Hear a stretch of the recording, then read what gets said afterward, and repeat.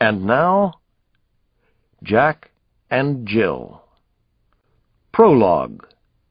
The games begin. 1.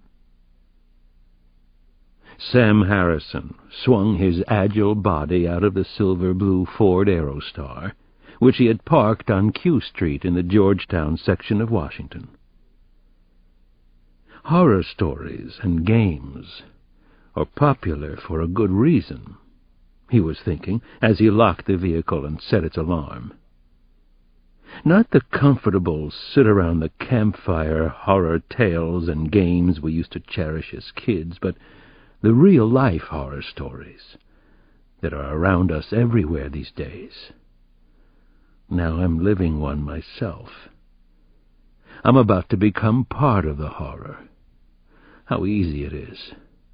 How terribly, terribly easy to move past the edge and into the darkness. He had stalked and shadowed Daniel Fitzpatrick for 2 long weeks. He'd done his job in New York City, London, Boston, and, finally, here in Washington, D.C. Tonight he was going to murder the United States Senator, in cold blood, execution style. No one would be able to figure out why. No one would have a clue that might matter later on. That was the first and most important rule of the game called Jack and Jill. In many ways this was a textbook celebrity stalker pattern. He knew it to be true as he took up his post across from 211 Q Street. And yet, if anyone bothered to look more closely, it was like no other stalking pattern before. What he was going to do now was more provocative than secretly observing Senator Fitzpatrick down obscene numbers of Glenlivet cocktails at the Monocle, his favorite bar in Washington. This was the truest form of madness.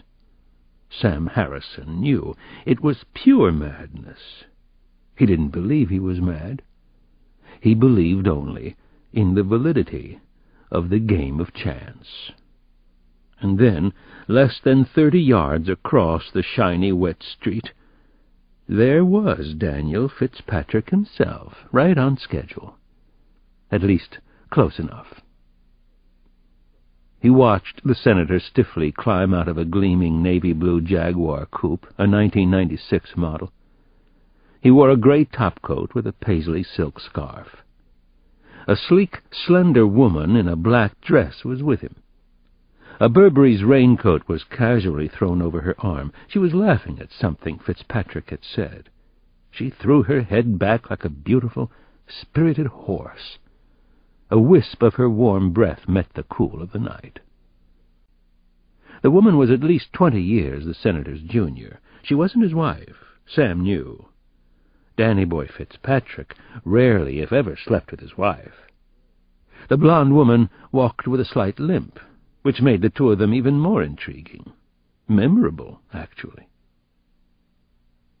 Sam Harrison concentrated fiercely. Measure twice. Measure 5 times, if necessary. He took stock of all the details one final time. He had arrived in Georgetown at 11:15. He looked as if he belonged in the chic, attractive, fashionable neighborhood around Q Street. He looked exactly right for the part he was going to play. A very big part in a very big story, one of the biggest in America's history, or, some would say, American theater. A leading man role, to be sure. He wore professorial tortoise-shell glasses for the part. He never wore glasses, didn't need them. His hair was light blonde. His hair wasn't really blonde. He called himself Sam Harrison. His name wasn't really Sam, or Harrison. For that night's special occasion, he'd carefully selected a soft black cashmere turtleneck, charcoal gray trousers which were pleated and cuffed, and light brown walking boots. He wasn't really such a dapper, self-absorbed dresser. His thick hair was cut short, vaguely reminiscent of the actor Kevin Costner in The Bodyguard, one of his least favorite movies. He carried a small black duffel bag, swinging it like a baton as he now walked briskly toward 211. A camcorder was tucked inside the bag. He planned to capture as much of this as possible on film. This was history in the making. It really was history. America at the end of its century. America at the end of an era. America at the end. At 11:45 he entered 211 through a darkened service entryway that smelled strongly of ammonia and of dust and decay. He walked up to the 4th floor, where the senator had his flat, his study, his love nest in the Capitol. He reached Daniel Fitzpatrick's door, 4J, at 10 minutes to 12. He was still pretty much on time. So far, so good. Everything was going exactly as planned. The highly polished mahogany door opened right in his face. He stared at an ash-blonde woman who was slender and trim and well-kept. She was actually somewhat plainer-looking than she had appeared from a distance. It was the same woman who had gotten out of the blue jag with Fitzpatrick, the woman with the limp.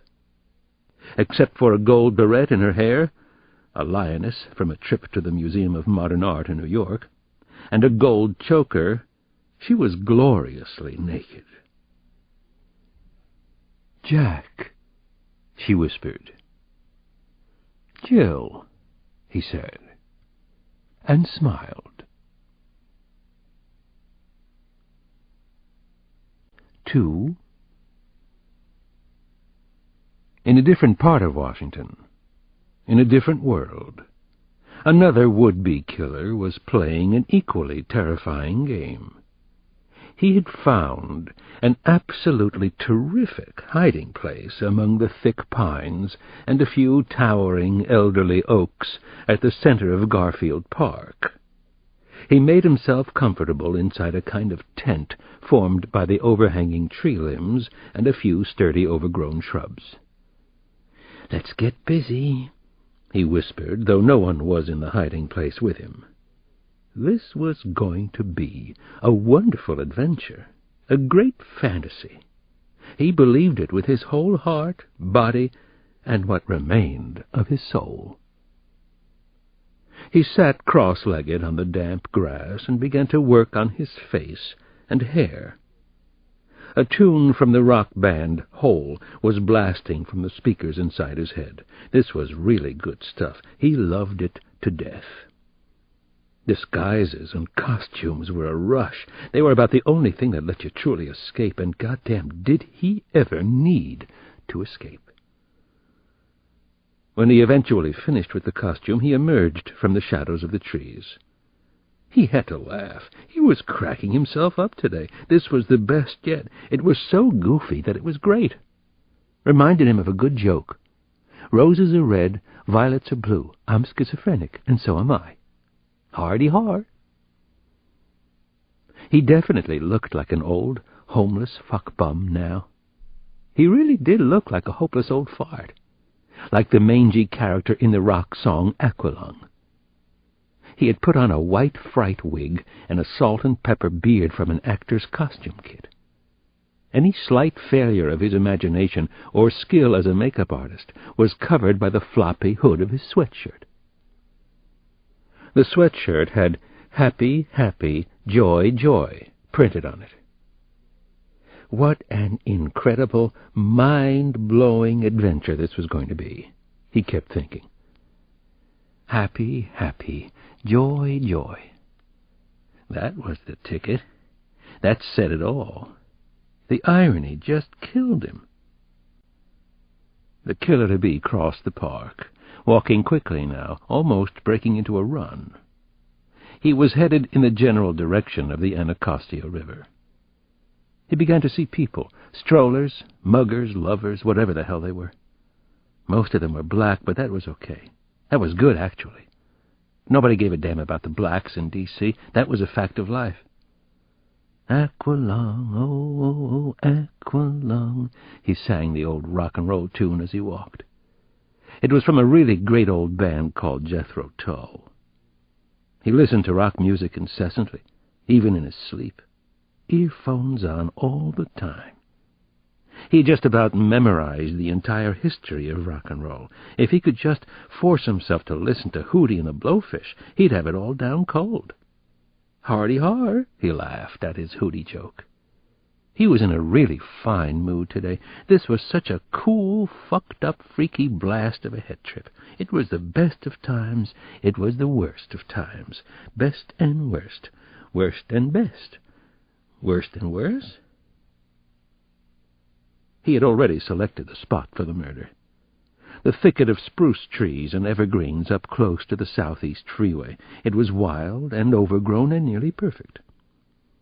The spot was at a 90-degree angle to a grouping of Delapo, yellow brick row houses, and a popular bodega on 6th Street and Southeast. He had already scouted there, scoped the area out, fallen in love with his spot. He could already see kids from the Sojourner Truth Elementary School traipsing in and out of the corner candy store. The little buggers were so cute at that age. Man, I hate cute with a passion you wouldn't believe. Little fucking robots was what they really were. Mean little parasites, too. Kids. Everything about them was so cute. He scrunched down and climbed under the thick, scratchy bushes and got down to serious business. He began to blow up several latex balloons. Red, orange, blue, yellow ones. These were big, really colorful suckers that no kids in their wrong mind could resist. Personally, he had always hated balloons intensely, hated the forced, phony gaiety they seemed to symbolize. But most kids were yah-yah about balloons. Figured, right? He tied about a 10-foot length of twine around one balloon. Then he secured the string to a thick tree branch.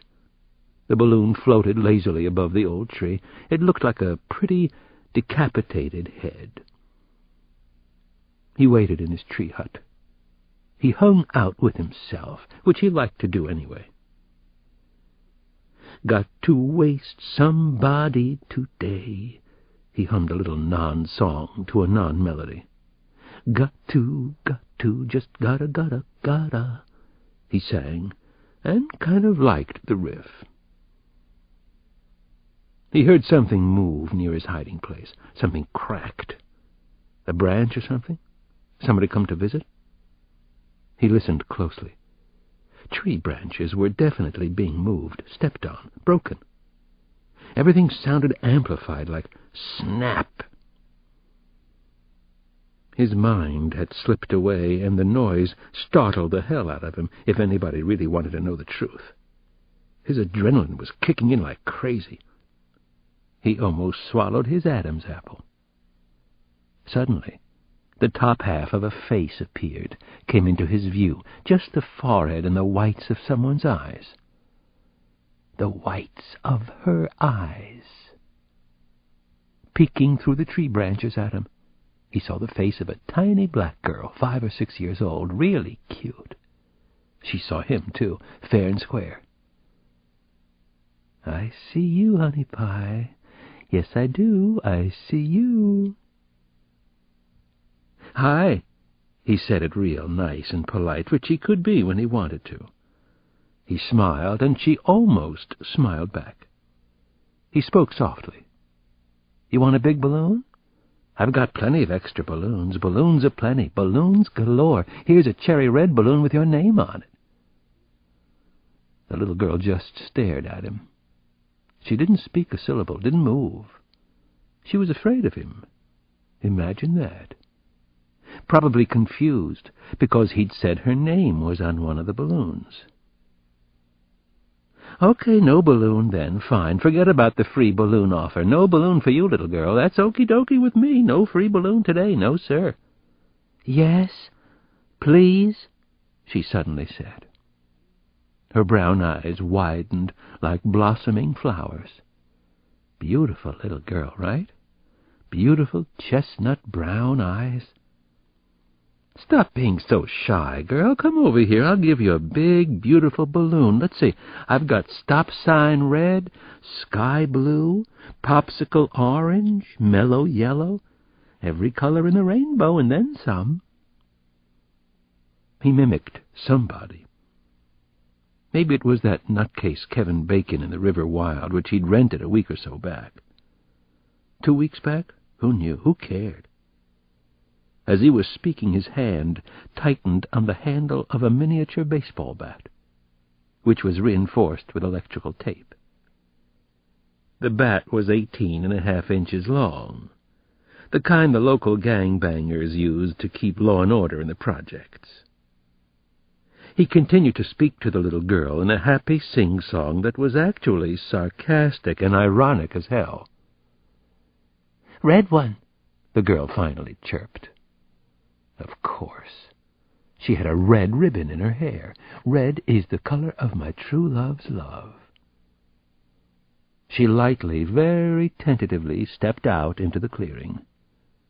He noticed her feet were so tiny, like a size -3. She reached toward the colorful balloons, clutched tightly in his outstretched hand. She didn't seem to notice that his hand was shaking badly. Behind his back, he gripped the short, powerful ball bat. Then he swung real hard. Happy, happy, joy, joy.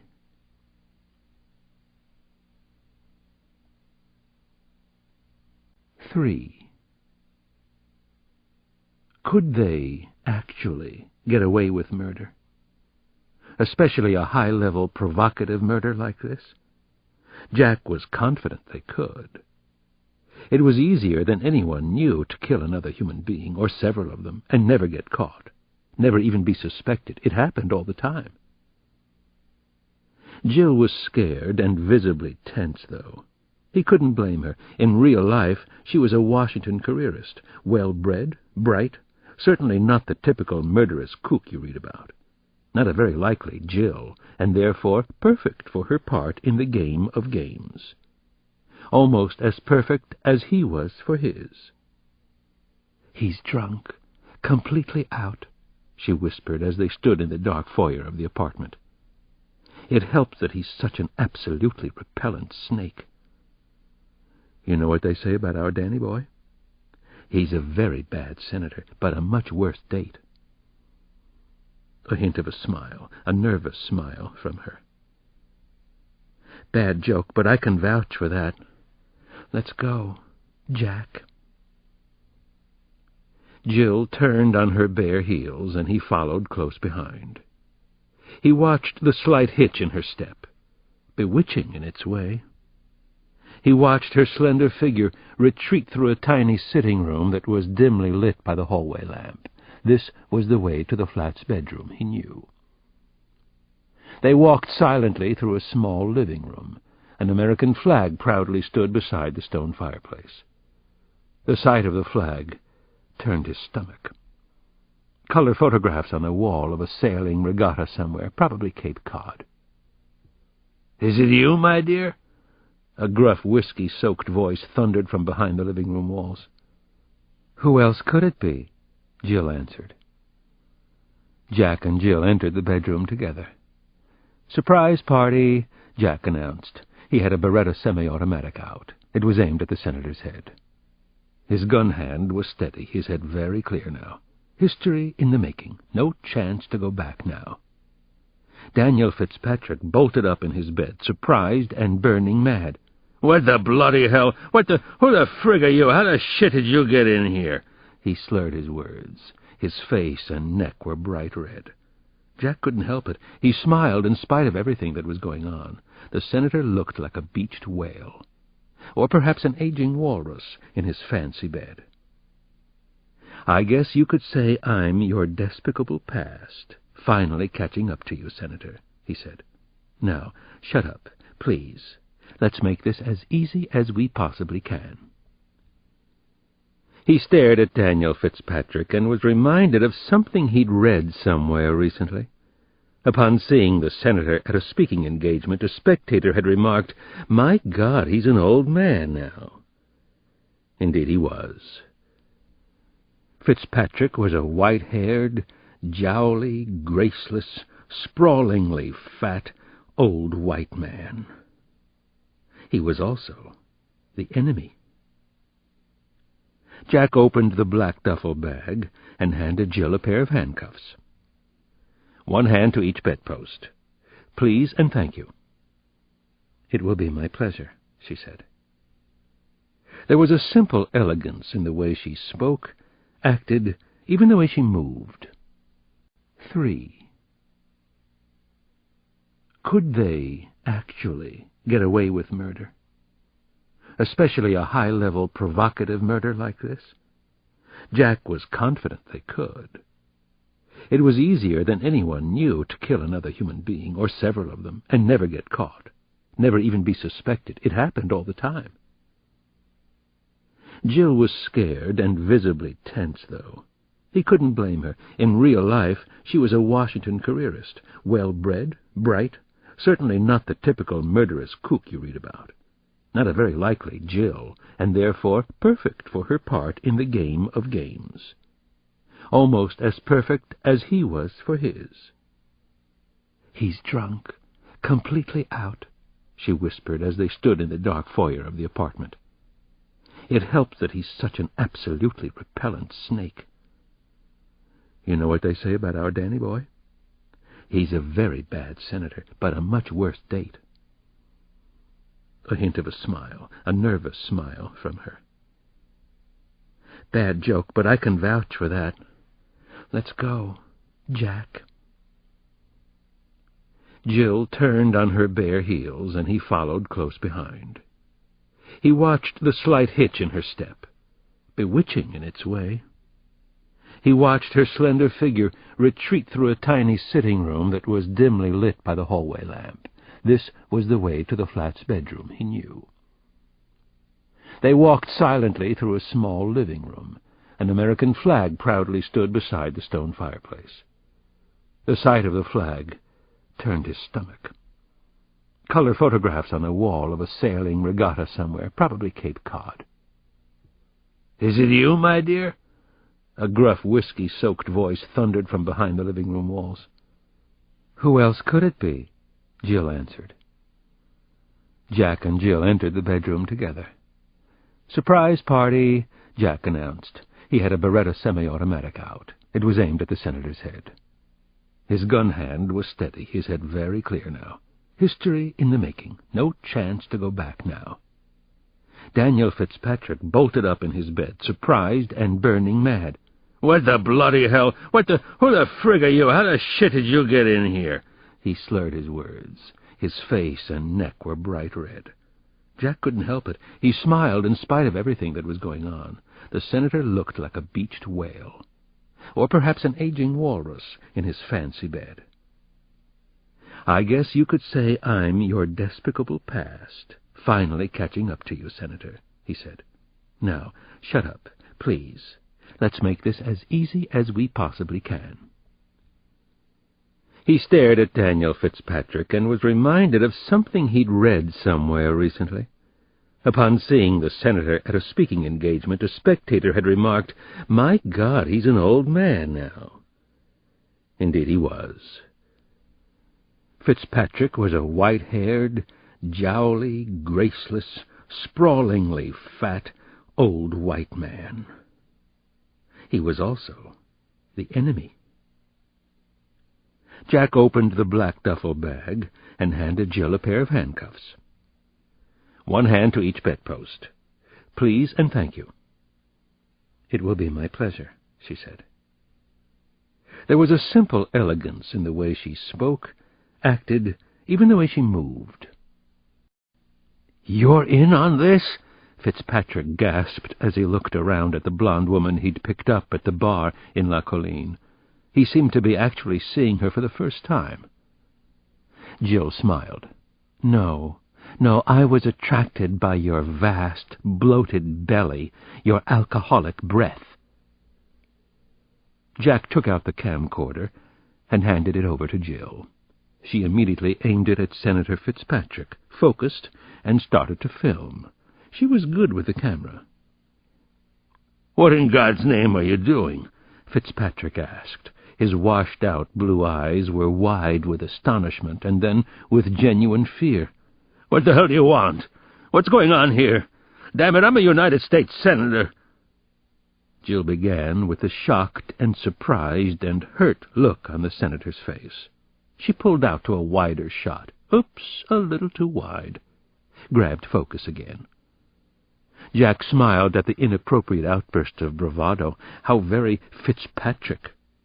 Then, voila, it was as if the whiskey dullness swirling in his brain suddenly stopped. Daniel Fitzpatrick finally understood.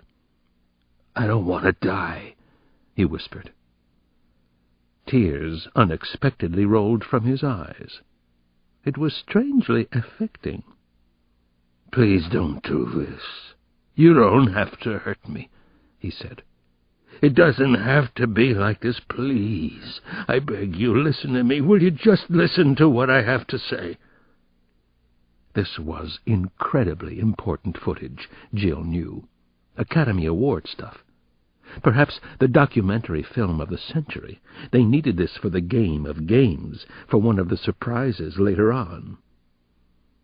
Jack walked briskly across the bedroom. He placed the Beretta inches from the senator's forehead. This was it. This was where the exquisite game truly began. Rule 2. This is history. What you're doing is important. Never forget that for a single moment. "I'm going to kill you, Senator Fitzpatrick. There's nothing for us to talk about. There's no way out of this. You were a Roman Catholic, so if you believe in God, say a prayer. Please say one for me, too. Say a prayer for Jack and Jill." This was gut-check time. He noticed that his hand was shaking a little now. Jill saw it, too. He told himself, "This is an execution, and it's well-deserved. And this is most definitely a horror story that I'm in." He fired once, from a distance of no more than a few inches. Daniel Fitzpatrick's head exploded. He fired a second time. Measure twice. Cut twice as well. History was made. The game of games had begun. Jack and Jill.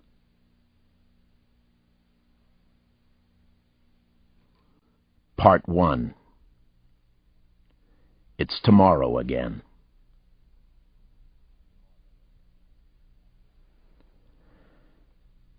Chapter 1. Oh no, it's tomorrow again. It seemed as if I had no sooner fallen asleep than I heard banging in the house. It was loud, as disturbing as a car alarm. Persistent. Trouble too close to home? Shit. Damn it. I whispered into the soft, deep folds of my pillow. "Leave me alone. Let me sleep through the night like a normal person. Go away from here." I reached for the lamp and knocked over a couple of books on the table. The General's Daughter, and My American Journey, and Snow Falling on Cedars. The mishap jolted me fully awake. I grabbed my service revolver from a drawer and hurried downstairs, passing the kids' room on the way. I heard, or thought I could hear, the sound of their soft breathing inside. I had been reading them Beatrix Potter's The Tale of Peter Rabbit the night before. "Don't go into Mr. McGregor's garden. Your father had an accident there. He was put in a pie by Mrs. McGregor." I clutched the Glock even more tightly in my right hand. The banging stopped. Then started up again. Downstairs. I glanced at my wristwatch. It was 3:30 in the morning. Jesus mercy. The witching hour again. The hour I often woke up without any help from outside forces, from things that go bang, bang, bang in the middle of the night. I continued down the steep, treacherous stairs, cautious, suspicious. Suddenly it was quiet all around me. I made no sound myself. My skin felt electrified in the darkness. This was not the recommended way to start the day, or even the middle of the night. "Don't go into Mr. McGregor's garden. Your father had an accident." I continued into the kitchen, my gun drawn, where I suddenly saw the source of the banging. The day's first mystery was solved. My friend and partner was lurking at the back door like some high-octane version of a neighborhood hugger-mugger. John Sampson was the noisemaker. He was the trouble in my life. The day's first disturbance, anyway. All 6'9", 240 pounds of him.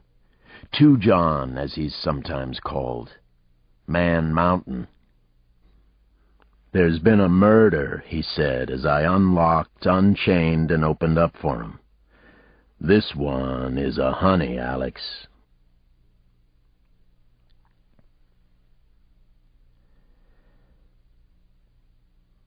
Chapter 2. "Oh, Jesus, John. You know what time it is? You have any concept of time? Please, get the hell away from my house.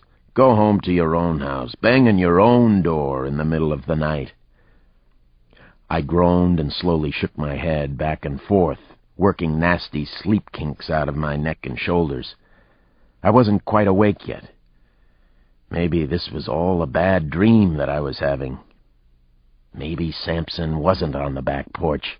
Maybe I was still in bed with my pillow lover. And maybe not. "It can wait," I said, "whatever the hell it is." "Oh, but it can't," he answered, shaking his head. "Believe me, sugar, it can't." I heard a creaking noise behind me in the house. I swung around quickly, still a little spooked and jumpy. My little girl was standing there in the kitchen. Janny was in her electric blue butterfly pajamas, in her bare feet, with a frightened look on her face. The latest addition to our family, a beautiful Abyssinian cat named Rosie, trailed Janny by a step or two. Rosie had heard the noise downstairs, too. "What's the matter?" Janny asked in a sleepy whisper, rubbing her eyes. "Why are you up so early?" "It's something bad, isn't it, Daddy?" "Go back to sleep, sweetheart," I told Janny in the softest voice I could manage. "It's nothing." I had to lie to my little girl. My work had followed me home again. "We'll go upstairs now so you can get your beauty sleep." I carried her up the stairs, softly nuzzling her cheek on the way, whispering sweet nonsense, dream talk. I tucked her in and checked on my son Damon. Soon the two of them would be heading off to their respective schools, Damon at Sojourner Truth, Janny at Union Street. Rosie the cat continually crisscrossed between my legs as I performed my ministrations. Then I got dressed, and Sampson and I hurried to the early morning crime scene in his car. We didn't have far to go. "This one is a honey, Alex. Just 4 blocks from our house on 5th Street. I'm awake now, whether I like it or not, and I don't like it. "Tell me about it," I said to Sampson as I watched the glittering red and blue lights of police cars and EMS trucks come into focus up ahead. 4 blocks from our house. A lot of blue and whites were clustered at the end of a tunnel of leafless oak trees and red brick project buildings. The disturbance appeared to be at my son Damon's school. Janny's school is a dozen blocks in the opposite direction. My body tensed all over. There was a roaring, wintry shitstorm inside my head. "It's a little girl, Alex," Sampson said in an unusually soft voice for him. 6 years old. She was last seen at the Sojourner Truth School this afternoon.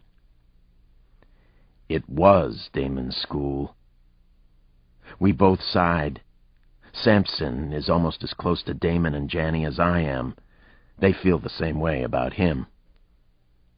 A lot of people were already gathered outside the Federal-style 2-story building that was the Sojourner Truth Elementary School. Half the neighborhood seemed to be up at 4 in the morning. I saw angry and shocked faces everywhere in the crowd. Some folks were in bathrobes, others wrapped in blankets. Their frosty breath poured out like car exhaust all over the schoolyard. The Washington Post had reported that more than 500 children under the age of 14 had died in D.C. during the past year alone. But the people here knew that. They didn't have to read it in the newspaper. A little 6-year-old girl murdered at or near Damon's school, the Truth School. I couldn't have imagined a worse nightmare to wake up to. "Sorry about this, Sugar," Samson said as we climbed out of his car. "I figured you had to see this, though, to be here yourself."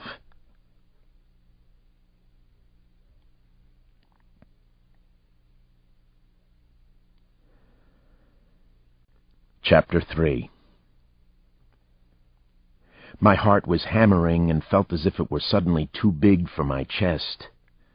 My wife, Maria, had been shot down and killed not far from this place. Memories of the neighborhood, memories of a lifetime. I'll always love you, Maria. I saw a dented and rusting truck from the morgue in the schoolyard, and it was an unbelievably disturbing sight for me and everybody else. Rap music with a lot of bass was playing from somewhere on the edge of the bright police lights. Samson and I pushed and angled our way through the frightened and uneasy crowd. Some wise-ass muttered, "What's up, Chief?" and risked finding out. There was yellow crime scene tape everywhere on the school grounds. At 6'3", I'm not as large as Man Mountain, but we are both big men. We make quite the pair when we arrive at a crime scene. Samson with his huge shaved skull and black leather car coat. Me usually in a gray warm-up jacket from Georgetown. Shoulder holster under the coat. Dressed for the game that I play. A game called Sudden Death. "Dr. Cross is here," I heard a few low rumbles in the crowd. My name uttered in vain.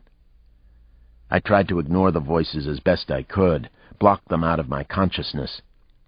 Officially, I was a deputy chief of detectives, but I was mostly working as a street detective these days. It was the way I wanted it for now. The way it had to be. This was definitely an interesting time for me. I had seen enough homicide and violence for one lifetime. I was considering going into private practice as a shrink again. I was considering a lot of things.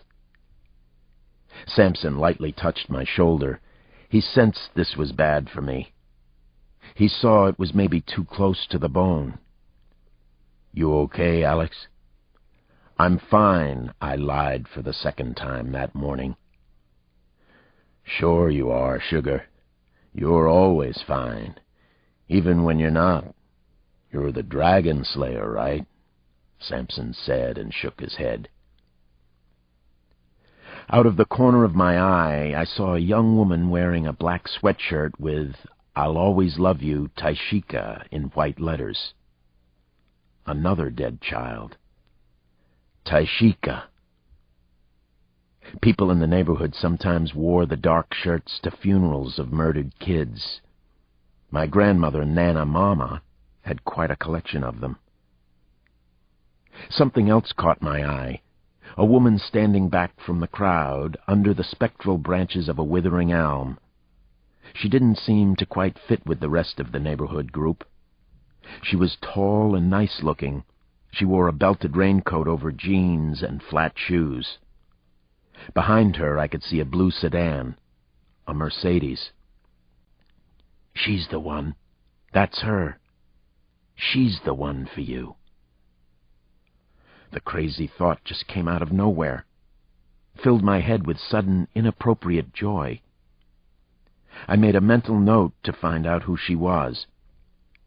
I stopped to talk with a young, intense homicide detective wearing a red Kangol hat with a brown sport jacket and brown knitted tie. I was beginning to take control. "Bad way to start the day, Alex," Rakeem Powell said as I came up to him. "Or to end one, in my case." I nodded at Rakeem. "Can't imagine a worse way." I felt sick in the well of my stomach. "What do you know about this so far, Rakeem? Anything juicy for us to go on? I need to hear it all."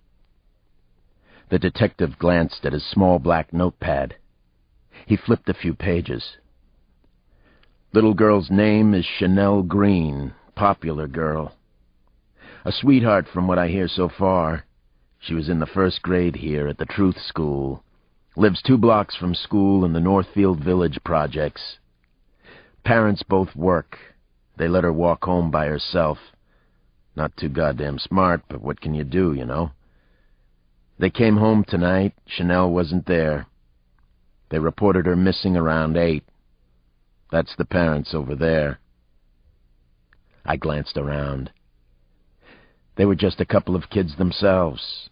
Looked completely devastated and heartbroken. I knew they would never be the same after this horrifying night. Nobody could be. "Either of them suspects?" Rakeem shook his head and said, "I don't think so, Alex. Chanel was their life." "Please check them, Rakeem. Check both parents." "How did she get here in the schoolyard?" I asked him. Powell sighed. "That's the first thing we don't know. Where she was killed is the second. Who did it is strike 3 for the Mod Squad."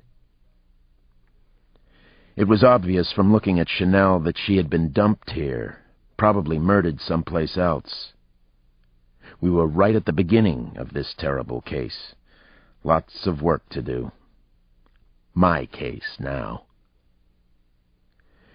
"You know how she was killed?" I asked Rakeem. The homicide detective frowned. "Take a look for yourself. Tell me what you think." I didn't want to look, but I had to. I bent down close to Chanel. I could smell the little girl's blood. Copper. Like a lot of pennies had been thrown in the ground. I couldn't help thinking of Damon and Janny, my own kids. I couldn't stop the overwhelming sadness I felt. It ate at me like acid splashed all over my body. I knelt on the cracked and broken concrete to examine the body of the 6-year-old girl. Chanel lay in a fetal position. All she had on was a pair of flowered pink and blue underpants. A red bow was impossibly tangled up in her braids, and she had tiny gold earrings in her ears. The rest of her clothes were missing. The killer had apparently taken the little girl's school clothes with him. She was such a little beauty, such a sweetheart, I could see. Even after what someone had done to her. I was looking at the how, the manner in which the 6-year-old girl had been brutally murdered sometime earlier that night, her whole life silenced in an instant of madness and horror.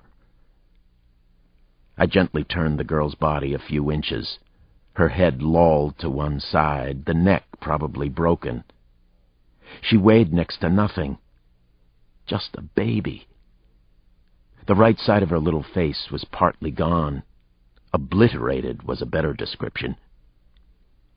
The murderer had struck Chanel so many times and so violently that little on the right side of her face was recognizable. "How could he do this to such a beautiful little girl?" I muttered under my breath. "Poor Chanel, poor baby," I whispered to no one but myself. A tear formed in my eye. I blinked it away. There was no place for that here. One of Chanel's eyes was missing. Her face is like a 2-sided, 2-faced mask. 2 sides to a child? 2 faces? What did that mean? There was another fiend on the loose in Washington. A child killer this time. Chapter 4. A tall, thin man in a black raincoat and black floppy rain hat slowly, cautiously approached the door of Senator Daniel Fitzpatrick's apartment a little before 6 o'clock Tuesday morning. He examined the outer hallway for signs of a break-in, a struggle of some sort, but didn't find any.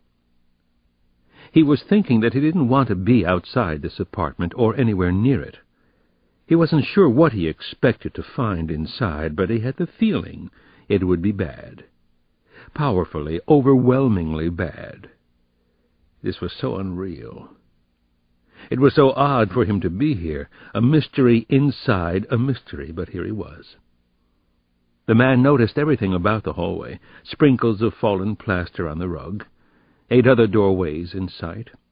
He had once been reasonably good at this routine. Being an investigator was like riding a bicycle, right? Sure it was. He jimmied open the door to 4J with a square of plastic, very much like a credit card, only thinner, slicker to the touch. He guessed that breaking and entering was like riding a bike, too. You never forget how. "I'm inside 4J. He spoke softly into a compact hand radio. Sweat had begun to form all over his body. His legs quivered slightly. He was disgusted, and he was afraid, and he was definitely someplace that he shouldn't be. Unrealville, he called it in his mind. He quickly walked through the foyer and into the small living room with photos of Senator Fitzpatrick on every wall. Still no sign of a break-in or any trouble. "This could be a very nasty hoax," he reported into the radio. "I hope that's what it is." He paused. "Uh-oh, we have a problem." Everything had happened in the bedroom, and whoever had done everything had left a terrible mess. It was worse than anything he could have imagined it might be.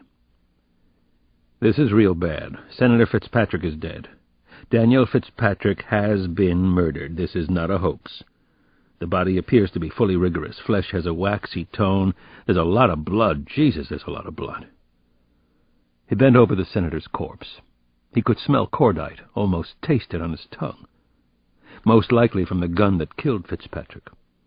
Unfortunately, there was much more to the brutal murder scene, too much for him to handle. He fought to keep his cool. Riding a bike, right? "2 shots to the head, close in, execution style," he said into the handset. "Entry wounds about 1 inch apart." He sighed heavily, waited a moment, then began again. They didn't need to know everything he was seeing and feeling right now. "The senator is handcuffed to his bedposts. Look like police cuffs to me. His body is nude and not a pretty sight. Penis and scrotum appear to have been gouged out of the body. There's a lot of blood all over the bed, a humongous stain. Big stain on the rug, too, where it soaked through." He forced his face even closer to the senator's silver-haired chest. He didn't like it being this close to a dead man, or any man for that matter. Fitzpatrick was wearing some kind of religious medal, probably real silver. He smelled of a woman's perfume. The tall man, the investigator, was almost certain of it. "The D.C. police are going to be guessing jealous lover, some kind of crime of high passion," he said. "Wait, there's something else here. Okay, hold on, I've got to check this out." He didn't know how he'd missed it at first, but he sure as hell saw the note now. It was right next to the cordless telephone on the bedstand. Impossible to miss, right? But he'd missed it. He picked it up in his gloved hand. The note was typewritten on thick, expensive bond. He read it quickly, then he read it again, just to be sure that the note was for real. "Ah, Danny boy, we knew you all too well. One useless, thieving, rich bastard down, so many more to go.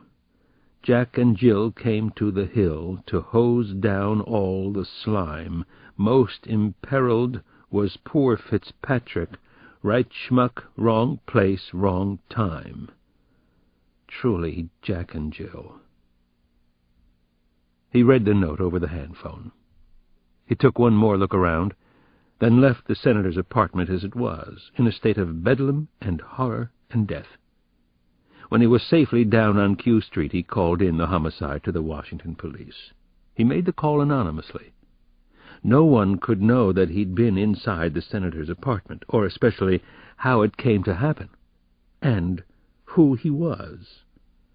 If anybody found out, all hell would really break loose, as if it hadn't started already. Everything was unreal, and it promised to get much worse. Jack and Jill had promised it. One useless, thieving, rich bastard down. So many more to go.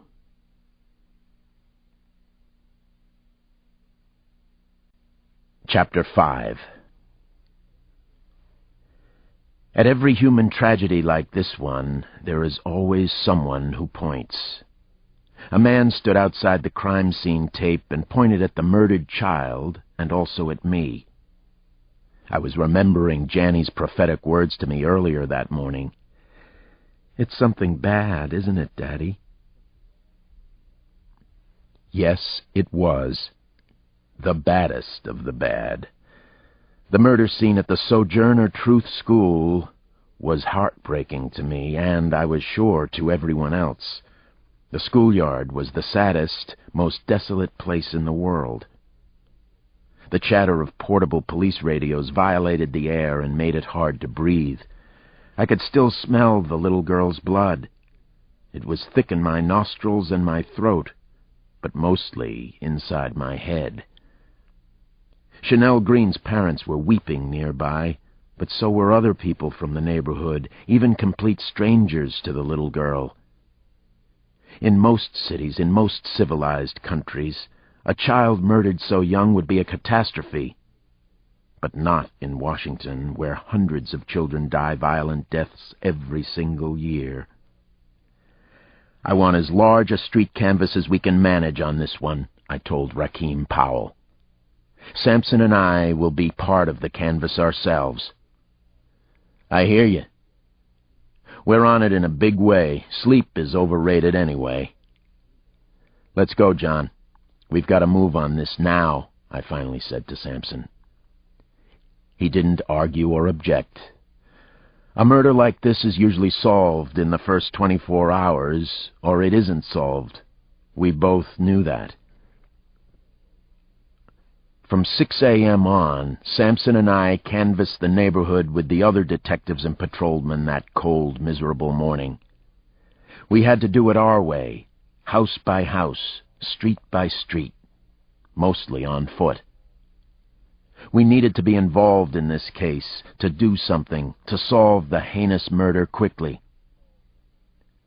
About 10 in the morning, we heard about another shocking homicide in Washington. Senator Daniel Fitzpatrick had been murdered the night before. It had been a real bad night, hadn't it? "Not our job," Sampson said with cold, flat eyes. "Not our problem. Somebody else's." I didn't disagree. No one Sampson or I spoke to that morning had seen anything out of the ordinary around the Sojourner Truth School. We heard the usual complaints about the drug pushers, the zombie-like crackheads, the prossies who work on 8th Street, the growing number of gangbangers. But nothing out of the usual. "People love that little sweetheart Chanel," the ageless Hispanic lady who seemed to have run the corner grocery near the school forever told Sampson and me. "She always buy her gummy bears. She have such a pretty smile, you know." No, I had never seen Chanel Green smile, but I found that I could almost picture it. I also had a fixed image of the battered right side of the little girl's face. I carried it around like a bizarre wallet photo inside my head. Uncle Jimmy Key, a successful and influential Korean-American who owned several neighborhood businesses, was glad to talk with us. Jimmy is a good friend of ours. Occasionally he comes along with us to a Redskins or Bullets game. He supplied a name that we already had on our short list of suspects. What about this bad actor, Chop-It-Off Chucky? Uncle Jimmy volunteered as we spoke in the back of Ho Woo Young, his popular restaurant on 8th Street. I read the sign behind Jimmy. Immigration is the sincerest form of flattery. Nobody catch the motherfucker yet. He kill other children before. He the worst man in Washington, D.C., next to the president, Jimmy said, and chuckled wickedly. No bodies, though, no proof of it, Sampson said to Jimmy.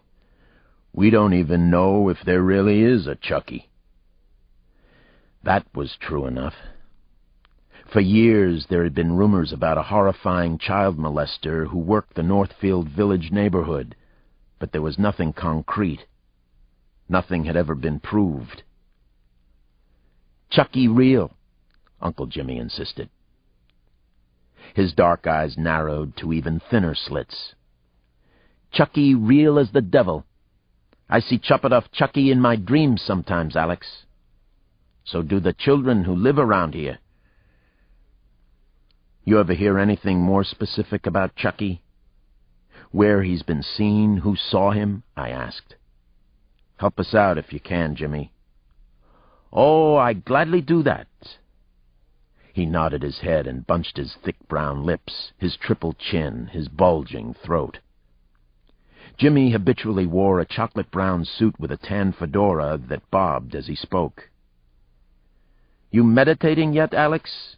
Getting in touch with chi energy? He asked me. I'm thinking about it. Thinking about my chi, Jimmy. Maybe my chi is running a little low right now. Tell us about Chucky.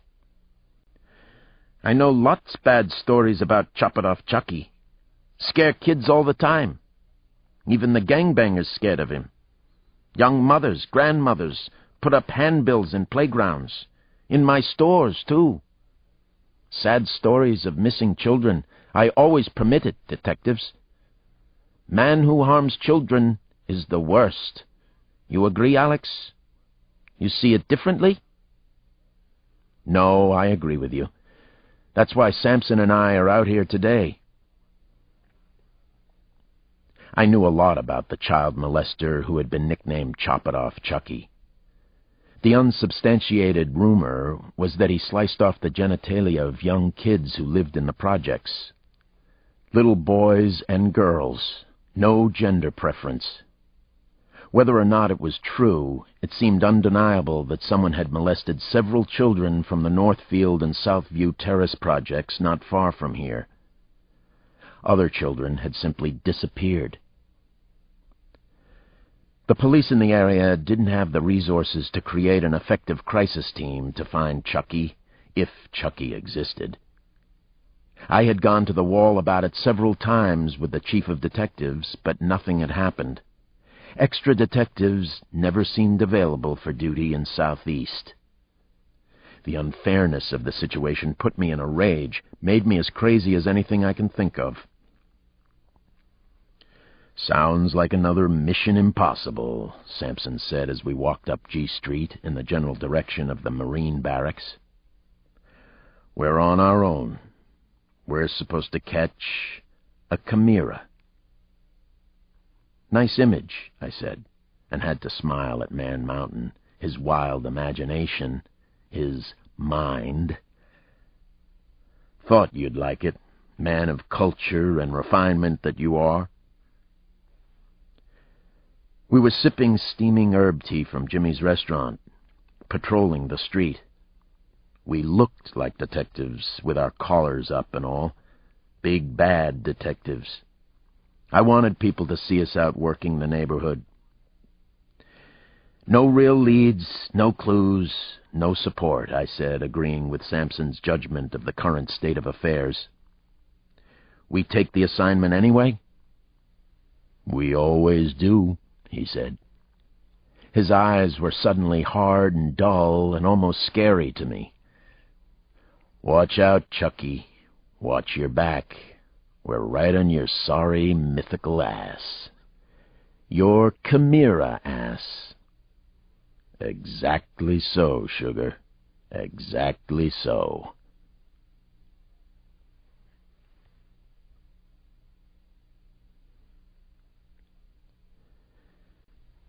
Chapter 6. It was real good to be working the streets of Southeast with Sampson again. It always is, even on a horror show murder case that can make my blood boil over. Our last big case had taken place in North Carolina and California, but Sampson had been around only for the beginning and end of it. The two of us have been fast friends since we were 9 or 10 and growing up in this same neighborhood. We get closer every year, it seems. No, we do get closer. "What's our primary goal here, Sugar?" Sampson asked as we walked along G Street. He had on the black leather car coat, nasty Wayfarer's sunglasses, a slick black bandana. It worked for him. "How do we know that we did good today?" he asked. "We get the word out that we're personally looking for the Truth School killer," I said. "We show our pretty faces around, make the families here feel as safe as we can." "Yeah, and then we catch Chop-It-Off Chucky and chop his off," Sampson said, and grinned like the big bad wolf that he can be. "I'm not kidding." I didn't doubt it for a minute. When I finally got home that night, it was past 10. Nana Mama was waiting up for me. She had already put Damon and Janny to bed. The concerned look on her face told me that she couldn't get to sleep, which is unusual for her. Nana could sleep in the eye of a hurricane. Sometimes she is the eye of a hurricane. "Hello, sweetheart," she said to me. "Bad day for you?" I can see that it was. Sometimes she can be unbelievably sympathetic and kind and sweet, too. I like that she goes both ways equally well, and I can never predict which way is coming at me next. As we sat together on the living room couch, my 81-year-old grandmother held my hand in both of hers. I told her what I knew so far. She was shaking slightly, and that wasn't like her either. She's not a weak person, not in any way. She rarely shows her fear to anyone, even me. Nana Mama doesn't seem to be losing anything of herself. Instead, she's becoming more luminous and concentrated. "I feel so bad about this killing at the Sojourner Truth School," Nana said, and her head lowered. "I know. It's all I've thought about today. I'm working every angle I can." "You know much about Sojourner Truth, Alex?" "I know she was a powerful abolitionist, an ex-slave." "Sojourner Truth should be talked about when they mention Susan B. Anthony, Elizabeth Cady Stanton, Alex. She couldn't read, so she memorized most of the Bible for her teaching. She actually helped stop segregation of the transportation system here in Washington. And now we have this abomination at the school named in her honor." "Catch him, Alex," Nana suddenly whispered in a low, almost desperate voice. "Please catch this terrible man. I can't even say the name they call him, this Chucky. He's real, Alex. He's not a made-up boogeyman." I would definitely try my damnedest. I was chasing down the chimera as best I could. My mind was working overtime already. A child molester? Boys and girls? Now a child killer? Chop-It-Off Chucky? Was he real, or had he been made up by frightened children? Was he a chimera? Had he murdered Chanel Green? I needed to pound the piano on our porch for a little while after Nana went up to bed. I played Jazz Baby and The Man I Love, but the piano wasn't the ticket that night. Just before I fell off to sleep, I remembered something. Senator Daniel Fitzpatrick had been murdered in Georgetown. What a day it had been. What a nightmare. 2 of them.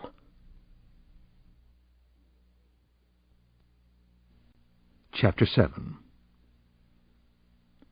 Jack and Jill. Sam and Sarah. Whoever they really were, the 2 of them lay on their stomachs on a tasteful, knock-off Persian rug in the small living room of her Washington pied-à-terre. It was a kind of safe house. A fire blazed and crackled. Fragrant apple logs were being crisped.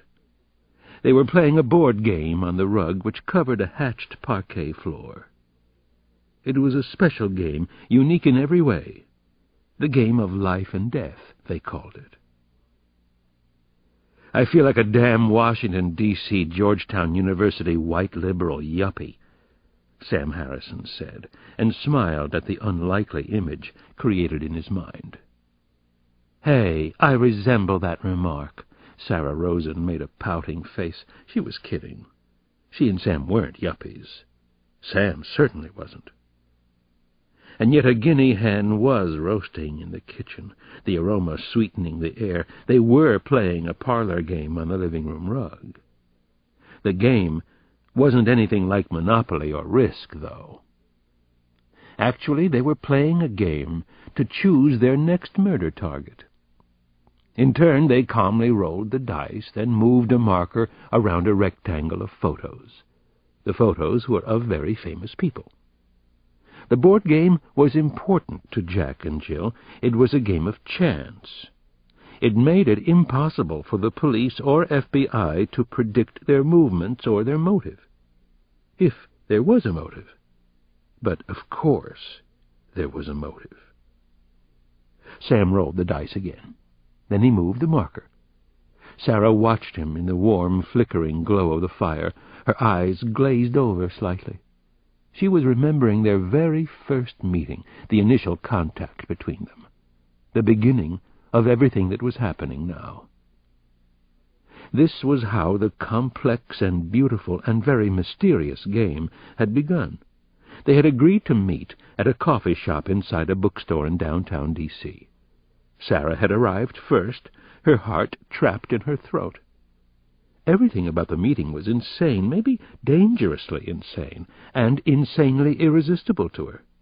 She couldn't pass up this chance, this opportunity, or especially this cause. The cause was everything to her. At the time of their first meeting, she had no idea what Sam Harrison would look like, and she was surprised and delighted when he sat at her table. He excited her.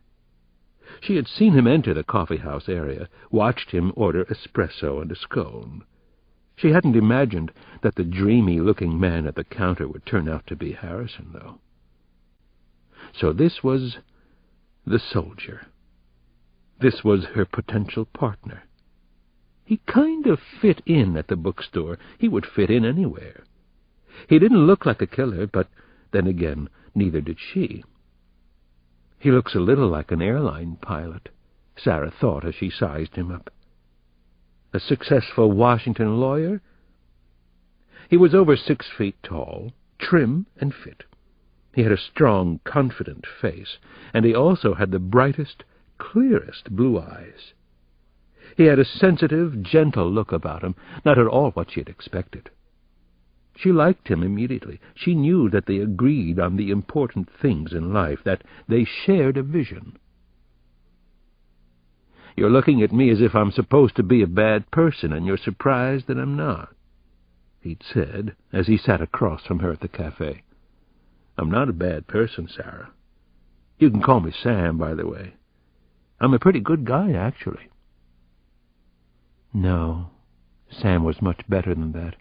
He was amazing, extremely smart, strong, and yet always considerate of her feelings and committed to their cause. Sarah Rosen had fallen in love with him within a week of their meeting. She knew that she shouldn't, but she had. And now here they were, living this secret life. playing the game of life and death as a guinea hen slowly spun on the spit. Sitting before a cozy fire, thinking about making love, at least she was.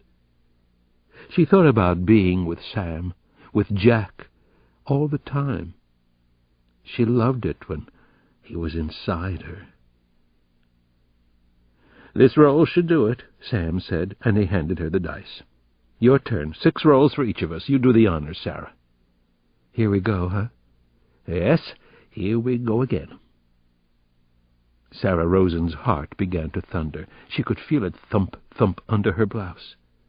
She had the paralyzing thought that this single roll of the dice was like the murder itself. It was almost as if she were pulling the trigger right now. Who was going to die next? It was all in her hand, wasn't it? Who would it be?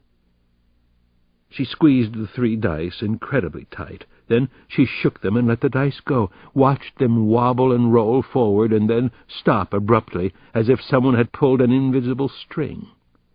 She quickly added up the number of the roll. 9. Sarah picked up the marker and counted off 9 places, 9 photographs. She stared down at the face of the next target, the next celebrity to die.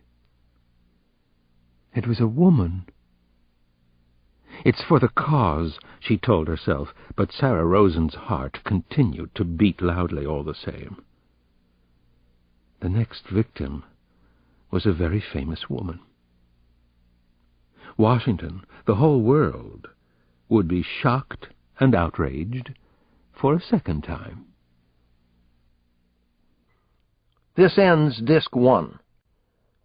Jack and Jill, Disc 2. Chapter 8. Sampson and I walked into the fog-shrouded heart of Garfield Park, which borders the Anacostia River and the Eisenhower Freeway, and isn't far from the Sojourner Truth School. The color of truth is gray, I was thinking as we entered the ground smog. Always gray. We weren't out for an early morning run. We were hurrying to the place where Chanel Green had actually been murdered, her skull crushed by some fiend. Several uniforms, a captain, and another detective were already at the homicide scene. A dozen or so casual onlookers were on hand. Looky-loos. Search dogs originally brought in from Georgia had led a search party to the murder site. I could see 6th Street from the thicket of evergreens where the killer had brutally savaged the little girl. I could almost see the Sojourner Truth School. "Think he carried the body out of here to the schoolyard?" Sampson asked. His tone of voice indicated he didn't believe it. Neither did I. So how did the little girl's body get to the schoolyard? A bright red balloon floated a couple of feet above the overgrown bushes where the terrible murder had occurred. "O marks the spot?" Sampson asked. "That balloon the marker?" "I don't know. I wonder," I muttered as I pushed aside the thick evergreen bushes and made my way into the hideaway. The smell of pine was heavy, even in the cold air. Reminded me that the Christmas season was here. I could feel the presence of the killer inside the tree branches, challenging me. I sensed Chanel's presence as well, as if she were trying to tell me something. I wanted to be alone in here for a moment or two. It was a small clearing where the murder had actually taken place. Dried blood was on the ground and had even splashed across some of the branches. He lured her in here. How did he do that? She'd be suspicious or scared, unless she knew him from the neighborhood. It suddenly struck me. The balloon. It was just a guess, but it seemed right to me. The red balloon could have been the lure, the killer's bait for the little girl. I crouched down and was very still inside the tent of trees. The killer liked it in here, hiding in the darkness. He doesn't like himself much, though. prefers the dark. He likes his mind, his thoughts, but not what he looks like. There's probably something distinctive about him physically. I didn't know any of that for sure, but it seemed right. It felt right as I crouched at the murder site. He was hiding in here, probably because there's something about him people might remember. If so, it was a good clue. I could see Chanel Green's battered face again. Then an image of my dead wife, Maria, came to me. I could feel the rage climbing from my gut to my throat, blowing and billowing inside me. I thought of Janny and Damon. I had one more thought about the child killer. Anger usually implies an awareness of self-worth. Strange, but true. The killer was angry because he believed in himself much more than the world did. Finally, I rose up and pushed my way back out of the hideaway. I'd had enough. "Haul down that balloon," I called to a patrolman. "Get that damn balloon out of the tree now. It's evidence."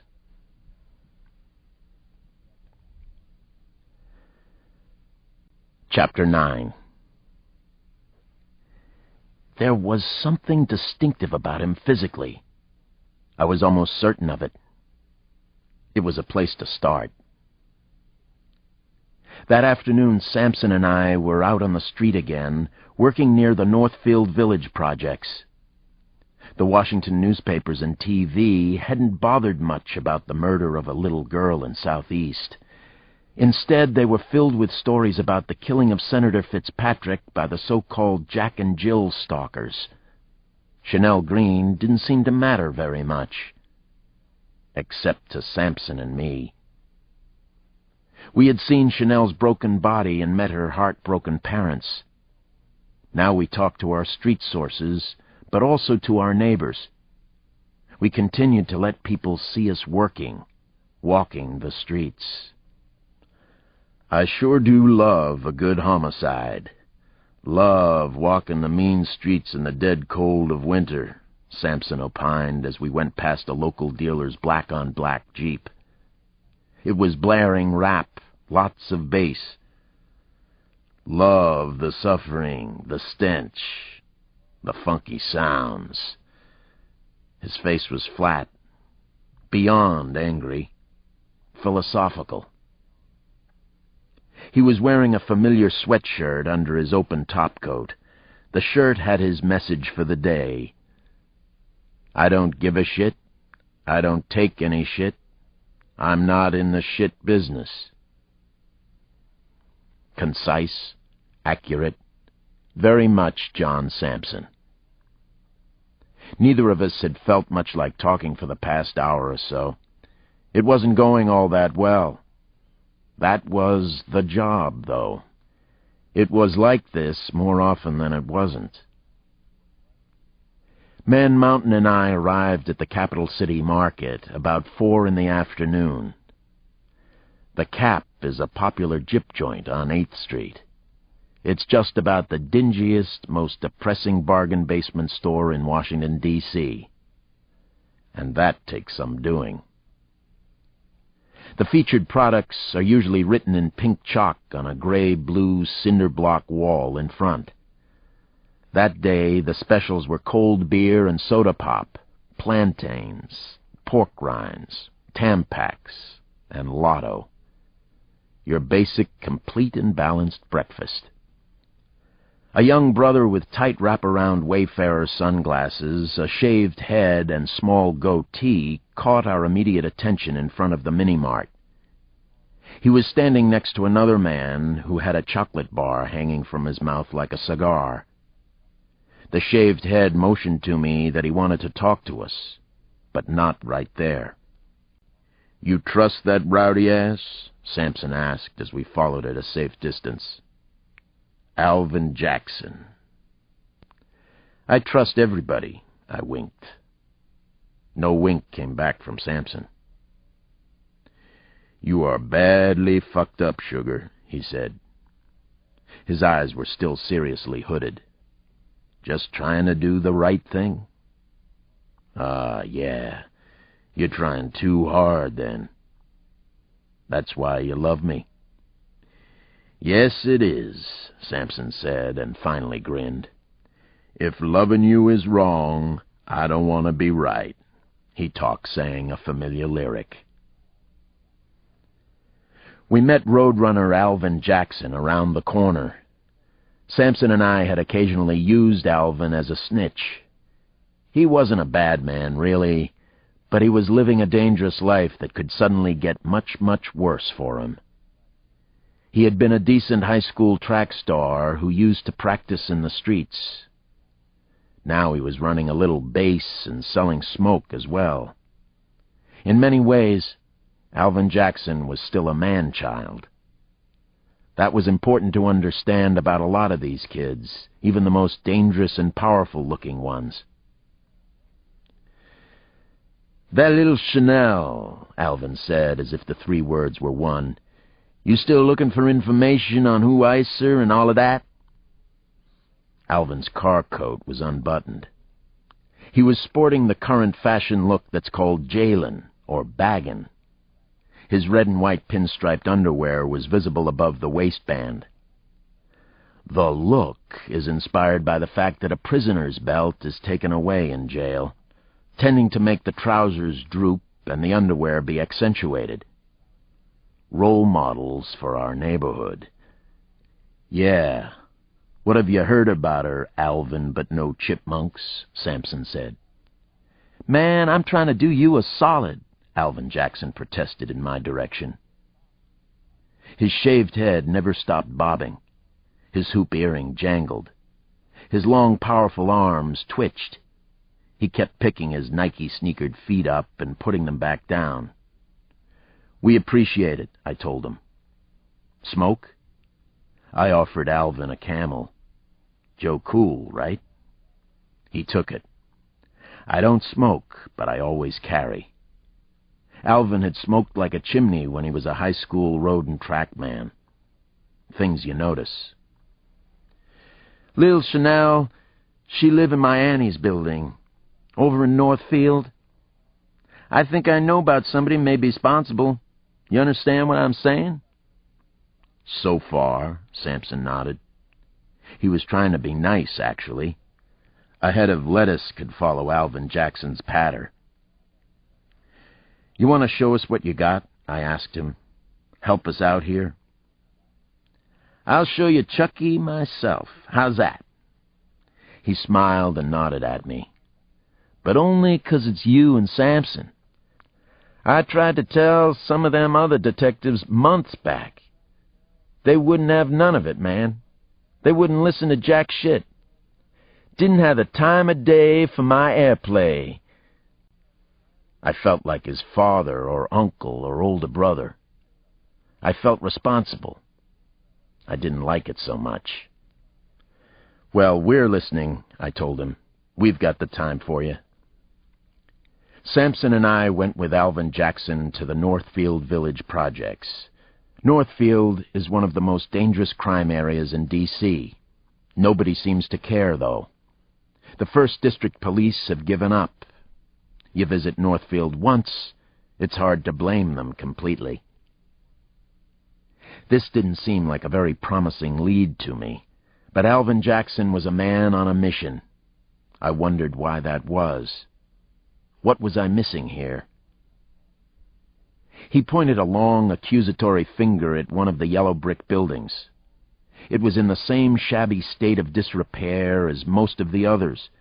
An electric blue metal sign was over the double front doors. Building 3. The front stairs were cracked and looked as if they'd been hit by lightning or somebody's sledgehammer. "He lives in there. Ack City. Leastways he did. Name's Emmanuel Perez. Sometimes he works as a porter at Famous. You know Famous Pizza? He goes after the little kids, man.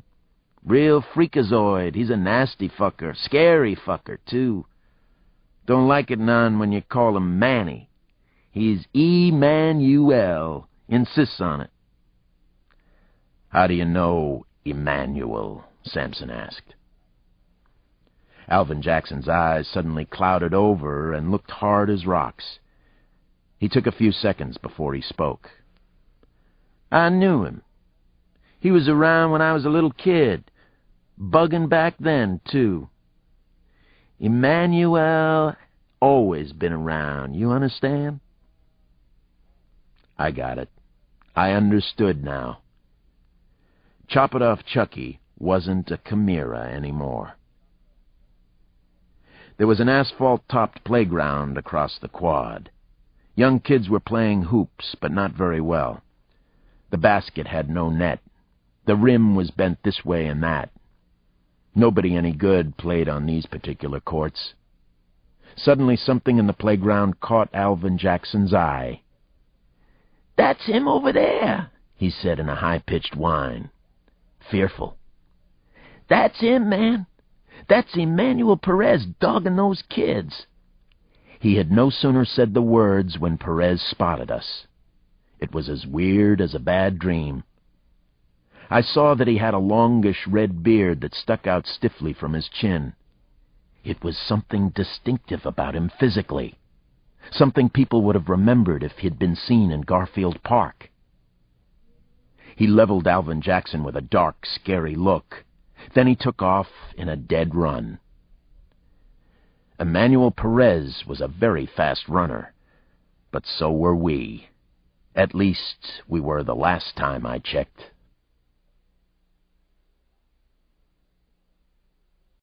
Chapter 10. Sampson and I raced behind Perez, closing a little ground on him. We shot down a littered, twisting concrete alley that ran between the tall, depressing buildings. We could both still move pretty well. "Stop! Police detectives!" I yelled loudly at the sorry excuse for a man running ahead of us. Boogeyman? Chimera? Innocent restaurant porter? Perez, the suspected child murderer and child molester, was definitely trying to escape. We didn't know for sure if he was Chop It Off Chucky, but he had some reason to run from Sampson and me, from the police. Had we finally caught a break on the case? Something sure as hell was happening right now. I had a very bad thought lodged in the front of my brain. If we're this close to catching him after 2 days on the streets, why wasn't he caught before? I thought I knew the answer, and I didn't like it much. Because nobody cares what happens in these wretched neighborhoods around the projects. Nobody cares. "We're back!" Sampson suddenly shouted as we sprinted between the cavernous buildings, stirring up street garbage in our wake, rousting pigeons. "Remains to be seen," I yelled to him. Nobody cares. Don't doubt it for a minute, sugar. Think only positive thoughts. Emmanuel is fast, too. That's positively the truth. Nobody cares. We're faster, stronger, tougher than Manny ever dreamed of being. Better trash talkers, I huffed. Just one huff, but a huff all the same. That too, sugar, goes without saying. We followed Perez, Chop It Off, out onto 7th Street, which is lined with 4- and 5-story row houses, bombed-out stores, a few tank bars. Perez suddenly turned into a beaten-down Federal-style building near the middle of the block. The windows were mostly boarded with sheet metal, looking like silver teeth in a rotting mouth. "He seems to know what the hell he's doing," Sampson yelled. "Knows where he's going. At least that makes one of us." Sampson and I entered the sagging, ramshackle building several strides behind Perez. The strong smell of urine and decay was everywhere. As we climbed the steep, reinforced concrete stairs, I could feel a fire spreading into my chest. Had his escape route all figured out, I huffed. A definite huff. He's smart. He's trying to escape from us, That's not too smart. Never happen. "We got you, Manny!" Sampson yelled up the stairs. His voice echoed like thunder in the narrow quarters. "Hey, Manny! Manny, Manny, Manny! Stop! Police! Manny Perez, stop!" Sampson shouted at the fleeing suspect. He had his gun out, a nasty 9mm Glock. We could hear Perez still running above us, his sneakers slapping stairs. He didn't yell back. Nobody else was on the stairs or in any of the stairwells. Nobody cared that there was a police chase going on inside the building. "You think Perez really did it?" I yelled to Sampson. "He did something. He's running like his ass is on fire, spreading right up his spinal cord. Yeah, we lit the fuse." We burst out a gray metal door onto a broad, uneven expanse of tar roof. Overhead, the sky was a cool, hard blue. There were shiny surfaces and maximum glare everywhere. There was nothing but bright blue sky above. I had the urge to take off, fly away from all of this. The urge, but not the means. Where the hell had he gone? He was nowhere in sight. Where was Emmanuel Perez? Where was the Sojourner Truth School killer? Chimera.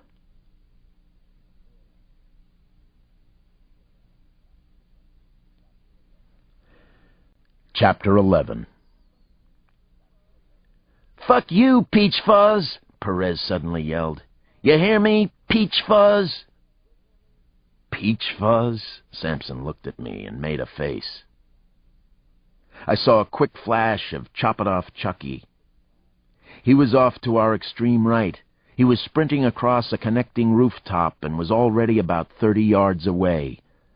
I saw him grab a quick, worried look back over his shoulder. His small eyes were hard black beads, evil-looking as they come. He had that weird red beard. Maybe he was a total psycho. Or maybe he really was just a pizza store porter. Forget it, I told myself. 4 teenage boys and a girl were up there on the roof doing their sneaky business. Crack, probably. I hoped they weren't snorting heroin. They idly watched the wild, wild world go by. The real city game was in progress here.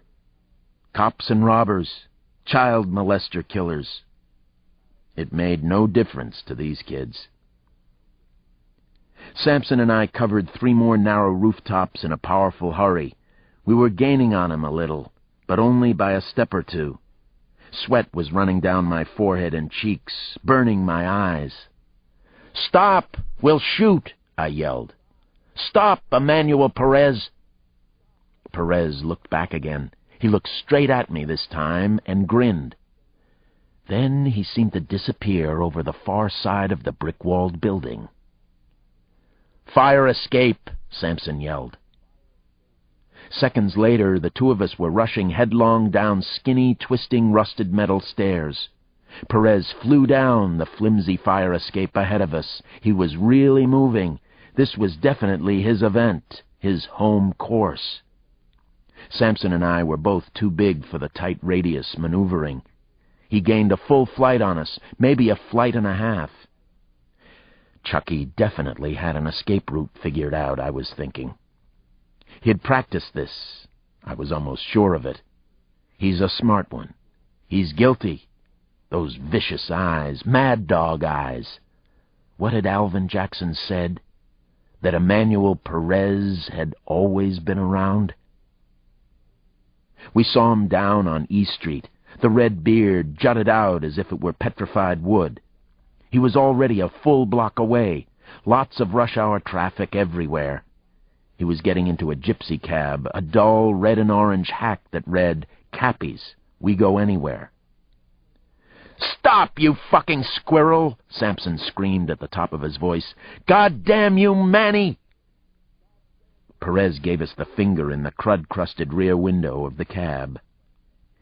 Peach Fuzz!" He leaned out and screamed back at us.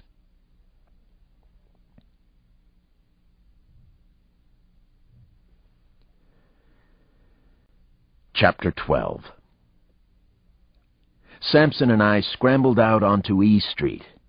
Sweat was still streaming down my forehead and cheeks, my neck, back, legs. Samson ran in front of a yellow cab, and the driver screeched to a stop. Intelligent of the cab driver to avoid hitting Man Mountain and totaling his car. "Metro Police, Detective Alex Cross," my voice boomed as we simultaneously swung open the cab's back doors. "Follow that hack. Go, go, go, damn it!" "Don't you lose him," Samson threatened the driver. "Don't you even think about it." The poor man was scared to death. He never even looked back, never said a word, but he didn't lose visual contact with Cappy's We Go Anywhere. We hit a bad snarl of traffic at 9th Street where it approaches Pennsylvania Avenue. Cars and trucks were backed up for at least 3 blocks. Angry horns were honking everywhere. One tractor-trailer had a foghorn like an ocean-going vessel's. "Maybe we better get out and run him down," I said to Samson. I was thinking the same thing. Let's go for it. It was one of those 50-50 calls. Either way, we could lose Chucky right here. My heart was pounding hard in my chest. I could see the crushed-in skull of little Chanel Green. Emmanuel had always been around. Those mad dog eyes. I wanted Chop-It-Off Chucky real bad. Samson already had the creaking door on his side of the cab open. I was half a step behind, maybe less. Chucky must have felt us breathing fire on the back of his neck. He jumped out of his cab and started to run. We followed him between the tight rows of barely moving traffic. Blaring car horns provided chaotic background noise for the foot chase along 9th Street. Chop-It-Off Chucky burst forward. He'd gotten his second wind. Suddenly he veered right and into a gleaming glass and steel office building. The building looked silver blue. Madness, pure and simple. I had my detective shield already out as we entered the office building, several strides behind Chucky. "Spanish guy, red beard, which way?" I yelled at the dazed and confused-looking security guard standing around in the plush lobby. He pointed to the middle car at a metal-on-metal elevator bank. The car had already left the ground floor. I watched the floor indicator, 3, 4, rising fast. Samson and I jumped into the open door of the car nearest the front entrance. I hit rooftop with the palm of my hand. That was my best guess. "Roadrunner said Perez was a porter at Famous Pizza," I told Samson. "There was a Famous on the ground floor here." "Think Chucky's a creature of habit? Likes roofs? Has his favorites all picked out?" "I think he had a couple of escape routes figured out, just in case, and yeah, I think he's a creature of habit." "He's most definitely a creature." The elevator bell rang, and Samson and I scrambled out, guns first. We could see the Capitol in the distance. Also, the Statue of Freedom. Pretty sight under other circumstances. Weird now. Kind of sad. I couldn't stop thinking about Chanel Green. I kept seeing her brutalized face. What had he hit her with? How many times? Why? I wanted to catch this bastard so bad it hurt. Hurt my body. Hurt my head even worse. We moved away from the building, and I finally spotted Chucky outlined against the skyline. My heart sank. Chucky did have an escape route in mind. He had thought about this before. Somebody coming to get him. He sure was acting guilty. He had to be our killer. "Fuck you, Peach Fuzz!" he screeched, taunting us again. Then he took off on a long running start. He had a powerful stride. A long stride. "No!" I moaned. "No, no, no!" I knew what he was going to do. Perez was going to jump from building to building. "Stop, you son of a bitch!" Samson shouted. or I will shoot." But he didn't stop. We watched him take a flying leap. We ran to the edge of the roof, both of us screaming at the top of our lungs. There was a second office building catty-corner to our roof. The top of that building was a floor below where Samson and I now stood. Chop-it-off Chucky was airborne between the buildings, the glass and steel caverns. "Jesus!" I gasped as I peered straight down over the side. The gap between the buildings was at least 20 feet wide, maybe more. "Fall, you bastard! Hit a wall!" Samson yelled at the flying figure. "Go down, Chucky!" He's done this before.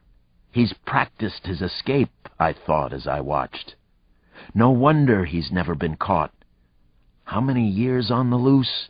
How many kids molested or murdered?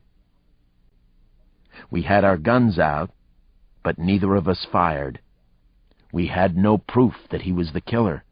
He had only run from us, had never pointed a weapon. Now, this insane leap from one office building to another. Chucky looked suspended in motion 16 floors up, a long, long way down. Something was wrong. Chucky was pumping his legs furiously. It was as if he were trying to pedal a bike straight across the sky. His long arms reached out, muscles hard and taut. His lead leg stretched until it was almost straight out from his body. Nike sneaker poster stuff. His frame was stiff, like a runner caught in a prize-winning photograph. "Jesus Christ!" Samson whispered at my side. I felt his warm breath on my cheek. Chucky's arm was outstretched, but his hand barely touched the restraining wall on the roof of the nearby office building, his legs still pumping in midair. Then Chop-it-off Chucky screamed. Blood-curdling sounds, muffled only by the windows and walls of the two buildings. He continued to shriek as he fell 20 stories. His arms and legs were flailing, stroking the air at a futile, furious pace. As I watched, I saw his body suddenly twist in midair. He looked up at me, still screaming in a hopeless, plaintive way, screaming with his mouth and his eyes, and that bushy red beard. Screaming. Chucky was dying as I watched. The fall seemed to take forever, 4 or 5 seconds that seemed like an eternity. My stomach was falling with him. I experienced vertigo. The narrow alley below was a spinning gray band. The buildings, the canyon, seemed so steep and dark and far away. Then I heard Chucky hit the pavement. Splat! It was otherworldly to hear. I stared at the crumpled body spread-eagled down below. I could feel no joy in it, though. There was nothing even remotely human about it. It was crushed like the side of Chanel Green's face. Chucky's unearthly screams still echoed inside my brain. "Flame out," Samson said at my side.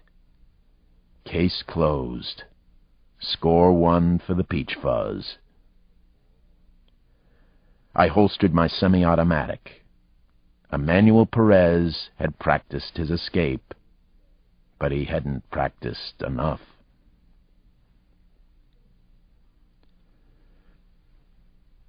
Chapter 13. Major fake out. Faked you out something fierce, didn't I? I faked you all out. The real Sojourner Truth school killer was alive and well. The killer couldn't have been any better, thank you very much.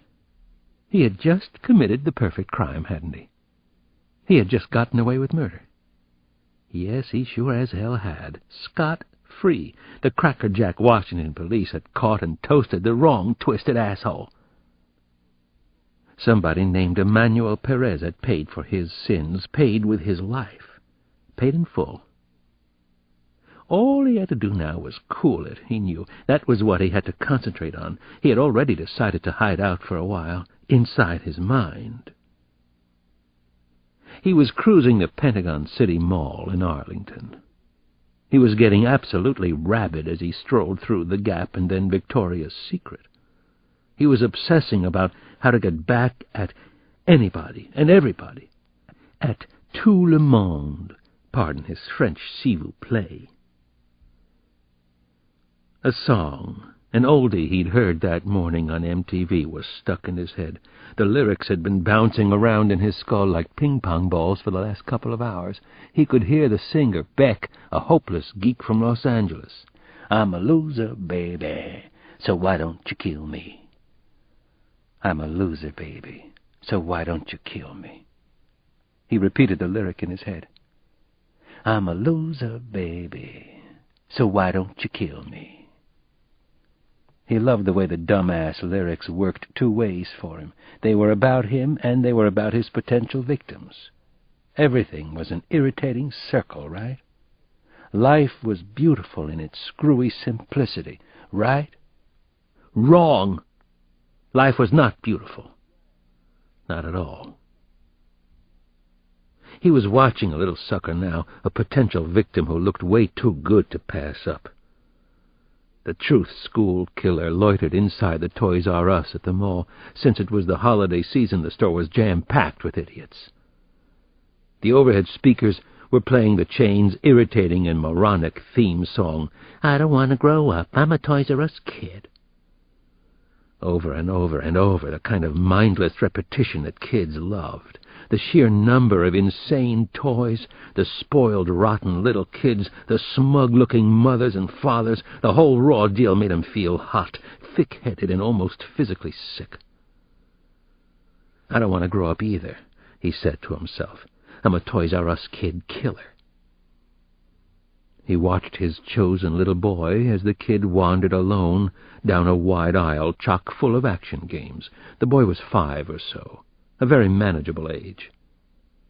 The anger button inside his head was going off like a powerful alarm. Wham, wham, wham. The terrible feeling quickly spread to his chest. Wham, wham. It was tense and uncomfortable. Both his hands were clenched tight, so was his stomach. The back of his neck, his brain was clutching too. Be careful now, he cautioned himself. Don't make any mistakes. Remember, you do perfect crimes.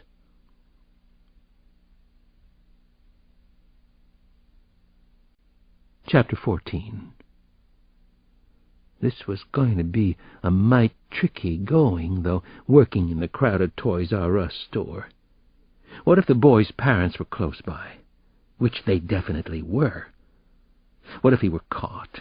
Which he wouldn't be, couldn't be.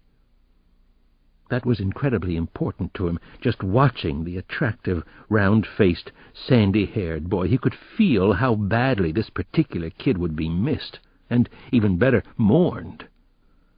He needed to imagine the stories that would bombard the television screens and the thrill of watching them, knowing he was responsible for so much pain and suffering and emergency activity. The little boy was getting itchy in his woolens and starting to panic a little. He had big crocodile tears brimming in his eyes. There didn't seem to be anybody, any adult, anywhere around him. Poor little boy lost. Poor little boy blue. The killer began to move in on his prey, slowly and carefully. He couldn't stop now. His heart was beating like a big tin drum, and he loved the powerful sensation. His legs and arms were a little wobbly, Jello City. His vision tunneled. He was dizzy with anticipation, fear, dread, exhilaration. Do it. Now. He bent, picked up the boy, and immediately started smiling and talking the happiest, friendliest barf babble he could come up with. Hi there, I'm Roger, the Artful Dodger. I work here at Toys R Us. What kind of fantastical toys do you like best, huh? We've got every kind of toy in the whole wide world, 'cause we're the world's biggest, coolest toy store. Yahoo! How about that? Let's go find your super pathetic mom and dad. The boy actually smiled up at him. Kids could do weird mood changes like that. His beautiful blue eyes sparkled, glistened. Something wet and wonderful happened. "I want Mighty Max," he proclaimed, as if he were Richie Rich instead of Little Boy Lost. "Okay, then, come with me. One Mighty Max coming up. Why? 'Cause you're a Toys R Us kid." He cradled the boy in his arms and began to hurry up the wide shopping aisle toward the front of the store. Suddenly, he knew he could get away with it. Even something this audacious and shocking, with almost 100 eyewitnesses in the store. Hey, he was the new Pied Piper. Kids loved him. "We'll get a Vac Man, then how about X-Men, or how about a Stretch Armstrong?" "Mighty Max," the little boy repeated, stuck on his one track. "I only want Mighty Max." The killer peeked out of aisle 3. He was less than 30 feet from the store's front exit. The mall parking lot bordered on Columbia Park, which had been part of his escape package from the start. He took a couple of fast steps, then stopped, dead in his tracks, at the front of the store. Shit! A couple in their late 20s were walking toward him. The woman looked just like Little Boy Blue. They had him. Dead to rights. They had him nailed. They had him. He knew what he had to do, so he never panicked for a nanosecond, except for the 2 or 3 major heart attacks he had on the inside. Well, here goes everything. Time to bet the ranchero. "Hey, hi there!" He smiled broadly and went into his best stand-up routine ever. "This little guy belong to you? He was lost in the action figure section. Nobody came for him. I figured I better bring him up to the store manager. Little guy was crying his eyes out. You his mom?" The mother reached out for her precious bundle of joy, while at the same time throwing her husband a dirty look. Aha! There was our villain. Pop was obviously the one who had lost the boy in the first place. Pops couldn't get anything right these days, could they? His own pop sure hadn't been able to. "Thank you so much," the mom said. She tossed another incredibly nasty look to Pop. "That was very sweet of you," she told the killer. He continued to hold his best smile. Man, he was acting his heart out. "Anybody would do the same thing. He's a nice little boy. Well, so long. Bye-bye. He wants a Mighty Max. That's probably what he was searching for." "Yes, he does want Mighty Max. Bye, thanks again," said the mom. "Bye-bye," the little boy mimicked, waving his hand. "Bye-bye." "Hope I see you some other time," said the Sojourner Truth School killer. "Bye-bye, you morons. You incredible idiots. You pathetic simps." He walked away from the family, never looked back once. He was wetting his pants, but he was also beginning to laugh. He couldn't stop himself from laughing. Here was another thing in his favor. Even if he was caught someday, they wouldn't believe that he was the Truth School killer. No way in hell.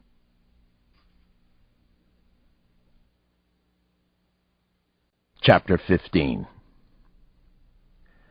Ah, this was much better. Life was good again. I opened my eyes, and Janny was there, staring at me from about 3 feet away. Janny had Rosie the cat in her arms. Janny likes to watch me sleep sometimes. I like to watch her sleep, too. Fair is fair. "Hey there, sweetness and light," I said to her. "You know the song, 'Someone to Watch Over Me'? You remember that one?" I hummed a couple of bars for her. Janny nodded her head yes. She knew the song. She had heard me play it on the piano downstairs on our porch. "You have guests," she announced. I sat up in bed. "How long have they been here?" "They just came in. Nana sent me and Rosie up to get you. She's making them coffee. You, too. You have to get up." "Is it Samson and Rakeem Powell?" I asked. Janny shook her head. She seemed unusually shy this morning, which isn't really like her. "They're white men." I was starting to wake up in a hurry. "I see. You happen to catch the names?"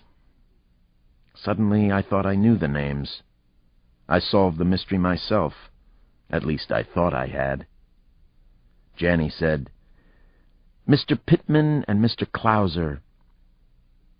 Very good, I complimented her. Not good. Not good at all. I was thinking about my guests. I didn't want to see the chief of detectives or the police commissioner, especially not in my house. Especially not for the reason I imagined that they were here to see me. Janny bent and gave me my morning kiss, then a second kiss. "Oh, what lies there are in kisses," I winked and said to her. "Nope," she said, "not my kisses."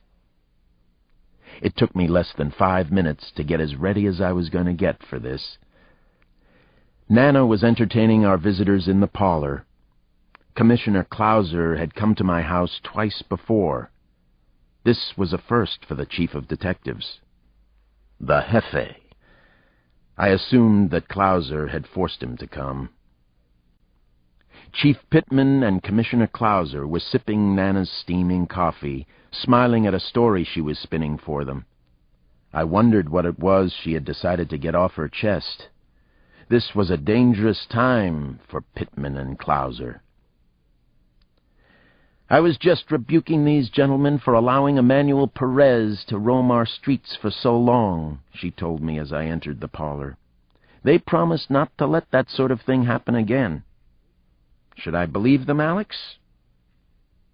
Both Pittman and Clouser chuckled as they looked at me. Neither of them realized this was no chuckling matter, and that my grandmother was no one to mess with, or, even worse, condescend to in her house. "No, you shouldn't believe one word they say." "Are you finished now?" I asked her, returning her sweet phony smile with one of my own. "I didn't think I could trust either of them. I wanted to get their promise in writing," Nana said. I nodded and smiled, as if she'd just made a joke, which I knew she hadn't. She was dead serious. The Jefe and Commissioner Clouser both laughed heartily. They thought Nana Mama was a stitch. She isn't. She's the whole 9 yards. "Can the three of us talk in here?" I asked her. "Or should we go outside for our discussion?" "I'll go in my kitchen," Nana evil-eyed me and said. "So nice to meet you, Chief Pittman, Commissioner Clouser. Don't forget your promise." "I won't." Once she had left the room, the commissioner spoke right up. "Well, congratulations are in order, Alex. I understand that you found all kinds of kiddie porn in Emmanuel Perez's apartment." "Detective Sampson and I found the pornography," I said. Then I was silent. I had decided not to make this easy for them. Actually, I agreed 100% with the point Nana had been trying to make. "I'm sure you're wondering what we're doing here, so let me explain," Chief of Detectives Pittman spoke up. He and I were not close, to put it mildly. Never had been, never would be. Pittman is a bully, and also a closet racist, and those are his better points. He could never seem to see a belt without wanting to hit below it. "I'd appreciate it," I said to the Jefe. "I was thinking that maybe you had just been in the neighborhood and you dropped by for my grandmother's coffee. It's worth a trip." Pittman didn't come close to breaking a smile. "We received a formal request from the FBI late last night. They've asked that you work on the investigation of Senator Fitzpatrick's murder. Special Agent Kyle Craig strongly suggested that your background and recent experience might serve the investigation well. Obviously, it's an important case, Alex." I let Chief Pittman finish, then I slowly shook my head no. "I've got a half-dozen open homicides here in Southeast," I said. "The case I just worked on should have been solved months ago." Then another little girl wouldn't have died for no goddamn reason. A homicide detective got reassigned off the killer's trail back then. Now a little girl is dead, 6 years old. "This is a major case, Alex," the commissioner said. He had snow-white hair. His face was bright red, which happened when he was angry or disturbed. The two of us went back some. Usually we went along, got along. Maybe not this time. "Tell the FBI that I can't be spared for this Jack and Jill mess. I'll call Kyle and make my peace with him. Kyle will understand. I'm on several homicide cases in Southeast. People die here, too. We have our own messes, and even major cases." "Let me ask you something, Alex," the police commissioner said. He smiled gently as he spoke. Lots of beautifully capped white teeth. I could have played some sweet Gershwin on them, though maybe some key-slamming Little Richard would have been more satisfying. "Do you still want to be a cop?" he asked. That one landed, and it stung. It was a sucker punch, but a pretty good one. "I want to be a good cop," I said to him. "I want to do some good if I possibly can. Same as always. Nothing's changed." "That's the right answer," the commissioner said, as if I were a child who needed his instruction. "You're on the Jack and Jill investigation. It's been decided in very high places. You have experience with these kinds of murders, with lunatic psychotics. You are officially off all your other cases. Now be a very good cop, Alex. The FBI is almost certain Jack and Jill are going to kill again." So was I. So was I. And I felt the very same thing about the Sojourner Truth School killer.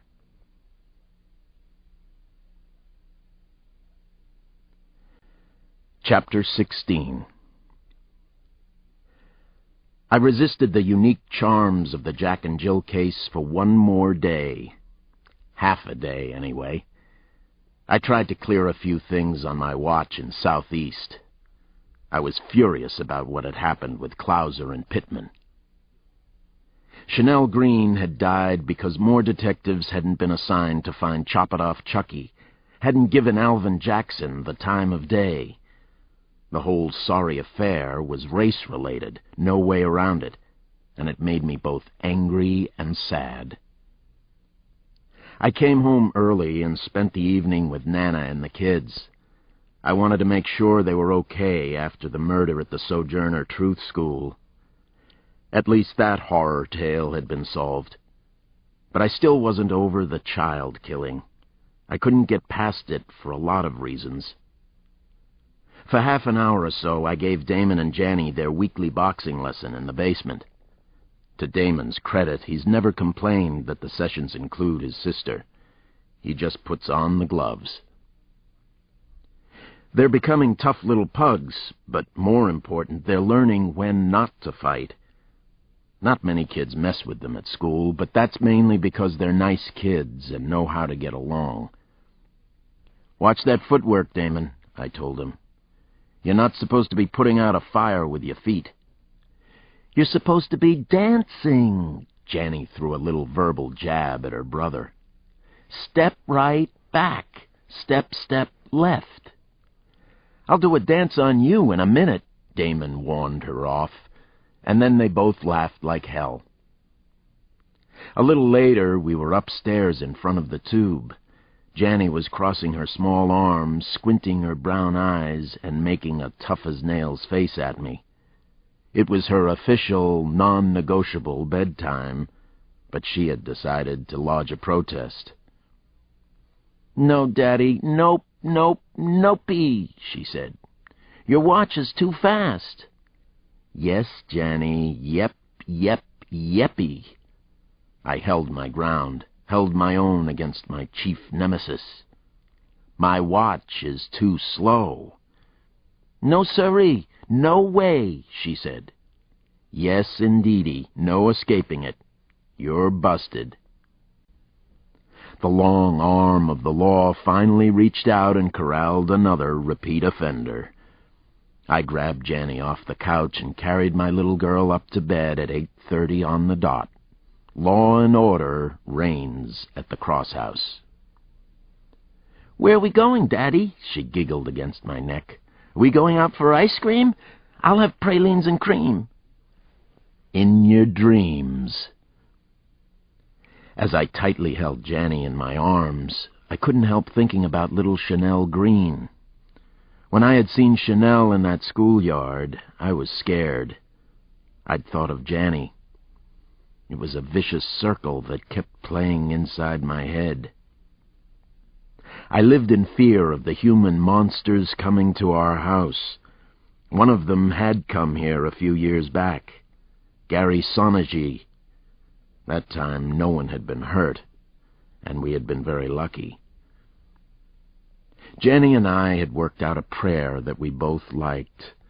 She knelt beside her bed and said the words in a beautiful little whisper. Jenny said, "God up in heaven, my grandma and my daddy love me. Even Damon loves me. I thank you, God, for making me a nice person, pretty and funny sometimes. I will always try to do the right thing if I can. This is Janny Cross saying good night." "Amen, Janny Cross," I smiled and said to my girl. I loved her more than life itself. She reminded me of her mother in the best possible way. "I'll see you in the morning. I can't wait." Jenny grinned, and her eyes widened suddenly. She popped back up in bed. "You can see me some more tonight. Just let me stay up," she said. "I scream for ice cream." "You are funny," I said, and kissed her good night. "And pretty and smart." Man, I love her and Damon so much. I knew that was why the child murder had really gotten under my skin. The madman had struck too close to our house. Maybe for that reason, Damon and I went for a walk a little later that night. I draped my arm over my son's shoulders. It seemed as if every day he got a little bigger, stronger, harder. We were good buddies, and I was glad it had worked out this way so far. The two of us strolled in the direction of Damon's school. On the way, we passed a Baptist church with angry dark red and black graffiti markings. "I don't care about G's, 'cause G's don't care about me." That was a common sentiment around here, especially among the young and restless. One of Damon's schoolmates had died at the Sojourner Truth School. What a horrible tragedy, and yet he had already seen so much of it. Damon had witnessed a death in the street, one young man shooting another over a parking space when he was only 6 years old. You ever get afraid to be at the school? Tell me the truth. Whatever you really feel is okay to say, Damon, I gently reminded him. I get afraid sometimes, too. Beavis and Butthead scares me. Ren and Stimpy, too. Damon smiled, and he shrugged his shoulders. "I'm afraid sometimes, yeah. I was shivering on our first day back. Our school isn't going to close down, is it?" I smiled on the inside, but kept a straight face. "No, there'll be classes as usual tomorrow. Homework, too." "I did it already," Damon answered defensively. "Nana has him a little too sensitive about grades, but that probably isn't so terribly bad." "I get mostly all A's, just like you." "Mostly all A's?" I laughed. "What kind of sentence is that?" "Accurate." He grinned like a young hyena who had just been told a pretty good joke on the Serengeti. I grabbed Damon in a loose, playful headlock. I gently slid my knuckles over the top of his short haircut. Noogies. He was okay for now. He was strong, and he was a good person. I love him like crazy, and I wanted him to always know that. Damon wiggled out of the headlock. He danced a fancy Sugar Ray Leonard-style two-step and fired a few quick testing punches at my stomach. He was showing me what a tough little cub he was. I had no doubt about it. Right about then, I noticed someone leaving the school building.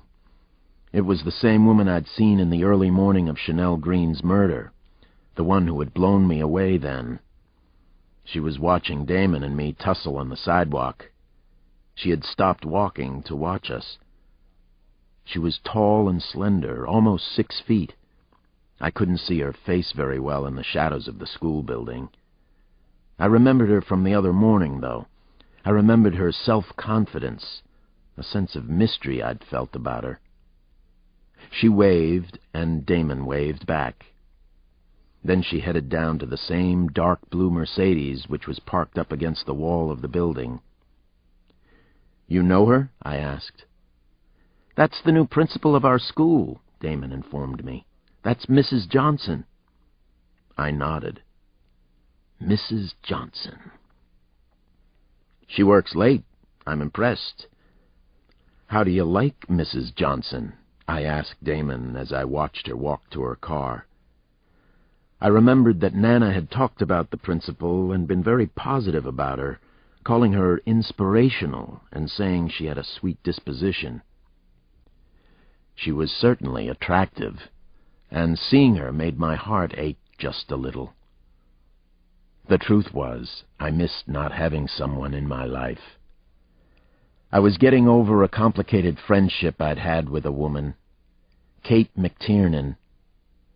I had been working a lot, avoiding the whole issue that fall. I was still avoiding it that night. Damon didn't hesitate with his answer to my question. "I like her. Everybody likes Mrs. Johnson. She's tough, though."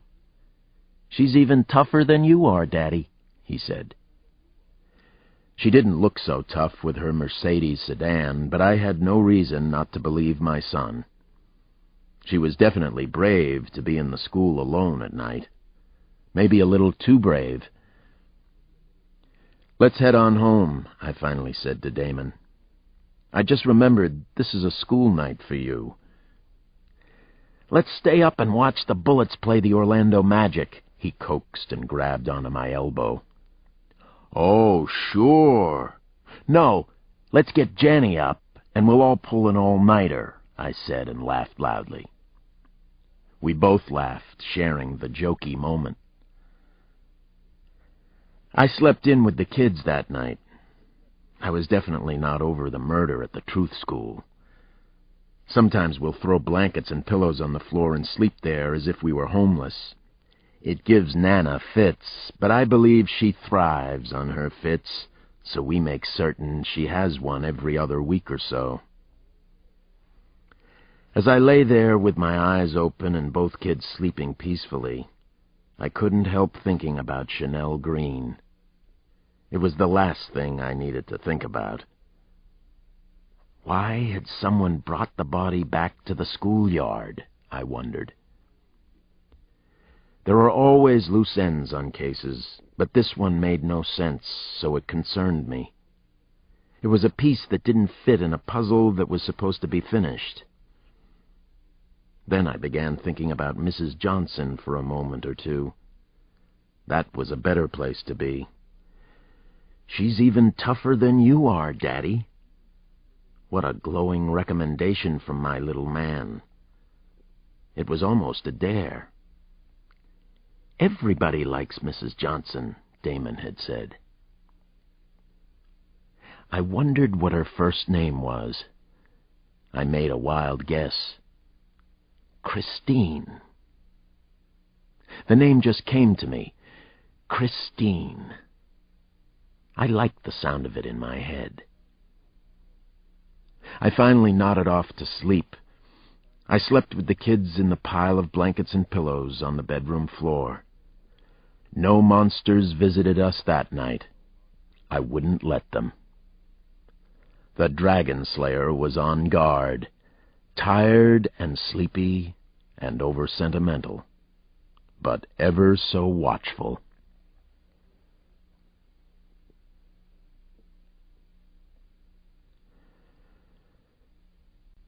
Chapter 17. This was really nuts, insane, demented. It was so great. The killer wanted to go for it again, right now, right this minute. He wanted to do the two of them. What a gas that would be. What a large charge. A real shockaroo. He had watched them from afar, father and son. He thought of his own father, the totally worthless prick. Then he saw the tall, pretty schoolteacher wave and get into her car. Instinctively, he hated her, too. Worthless black bitch. Phony teacher smile spread all over her face. Pow, pow, pow. 3 perfect headshots. 3 exploding head melons. That's what they all deserved. Summary executions. A really rude thought was forming in his mind as he watched the scene near the school. He already knew a lot of things about Alex Cross. Cross was his detective, wasn't he? Cross had been assigned to his case, right? So Cross was his meat. A cop, just like his own father had been. The really interesting thing was that nobody had paid much attention to the first killing. The murder had almost gone unnoticed. The papers in Washington had barely picked it up. Same with TV. Nobody cared about a little black girl in Southeast. Why the hell should they? All they cared about was Jack and Jill. Rich white people afraid for their lives. Scary. Well, fuck Jack and Jill. He was better than Jack and Jill, and he was going to demonstrate it. The school principal drove past his hiding place in a cluster of overgrown bushes. He knew who she was, too. Mrs. Johnson of the Truth School. The Whitney Houston of Southeast, right? Screw her, man. His eyes slowly drifted back to Alex Cross and his son. He felt anger rising inside him, steam building up. It was as if his secret button had been pushed again. The hair on his neck was standing at attention. He was beginning to see red, feeling spraying mists of red in his brain. Somebody's blood, right? Cross's? His son's? He loved the idea of them dying together. He could see it, man. He followed Alex Cross and his kid home, in his rage state, but keeping a safe distance. He was thinking about what he was going to do next. He was better than Jack and Jill. He'd prove it to Cross and everyone else. This ends Disc 2. Jack and Jill, Disc 3. Chapter 18. The festive charity gala for the Council on Mental Health was being held at the Pension Building on F Street and 4th on Friday night. The grand ballroom was 3 stories with huge marble columns everywhere and more than 1,000 guests noisily seated around a glistening working fountain. The waiters and waitresses wore Santa Claus hats. The band broke into a lively swing version of Winter Wonderland. What great fun! The guest speaker for the evening was none other than the Princess of Wales. Sam Harrison was there as well. Jack was there. He observed Princess Di closely as she entered the glittering, stately ballroom. Her entourage included a financier rumored to be her next husband, the Brazilian ambassador and his wife, and several celebrities from the chic American fashion world. Ironically, 2 of the models in the group appeared to suffer from anorexia nervosa, the flip side of bulimia, the nervous disorder that had plagued Diana for the previous dozen years. Jack moved a few steps closer to Princess Di. He was intrigued, and had serious questions about the quality of her security arrangement. He watched the Secret Service boys make a discreet sweep, then remain on duty nearby, earphones at the ready. A formal toastmaster had been brought all the way from England to properly salute the Queen, the Council's president, and host Walter Annenberg. The ambassador spoke briefly, then a lavish, though overcooked and underspiced dinner followed, baby lamb with sauce niçoise and haricots verts. When the princess finally rose to speak during dessert, an orange almond tart with orange sauce and marsala cream, Jack was less than 30 feet away from her. She wore an expensive gold sheath of taffeta with sequins, but he found her somewhat gawky, at least to his taste. Her large feet made him think of the cartoon character Daisy Duck. Princess Daisy. That was his moniker for Di. Diana's speech at the gala was very personal, if familiar to those who had followed her life closely. A troubled childhood and adolescence, a debilitating search for perfection, feelings of self-revulsion, and low personal esteem. All this had led to what she spoke of as her shameful friend, bulimia. Jack found the speech strangely off-putting and cloying. He wasn't at all touched by Diana's self-pity, or the near hysteria that seemed to reside just below the surface of her performance, perhaps her entire life. The audience clearly had a different reaction. Even the usually cool-as-ice Secret Service guards seemed to react emotionally to the popular Di. The applause when she had finished speaking was thunderous and seemed heartfelt and sincere. Then the entire room stood up, Jack included, and continued the warm, noisy tribute. He could almost have reached out and touched Di.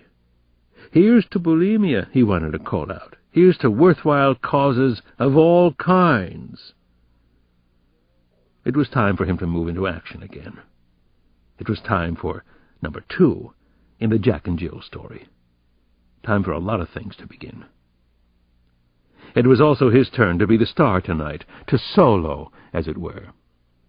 He had been watching another well-known personality that evening at the party. He had watched her, studied her habits and mannerisms on a few other occasions as well. Natalie Sheehan was physically striking, much more so than Di, actually. The much-admired TV newswoman was blonde, about 5'8" in heels. She wore a simple, classic black silk dress. She oozed charm, but especially class, first class. Natalie Sheehan had been aptly described as American royalty, an American princess. Jack started to move at a little past 9:30. Guests were already dancing to an 8-piece band. The breezy chit-chat was flowing freely. Marion Gingrich's business dealings, trade problems with China, John Major's problems du jour, planned ski trips to Aspen, Whistler, or Alta. Natalie Sheehan had downed 3 margaritas. Straight up, with salt around the rim. He had watched her. She didn't show it, but she had to be feeling something, had to be a little high. She's an extremely good actor, Jack was thinking as he came up beside her at one of the complimentary bars. She's a master of the one-night stand and the one-weekend affair. Jill had researched the hell out of her. "I know everything about you, Natalie."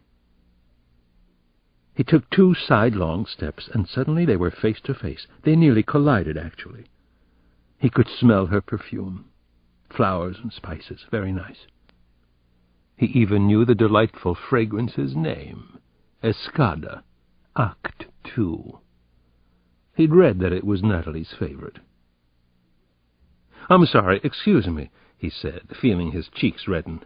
No, I wasn't looking where I was going. Clumsy me," Natalie said and smiled. It was her killer TV close-up smile, really something to experience firsthand. Jack smiled back, and suddenly his eyes communicated recognition. He knew her. "You never forgot a name or a face, not in 11 years of broadcasting," he said to Natalie Sheehan. "That's an accurate quote, I believe." Natalie didn't miss a beat. "You're Scott Cookson. We met at the Meridian. It was in early September. You're a lawyer with a prestigious D.C. law firm, of course." She laughed at her small joke. Nice laugh, beautiful lips, and perfectly capped teeth. The Natalie Sheehan. His target for the evening. "We did meet at the Meridian," she said, checking her facts like the good reporter she was. "You are Scott Cookson?" "We did, and I am." "You had another affair to attend after that at the British Embassy." "You seem never to forget a face or factoid either," she said. The smile remained fixed, perfect, glowing, almost effervescent. The TV star in real life, if this was real life. Jack shrugged and acted shy, which wasn't so hard to do with Natalie. "Some faces, some factoids," he said. She was classically beautiful. Extremely attractive at any rate, he couldn't help thinking. The warm heartland smile was her trademark, and it worked very well for her. He had studied it for hours before tonight. He wasn't completely immune to her charms, not even under the circumstances. "Well," Natalie said to him, "I don't have another party after this one. Actually, I'm cutting back on parties, believe it or not. This is a good cause, though." "I agree. I believe in good causes." "Oh? And what's your favorite cause, Scott?" "Society for the Prevention of Cruelty to Animals," he said. "That's my pet cause." He tried to look pleasantly surprised that she would remain talking with him. He could play parlor games as well as anyone, when he had to, when he wanted to. "If I might be just a little bold," he said, "would you consider the two of us cutting back together?" His very natural and unassuming smile undercut the forward-sounding line. It was a come-on just the same. There was no disguising that. Natalie Sheehan's answer was tremendously important, to both of them. She stared at him, slightly taken aback. He'd completely blown it, he thought. Or maybe she was acting now. Then Natalie Sheehan laughed. It was a hearty laugh, almost raucous. He was sure that no one in America had ever heard it in her prim and proper role as a network television reporter. Poor Natalie, Jack thought. Number 2.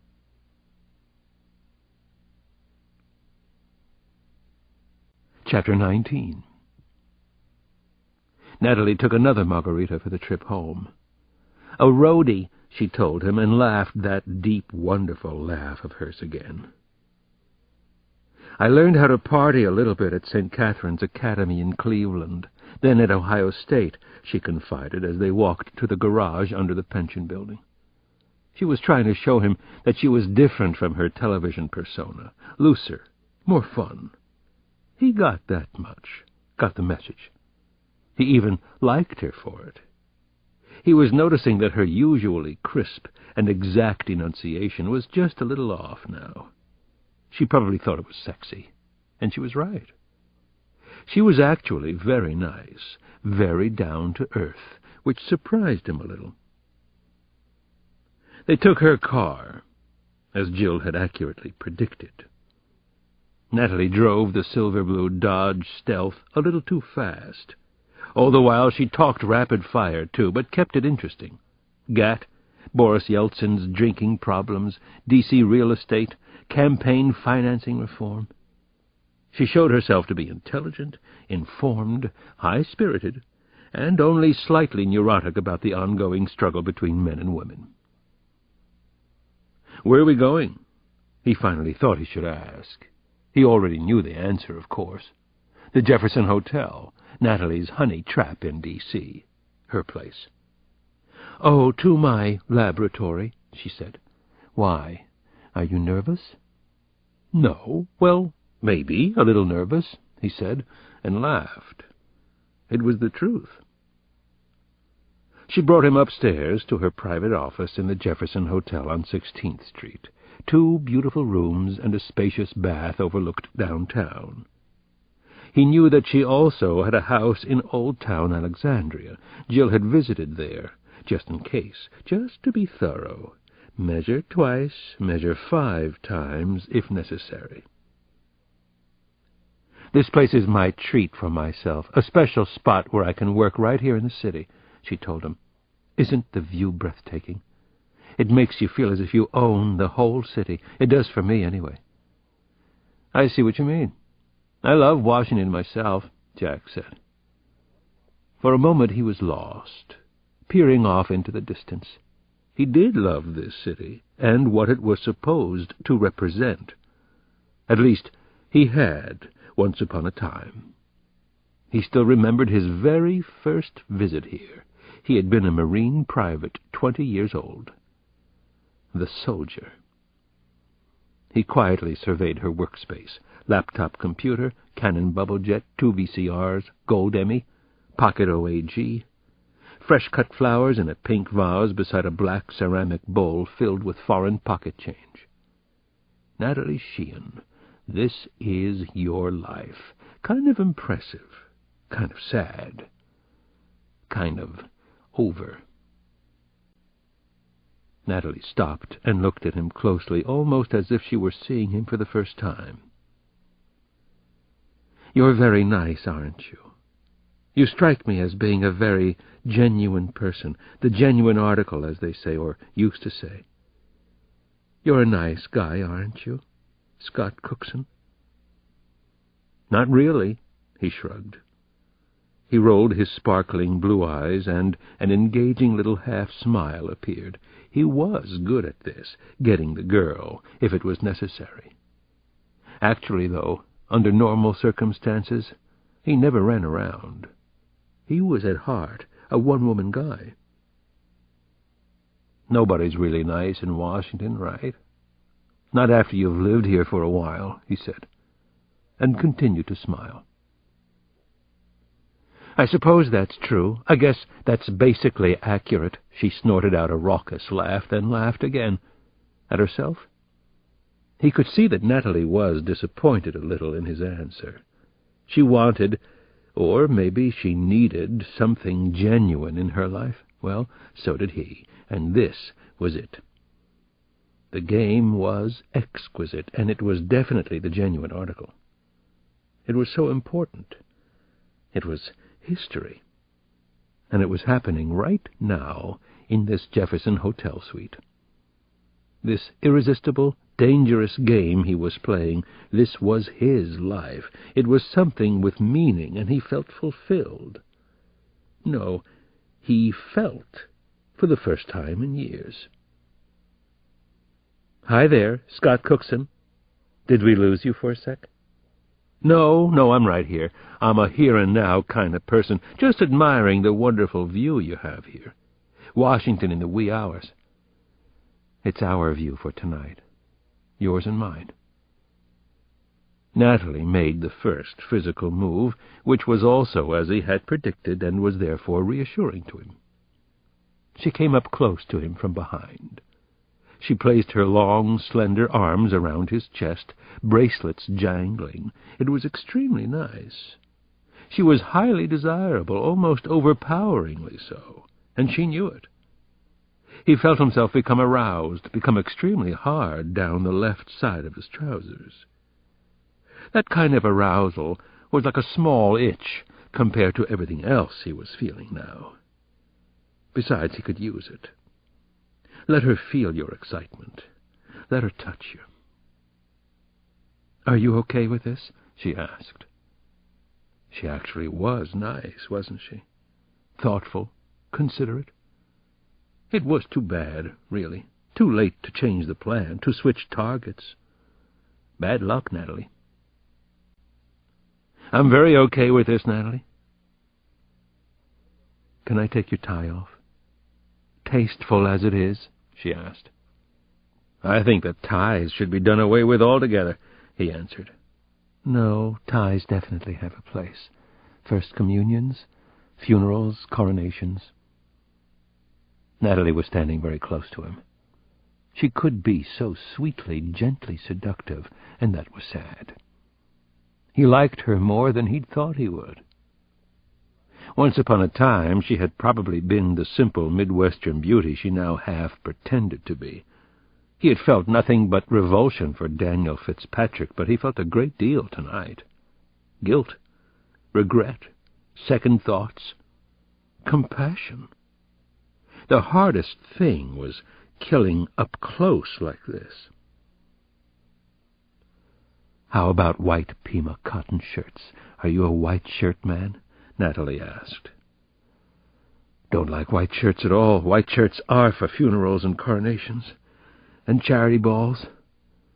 I agree 1,000% with that sentiment, Natalie said as she slowly unbuttoned his white shirt. He let her fingers do the walking. They trailed down to his belt, teasing. Expert at this. She rubbed her palm across his crotch, then quickly took her hand away. "How about high heels?" Natalie asked. "Actually, I like those on the right occasion and on the right woman," he said. "But I like going barefoot, too." "Nicely put. Give a girl her choice. I like that."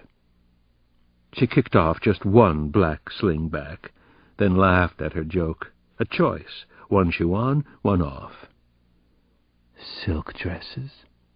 She whispered against his neck. He was rock-hard now. His breathing was labored. So was Natalie's. He considered making love to her first. Was that fair game?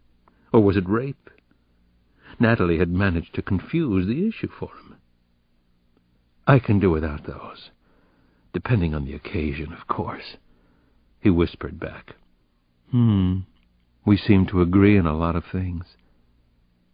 Natalie Sheehan slid out of her dress. Then she was in her blue lacy underwear, one shoe, black stockings. Around her neck was a thin gold chain and cross that looked as if it had come with her all the way from Ohio. Jack still had his trousers on, but no white shirt, no tie. "Can we go in there?" she whispered, indicating the bedroom. "It's really nice in there. Same view, only with a fireplace. The fireplace even works. Something actually works in Washington."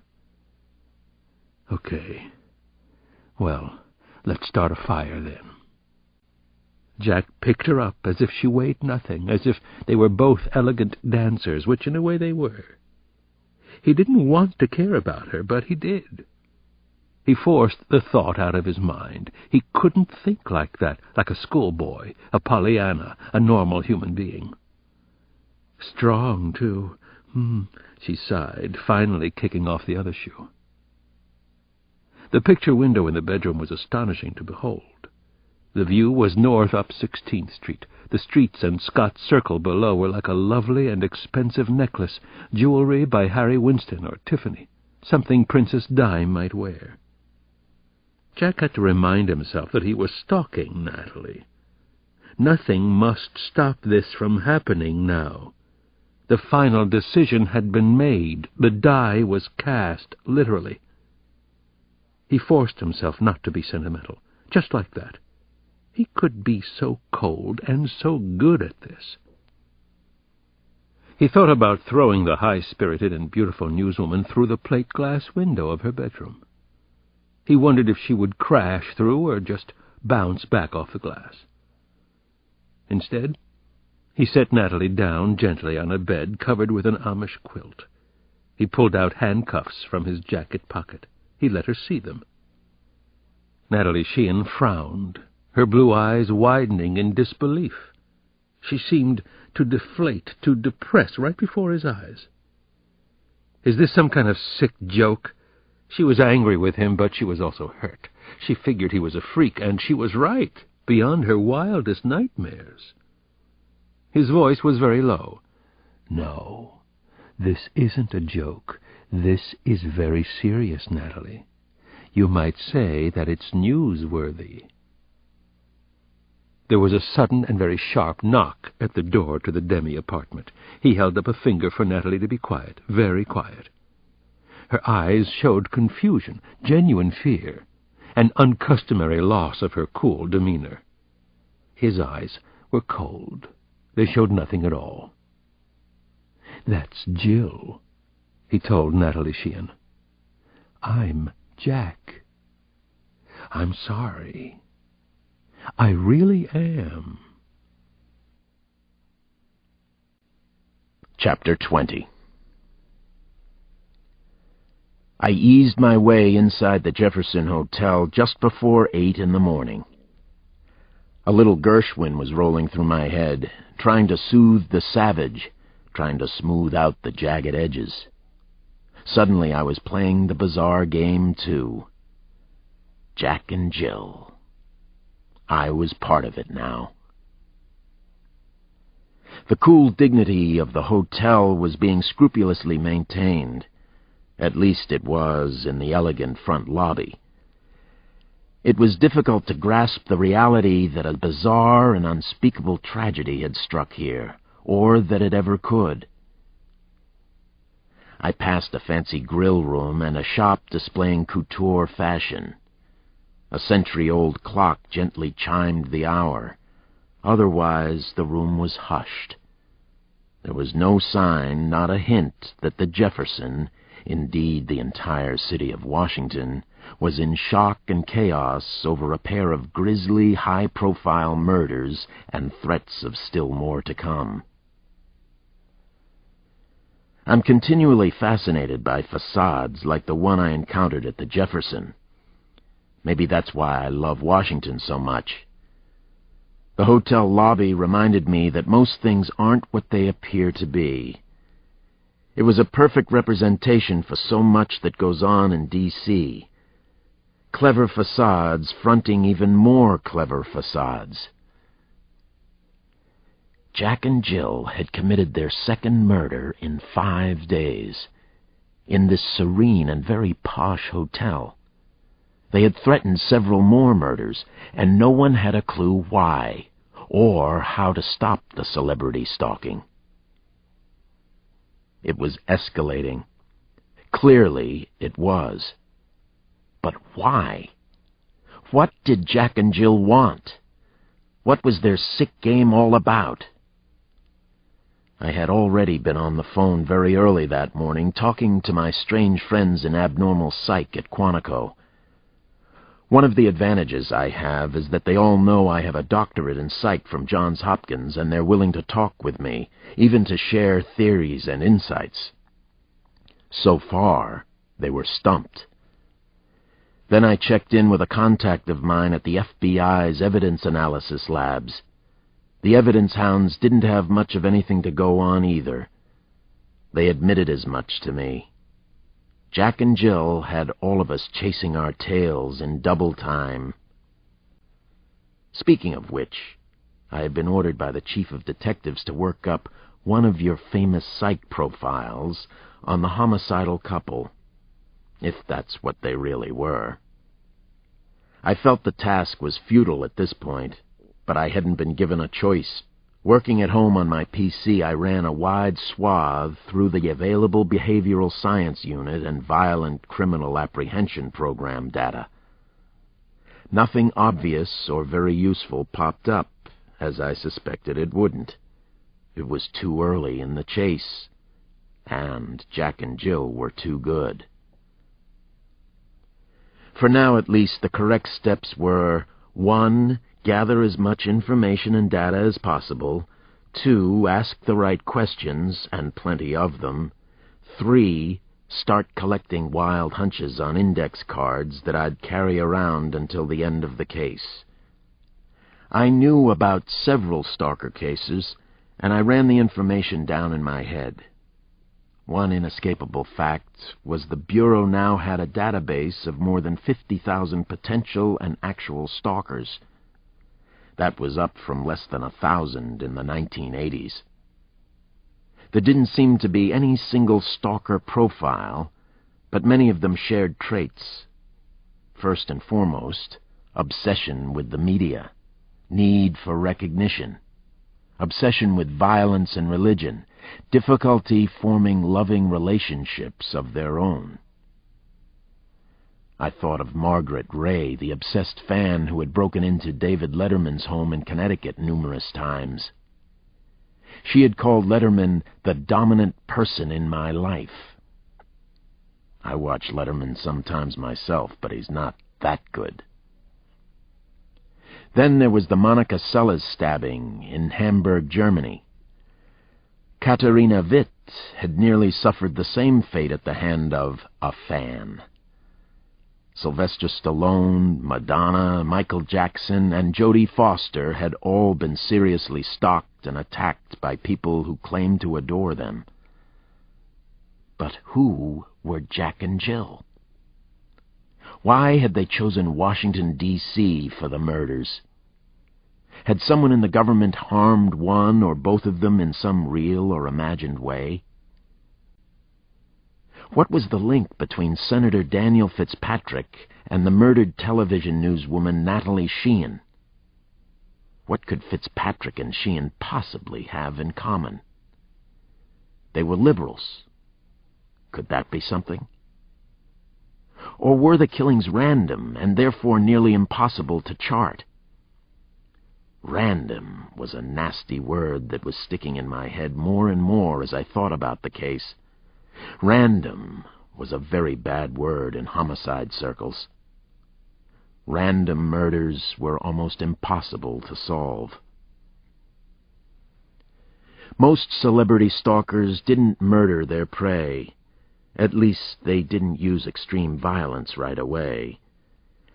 That bothered the hell out of me about Jack and Jill. How long had they been obsessed with Senator Fitzpatrick and Natalie Sheehan?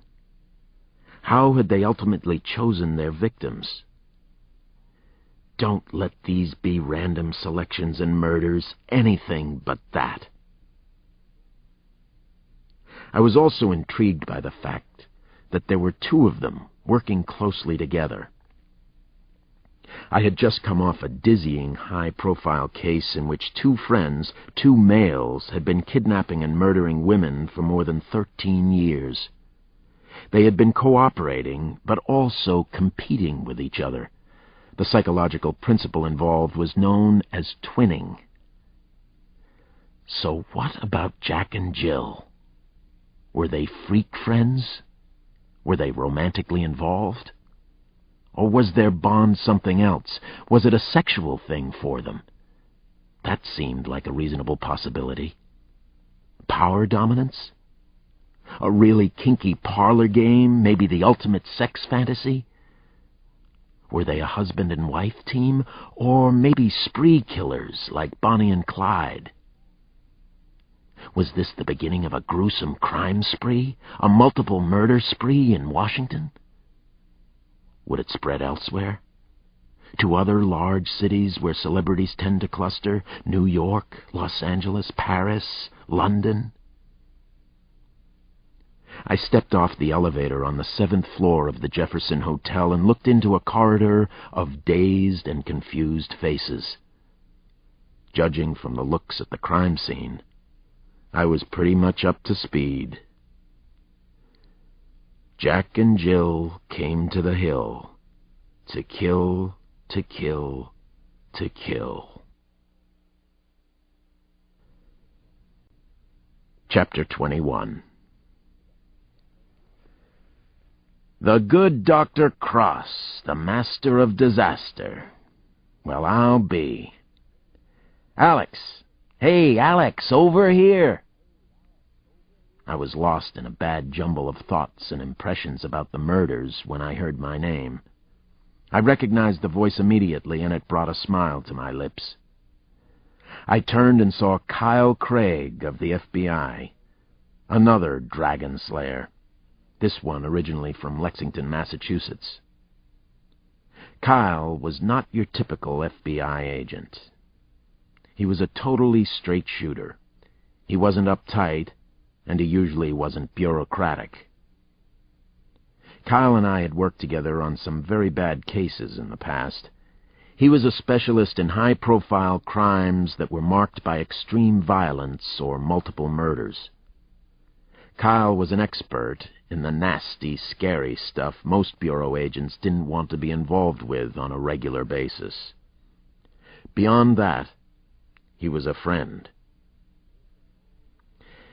"They've got all the big guns out on this one," Kyle said as we shook hands in the foyer. He was tall, still gaunt. Distinctive features and strikingly black hair, coal-black hair. He had a long hawk's nose that looked sharp enough to cut. "Who's here so far, Kyle?" I asked him. He would have everything scoped out by now. He was smart and observant, and his instincts were usually good. Kyle also knew who everybody was and how they fit into the larger picture. Kyle puckered up. He made a face as if he had just sucked on a particularly sour lemon. "Who the hell isn't here, Alex? Detectives from D.C., your own compadres. The Bureau, of course. DEA, believe it or not. The blue suit is CIA. You can tell by the clipped wings. Your close friend Chief Pittman is in visiting with Ms. Sheehan's lovely corpse. They're in the boudoir as we speak." "Now that's scary," I said, and smiled thinly. "About as grotesque as you can get." Kyle pointed to a closed door, which I assumed was the bedroom. "I don't think they want to be disturbed. A rumor circulating at Quantico has it that Chief of Detectives Pittman is a necrophiliac," he said with a deadpan look. "Could that be true?" "Victimless crimes," I said. "How about a little respect for the dead?" Kyle said, peering down his nose at me. "Even in death, I'm certain Ms. Sheehan would find a way to rebuff your chief of detectives." I wasn't surprised that the Jefe himself had come to the Jefferson. This was developing into the biggest D.C. homicide case in years. It definitely would be if Jack and Jill struck again soon, as they had promised. Reluctantly, I parted company with Kyle and walked toward the closed bedroom door. I opened it slowly, as if it might be booby-trapped. The one and only Chief George Pittman was in the bedroom with a man in a gray suit, probably a forensics guy. They both glanced around at me. Pittman was chomping on an unlit Bauza cigar.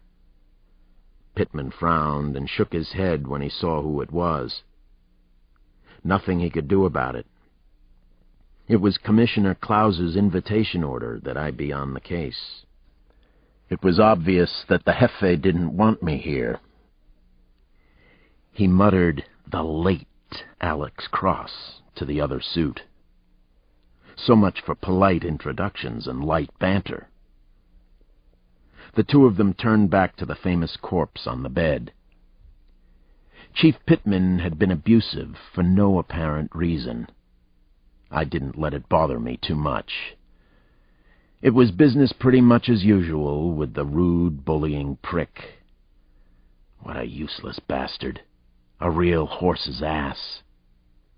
All he ever did was get in the way. I breathed in slowly a couple of times, got into the job, the homicide scene. I walked over to the bed and started my routine, the collection of raw impressions. A G-string was pulled partly over Natalie Sheehan's head, and the waistband was wrapped around her throat. Panties covered her nose, chin, and mouth. Her wide blue eyes were fixed on the ceiling. She was still wearing black stockings and a blue bra that matched the panties. Here was evidence of kinkiness again, and yet I didn't quite believe it. Everything was too orderly and arranged. Why would they want us to suspect kinky sex might be involved? Was that something? Were Jack and Jill frustrated lovers? Was Jack impotent? We needed to know whether anyone had sex with the victim. It was a particularly disturbing death scene. Natalie Sheehan had been dead for about 8 hours, according to Kyle's information. She was no longer beautiful, though. Not even close. Ironically, she had taken her biggest news story with her to the grave.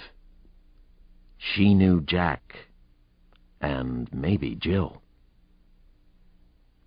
I could remember watching her on TV, and it was almost as if someone I knew personally had been murdered. Maybe that's why there's such fascination with celebrity murder cases. We see people like Natalie Sheehan on almost a daily basis. We come to think that we know them. And we believe they lead such interesting lives. Even their deaths are interesting. I could already see that there were some obvious and striking similarities to the murder of Senator Fitzpatrick. The element of kinky sadism, for one thing. Natalie Sheehan was manacled to the bedposts with handcuffs. She was semi-nude. She also seemed to have been executed, just as the senator had been. The news celebrity had received one close-range gunshot to the left side of her head, which hung to one side as if her long neck had been broken. Maybe it had been.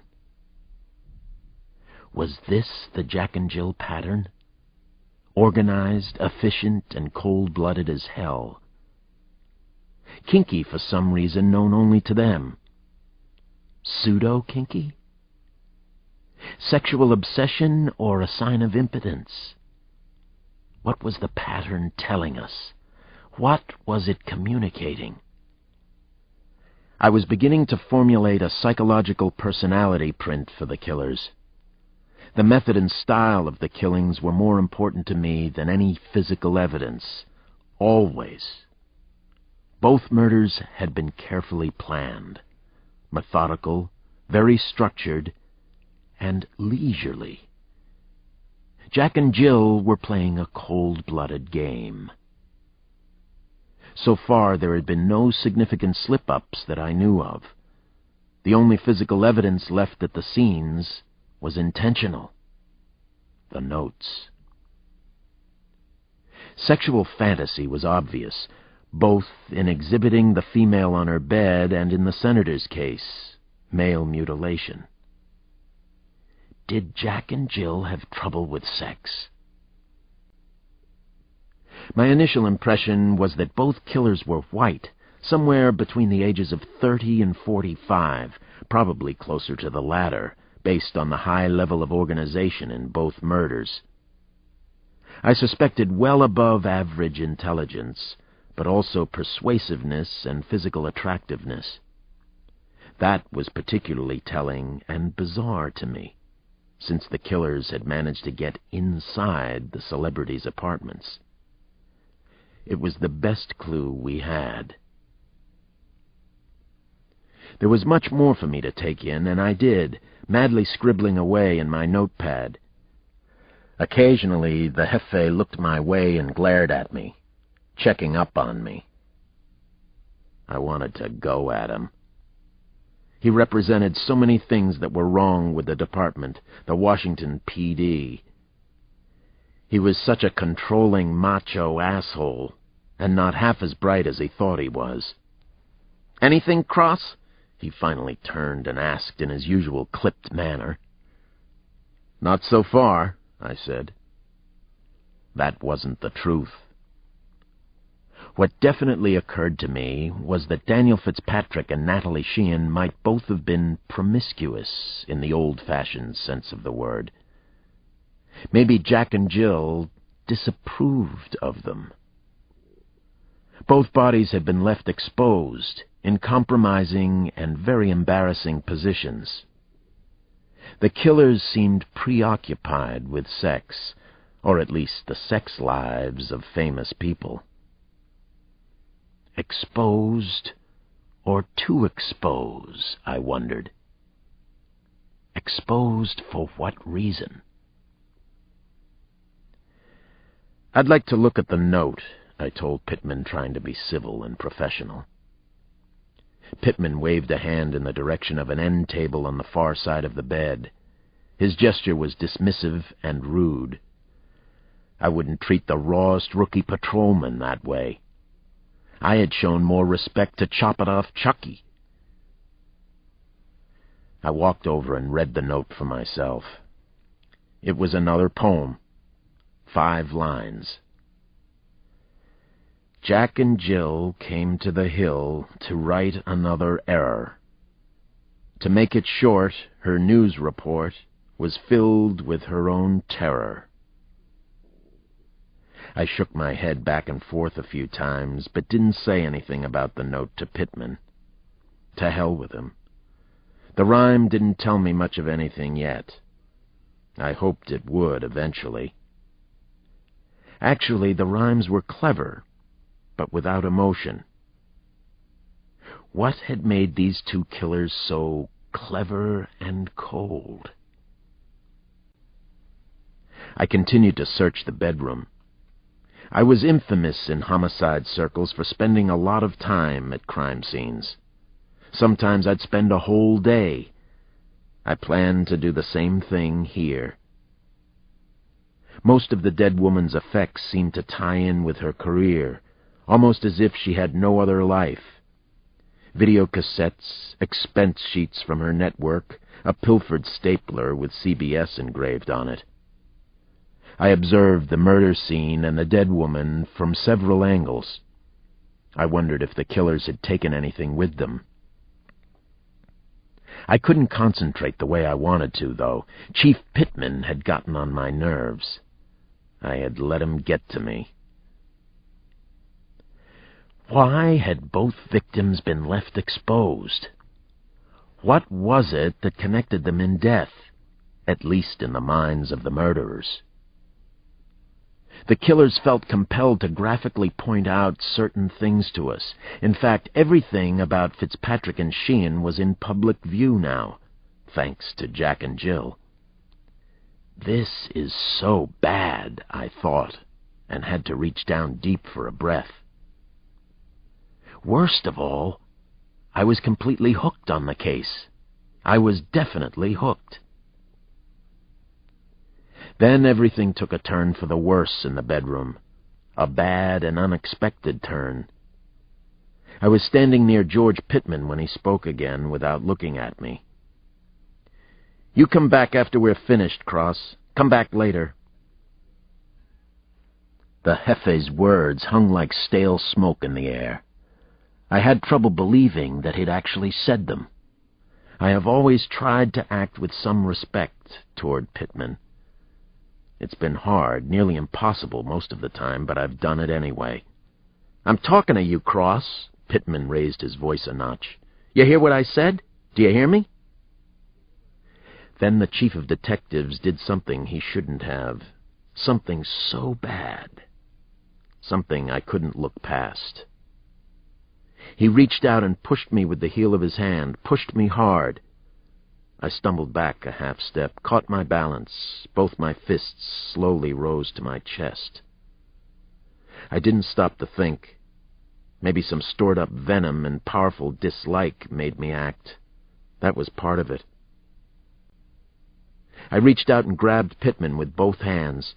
This unspoken thing between us, the pattern of disrespect from him, had been building for a couple of years, at least that long. Now it flared big time and ugly. It exploded inside the dead woman's bedroom. George Pittman and I are about the same age. He's not as tall as I am, but he's probably heavier by 30 pounds.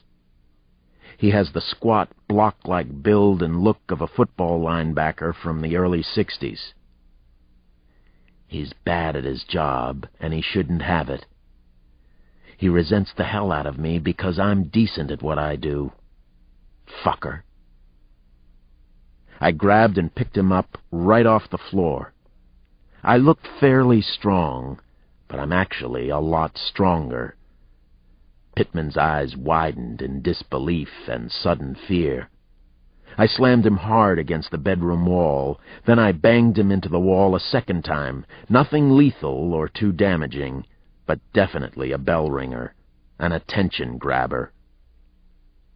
Each time his body hit, the staid Jefferson Hotel seemed to shake to its very foundation.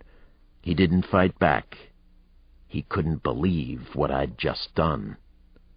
To be honest, neither could I. I loosened my grip on Pittman.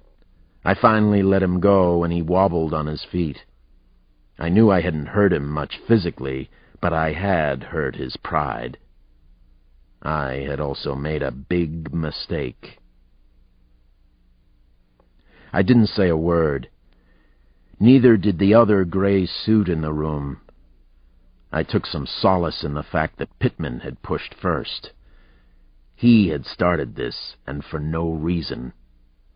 I wondered if the other suit had seen it that way, but I doubted it. I left the crime scene bedroom. Pittman never spoke to me. I wondered also if I had just left the Washington Police Department.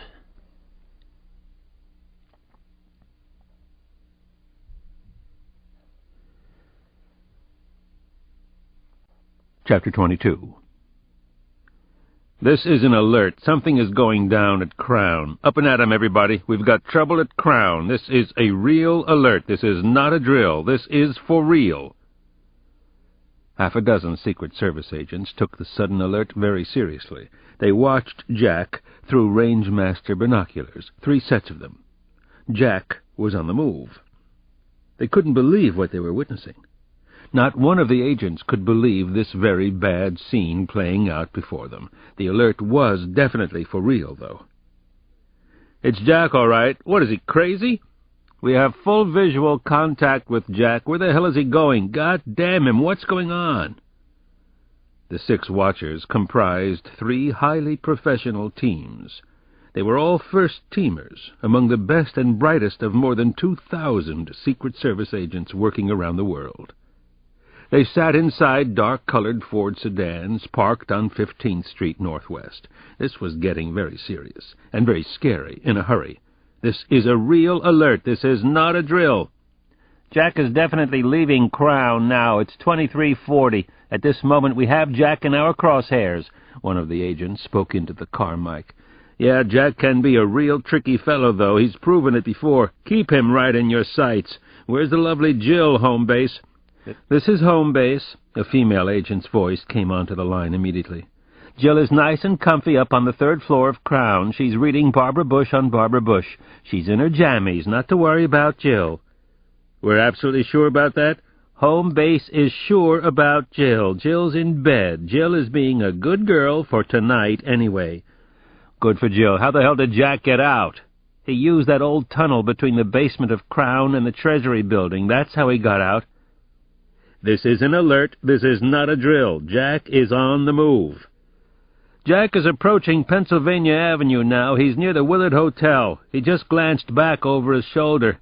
Jack's paranoid, as well he should be. I don't think he saw us. Oh, shit! Somebody just flashed their high beams in front of the Willard. A vehicle is pulling out and pulling up alongside Jack. Red Jeep. Jack is getting inside the fucking red Jeep." "Roger, so much for having Jack in our damn crosshairs. We'll follow him pronto. Virginia plates on the Jeep, license number 231HCY, Coons dealer sticker. Start a trace on the Jeep now." "We're following the red Jeep. We're on Jack's ass. Full alert for the Jackal. Repeat, full alert for the Jackal. This is not a drill. Do not lose Jack tonight of all nights. Do not lose Jack under any circumstances." "Roger, we have Jack in plain sight." 3 dark sedans took off in hot pursuit of the Jeep. Jack was the Secret Service's code name for President Thomas Burns. Jill was the code name for the First Lady. Crown had been the service's code word for the White House for nearly 20 years. Most of the current duty agents genuinely liked President Burns. He was a down-to-earth guy. A very regular person, as recent presidents went. Not too much bullshit about him. Occasionally, though, the president took off on an unannounced date with some lady friend, either in D.C. or on the road. The Secret Service referred to this as the president's disease. Thomas Burns was hardly the first to suffer from this malady. John Kennedy, Franklin Delano Roosevelt, and especially Lyndon Johnson had been the worst offenders. It seemed to be a perk of high office. The coincidence of the names chosen by the 2 psychopathic killers in D.C., the so-called celebrity stalkers, wasn't lost on the Secret Service. The Secret Service didn't believe in coincidences. They had already met 4 times on the matter. Long, difficult meetings in the Emergency Command Center in the West Wing basement of the White House. The name for any would-be assassins of the president was Jackal. Jackal had been used by the Secret Service for more than 30 years. The coincidence of the names worried the PPD, the Presidential Protection Division, a great deal, especially when President Burns decided to go out on one of his unannounced walks, which, for obvious reasons, didn't include any of his bodyguards. there were 2 Jacks and 2 Jills. The Secret Service could not accept this as a coincidence. "We've lost the red Jeep around the tidal basin. We've lost Jack." An agent's voice suddenly exploded over the car radio speakers. Everything was chaos. Full alert chaos. This was not a test.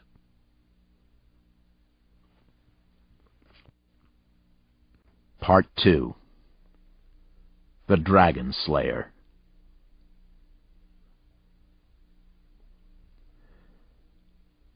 Chapter 23. On Monday night, something finally broke on Jack and Jill. It was something potentially big. I hoped it wasn't a hoax. I'd just gotten home to try and catch a bite of dinner with the kids when the phone rang. It was Kyle Craig. He told me a videotaped message, reportedly from Jack and Jill, had been delivered to the CNN studios. The killers had made a home movie for the world to see. Jack and Jill had also sent cover letters to the Washington Post and the New York Times. They were planning to explain themselves that night. I had to rush out before Nana's roast chicken hit the supper table. Janny and Damon gave me their not again looks. They were right to think that way. I hurried to the Union Station section of Washington, around H and North Capitol. I didn't want to be late for the party that Jack and Jill were throwing. This was another example of the 2 of them demonstrating their control over us. I arrived at CNN headquarters just in time for the screening and only moments before the video was to be aired on Larry King Live. Senior agents from the FBI and Secret Service were crowded into a low-key, cozy CNN viewing room. So were various techies, administrators, and lawyers from the news network. Everybody looked incredibly tense and uptight.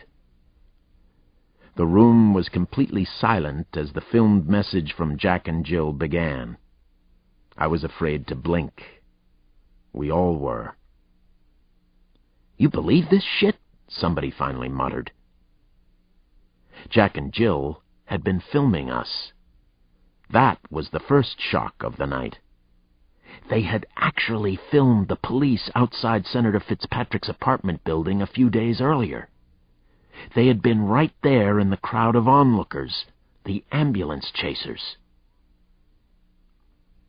The film was a jarring, documentary-style collage of black and white, with some color. The opening shots were from several angles outside Senator Fitzpatrick's building. It was like a well-made student film, but a little artsy. Then something even more unexpected and powerful came on the screen. The murderers had filmed the last moments of Senator Fitzpatrick's life, seconds before his murder, I guessed. There were haunting shots of the senator alive. It got worse from there. We saw graphic shots of Daniel Fitzpatrick, naked, handcuffed to his bed. We heard his voice. "Please don't do this," he pleaded with his captors. Then we heard the click of a trigger. A shot was fired only an inch or 2 from Fitzpatrick's right ear. Then came a second shot. The senator's head exploded on film. People gasped at the awful image and sound that carried the senator into eternity. "Oh, Jesus, Jesus!" a woman screamed. Several people looked away from the screen. Others covered their eyes. I stayed with it. I couldn't miss anything. This was all vital information for the case that I was trying to understand. This was more valuable than all the DNA testing, serology, and fingerprinting in the world. The tone of the film suddenly changed after the footage of Fitzpatrick's vicious murder. Images of ordinary people on the streets of unidentified cities and small towns followed the chilling death sequence. A few of the people on camera waved. Some smiled broadly. Most seemed indifferent as they were being filmed. presumably by Jack and Jill. The film continued to weave together black and white and color footage, but not in a disorderly fashion. Whoever had stitched it together had a decent skill for editing. One of them is an artist, or at least has strong artistic tendencies, I thought to myself and made a mental note. What kind of artist would be involved in something like this? I was familiar with several theories about links between creativity and psychopaths. Bundy, Dahmer, even Manson could be considered creative killers. On the other hand, Richard Wagner, Degas, Jean Genet, and many other artists had exhibited psychopathic behavior in their lives, but they didn't kill anyone. Then, about 65 seconds into the film, a narration began. We heard two voices, a man's and a woman's. Something dramatic was happening. It caught all of us by surprise. Jack and Jill had decided to speak to us. It was almost as if the killers were right there in the studio. The two of them alternated speaking as the film collage continued, but both voices had been electronically filtered, presumably so they wouldn't be recognized. I'd move on unscrambling the voices as soon as the show was over, but the show sure wasn't over yet. Jack. For a long time, people like us have sat back and taken the injustices dished out by the elite few in this country. We have been patient and suffering and, for the most part, silent. What's the cynical saying? Don't just do something, sit there.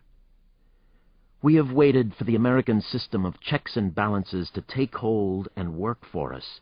But the system hasn't worked for a long, long time. Nothing seems to work anymore. Does anyone seriously dispute that? Jill. Unscrupulous people such as lawyers and businessmen have learned to take advantage of our innocence and our goodwill, and, most of all, our generosity of spirit. Let us repeat that important thought. Highly unscrupulous people have learned to take advantage of our innocence, our goodwill, and our wonderful American spirit. Many of them are in our government or work closely with our so-called leaders. Jack. Look at the faces before you in this film. These are the disenfranchised. These are the people without any hope or any belief in our country anymore. These are the victims of the violence that originates in Washington, in New York, in Los Angeles. Do you recognize the disenfranchised? Are you one of the victims? We are. We're just another Jack and Jill in the crowd. Jill. Look at what our so-called leaders have done to us. Look at the despair and suffering our leaders are responsible for. Look at the sickness of cynicism they've created. The dreams and hopes they've wantonly destroyed. Our leaders are systematically destroying America. Jack. Look at the faces. Jill. Look at the faces. Jack. Look at the faces. Now do you understand why we're coming to get you? Do you see? Just look at the faces. Look at what you've done. Look at the unspeakable crimes you've committed. Jill. Jack and Jill have come to the hill. This is why we're here. Beware to all those who work and live in the capital and attempt to control the rest of us. You've been playing with all of our lives. Now we're going to play with yours. It's our turn to play. It's Jack and Jill's turn. The film ended with striking images of masses of homeless people in Lafayette Square, right across from the White House. Then another poem, another warning rhyme. Jack and Jill came to the hill on a grave and somber mission. You've made them mad, the time's so bad to be a politician. Jack, these are the times that try men without souls. You know who you are. So do we. How long does their little masterpiece run? One of the television producers wanted an answer to the most practical of questions. CNN was supposed to be on the air live with the film in less than 10 minutes. Just over 3 minutes. Seemed like forever, I know, a technician with a stopwatch reported. If you're thinking about editing it down, tell me right now. I felt a chill after hearing the rhyme, even though the viewing room was warm. No one had left yet. The CNN people were talking among themselves, discussing the film as if the rest of us weren't even there. The talk show host was looking pensive and troubled. Maybe he understood where mass communications was heading and realized it couldn't be stopped. "We're live in 8 minutes," a producer announced to his crew. "We need this room, people. We're gonna make dupes for all of you." "Souvenirs," someone in the crowd quipped. "I saw Jack and Jill on CNN." "They're not serial killers," I said in a soft mumble, more for myself than anyone else. I wanted to hear what the thought, the hunch, sounded like out loud. I was in the minority, but my belief was strong. They're not pattern killers, not in the ordinary sense. They were extremely organized and careful, though. They were clever or personable enough to get close to a couple of famous people. They had a hang-up with kinky sex, or maybe they just wanted us to think so. They had some kind of overarching cause. I could still hear their words, their eerie voices on the tape. On a grave and somber mission. Maybe this wasn't a game to them. It was a war. This ends Disc 3. Jack and Jill, Disc 4.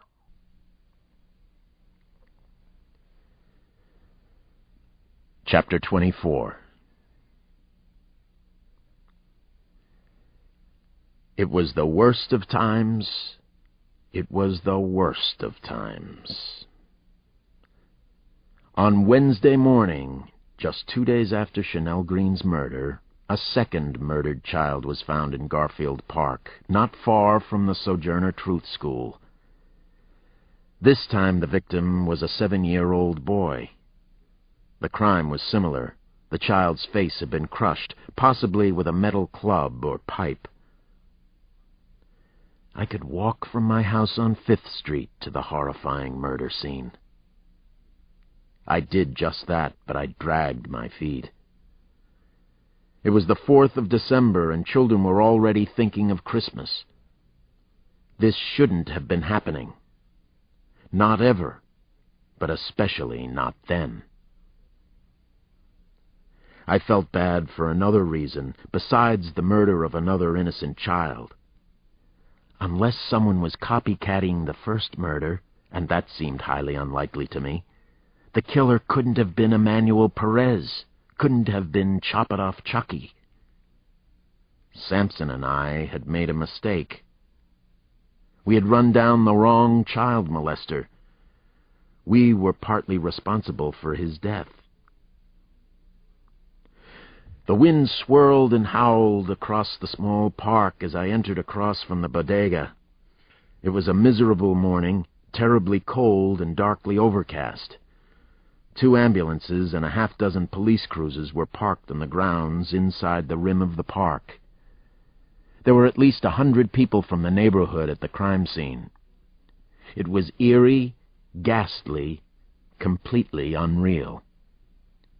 Police and ambulance sirens screamed in the background, a terrifying dirge for the dead. I shivered miserably, and it wasn't only from the cold. The horrifying crime scene reminded me of a bad time a few years back when we had found a little boy's body the day before Christmas. The image was everlasting in my mind.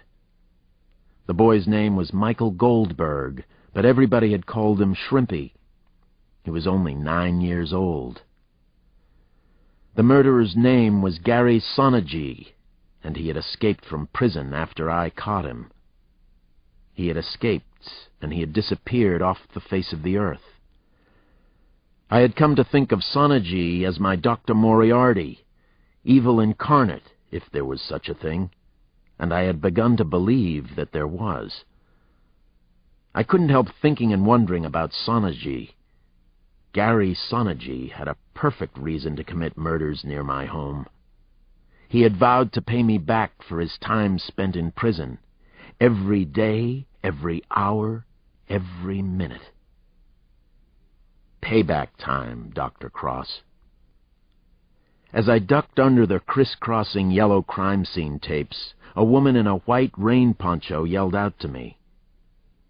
"You're supposed to be a policeman, right? So why the hell won't you do something? Do something about this maniac killing our children. Oh yeah, and have a happy goddamn holiday."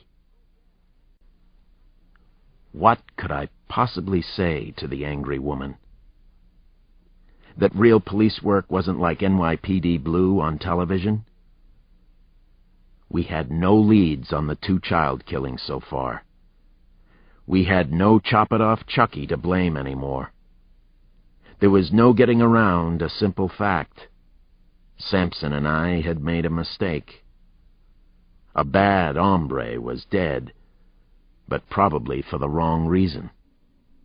The news coverage continued to be very limited, but I recognized a few reporters at the tragic scene.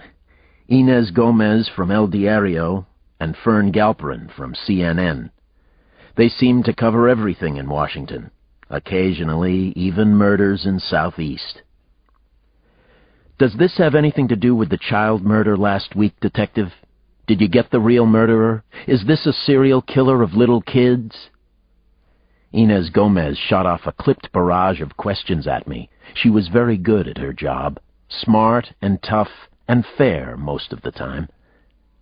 I said nothing to any of the reporters, not even to Gomez. I didn't even look their way. There was an ache at the center of my chest that wouldn't go away. Is this a serial killer of little kids? I don't know, Inez. I think it might be. I pray that it isn't. Was Emmanuel Perez innocent? I don't believe so, Inez. I pray that he wasn't. Could Gary Sonergy be the killer of these 2 children? I hope not. I pray that isn't the case, Inez. Lots of prayers this cold, dismal morning. It was too harsh for early December, too much snow. Somebody on the radio said they've been shoveling so much in D.C. it felt like an election year. I pushed my way through the crowd to the dead child lying like a broken doll on an expanse of frost-covered grass. The police photographer was taking pictures of the small boy. He had a short haircut like Damon's, what Damon called a baldy. Of course, I knew it wasn't Damon, but the effect was incredibly powerful. It was as if I had been punched in the stomach, hard. The sight took all the breath out of my chest and stomach and left me wheezing. Cruelty isn't softened by tears. I had learned that lesson many times by then. I knelt down low over the murdered boy. He looked as if he were sleeping, but having a terrible nightmare. Someone had closed his eyes, and I wondered if it could have been the killer. I didn't think so. More likely it was the work of some good Samaritan, or possibly a good-hearted but very careless policeman. The little boy had on worn, loose gray sweats that had holes in the knees, and tattered Nike sneakers. The right side of his face had been virtually destroyed by the killer blow, just like Chanel's. The face was crushed, but also pocked with jagged holes and tears. Bright red blood was pooled under his head. The maniac likes to decimate beautiful things. It gave me an idea. Is the killer disfigured in some way himself? Physically? Emotionally? Maybe both. Why does he hate small children so much? Why is he killing them near the Sojourner Truth School? I opened the little boy's eyes. The child stared up at me. I don't know why I did it. I just needed to look.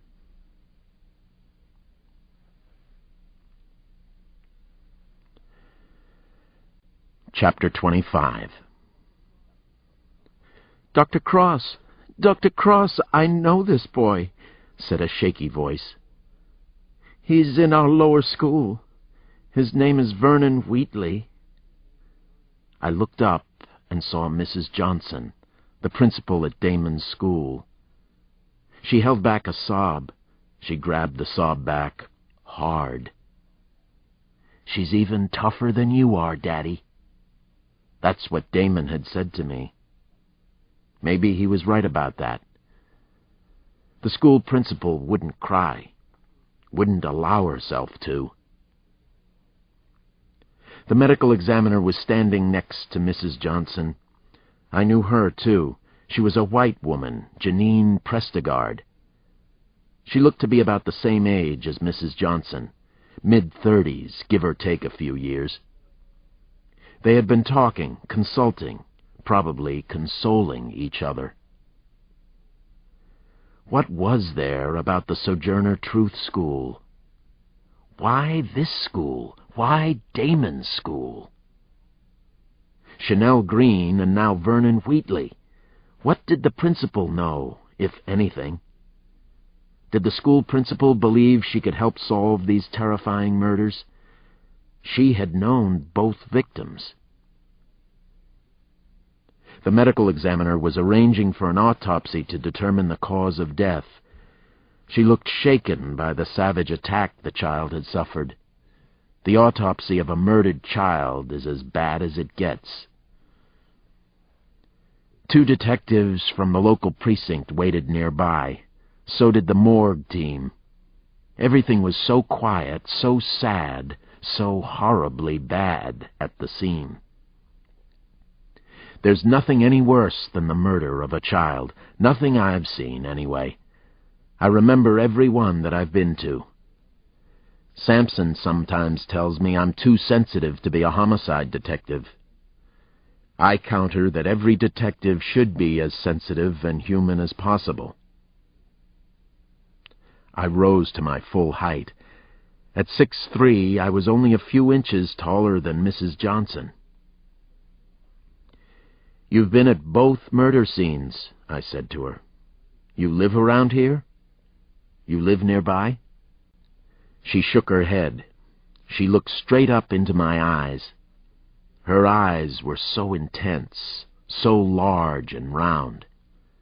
They held mine and wouldn't let go. "I know a lot of people in the neighborhood. Someone called me at home. They felt I should know. I grew up near here in the Eastern Market section," she volunteered. "This is the same killer, isn't it?" I didn't answer her question. "I may need to talk to you about the murders later," I said. "We might have to talk to some of the children at school again. I won't do that unless we have to, though. They've been through enough. Thank you for your concern. I'm sorry about Vernon Wheatley." Mrs. Johnson nodded and kept looking at me with incredibly penetrating eyes. "Who exactly are you?" they seemed to ask. "You've been at both murder scenes, too." "How can you do this kind of work?" she suddenly blurted out. It was an unexpected and startling question. It should have seemed tactless, but somehow it didn't. It happened to be my own personal mantra. "How do you do this work, Alex? Why are you the Dragon Slayer? Who exactly are you? What have you become?" "I don't really know," I told her the truth. Why had I admitted the weakness to her? I rarely did that with anyone, not even with Samson. It was something about her eyes. They demanded the truth. I lowered my eyes and turned away from her. I had to. I went back to my note-taking. My head was thick with questions, bad thoughts, and worse feelings about the murder. The two murders. The two cases. Why does he hate children so much? I kept asking myself. Who could possibly hate these children so much? He had to have been badly abused himself, probably a male in his 20s. Not too organized or careful. I had the thought that we would catch this one. But would we catch him soon enough?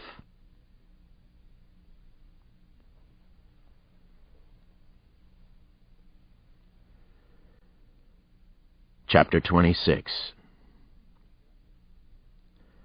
I was waiting for possible disciplinary action from the department, waiting for the whisper of the axe.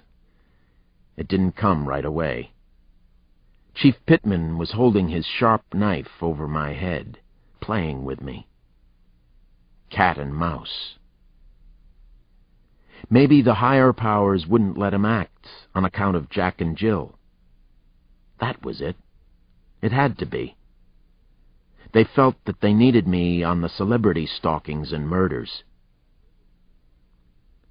While I waited in limbo, there was plenty of work to do. I passed the hours checking and rechecking the FBI's behavioral science unit data for anything that might possibly connect the two child murders to any others in Washington, or anywhere else, for that matter. Then I repeated almost the same process on Jack and Jill. If you want to understand the killer, look at his work.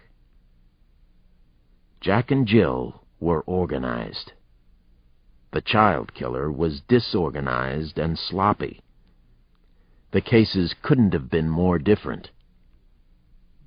I continued to feel that I couldn't work on two complex homicide cases like these at the same time. I believed it was time for my so-called deal with the department to start working both ways. I made some phone calls late in the afternoon. I called in a few chips, favors I was owed inside the department. What did I have to lose? That night, 4 homicide detectives from the 1st District met me in the deserted parking lot behind the Sojourner Truth School. Each was a genuine badass in the department. All in all, 4 troublemakers. 4 very good cops, though. Probably the best I knew in Washington. The detectives I'd chosen all lived right in Southeast. They each took the child murders personally and wanted the gruesome case solved quickly, no matter what their other priority assignments were. Samson was the last one to arrive, but he was only a few minutes past the 10 o'clock starting time. The secret get-together would definitely have been shut down by the chief of detectives. I was about to set up an off-duty unit to help find the killer of Chanel Green and Vernon Wheatley. We weren't vigilantes, but we were close. "The late John Samson," Jerome Thurman quipped and let out a high-pitched laugh when Samson finally entered the tight circle of homicide detectives. Thurman was close to 270 pounds, not much of it soft. He and Samson liked to go at each other, but they were good friends. It had been that way since we all played round ball in the D.C. high school leagues 1,000 or so years ago. "My watch says 10 on the dot," Samson said, without peeking at his ancient bulova. "Then 10 o'clock it is," contributed Sean Moore. Moore was a hard-driving young detective with 3 kids of his own. His family lived less than a mile from the Truth School, as it's usually called in the neighborhood. One of his boys went there with Damon.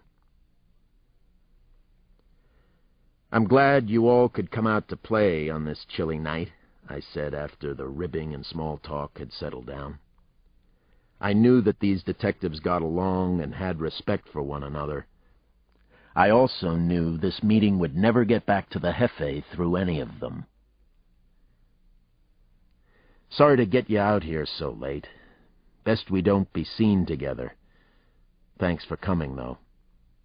This schoolyard seemed like the right place for what we have to talk about. I'll make it as short as possible," I said, looking around at all the faces. "You'd better, Alex," Jerome warned me. "Freezing my fat ass off." "You've all heard about the 7-year-old boy found in Garfield Park this morning?" I asked the detectives. "Boy by the name of Vernon Wheatley." Heads nodded solemnly around the circle. Bad homicide news always travels quickly. "Well, I've been thinking about these child murders a lot. I've run the evidence we have through the Violent Criminal Apprehension Program and also the Behavioral Science Unit databanks. Nothing comes up that's a match. I have a preliminary psych profile working. I hope that I'm wrong, but I'm afraid there's a pattern killer working in this neighborhood. This is probably a serial killer of children. I'm almost sure of it." "How bad a situation are we talking, Alex?" Rakeem Powell leaned in and asked me. I knew what Rakeem was getting at. He and I had worked on a tough pattern killer case a few years back. "I think this one is already in heat, Rakeem. The 2 murders came within days. There was a high level of violence. He seems to be in a rage or damn close to it. I say he, though it might be a she." "Violent for a female," Samson said. He cleared his throat. "Too much blood, crushed skulls, little kids." He shook his head no. "Doesn't feel like a woman to me." "I tend to agree," I said. "But you never know these days. Look at Jill." "How many detectives assigned to the child murders?" Jerome Thurman asked through thick lips that were pursed and stuck way out from his face, like those candy lips kids wear and then eat when they tire of having fat lips. 2 teams, I told them the bad news. Only one is full-time, though. That's the reason I wanted us to meet. The chief of detectives is resisting any theory that the same person killed both children. Emmanuel Perez is still on the books as the killer of the girl. "That dumb motherfucker asshole," Jerome Thurman growled angrily. "That bastard's as useless as titties on a bull." The other detectives cursed and grumbled. I had expected a negative reaction. Still, I wasn't into cheap shots, much as I was tempted. "How sure are you about this being the same killer, Alex?" Rakeem asked. "You said your profile is preliminary. I know this shit takes time." I sniffed in the cold, then went on. "The second child, the little boy, had his face badly smashed in, Rakeem. Only one side of the face, though. It was exactly like the murdered little girl's face. Same side, the right. No significant variation that I could find. The medical examiner corroborates that. The unsub probably feels that he has a good and a bad side. The bad side gets punished. Destroyed is more like it. The final thing, and this is just a best guess at this point, I think he's a beginner at this, but devious and clever just the same, a risk-taker. He'll make a mistake. I think we can get him soon if we work together, but it has to be soon. I think we can nail this one. Sampson finally spoke up. You gonna talk about what's really going down here, Alex, or you want me to? I smiled at what Sampson had said, the cranky way he'd said it. No, I thought I'd leave the real dirty work to you. As usual, he said. Here's what Alex hasn't said so far, just to get it out on the dance floor. The real reason one team of detectives is assigned to these murders goes something like this. 1, it happened in the area of the projects, and we know all the shit flows downhill in D.C. and eventually ends up here.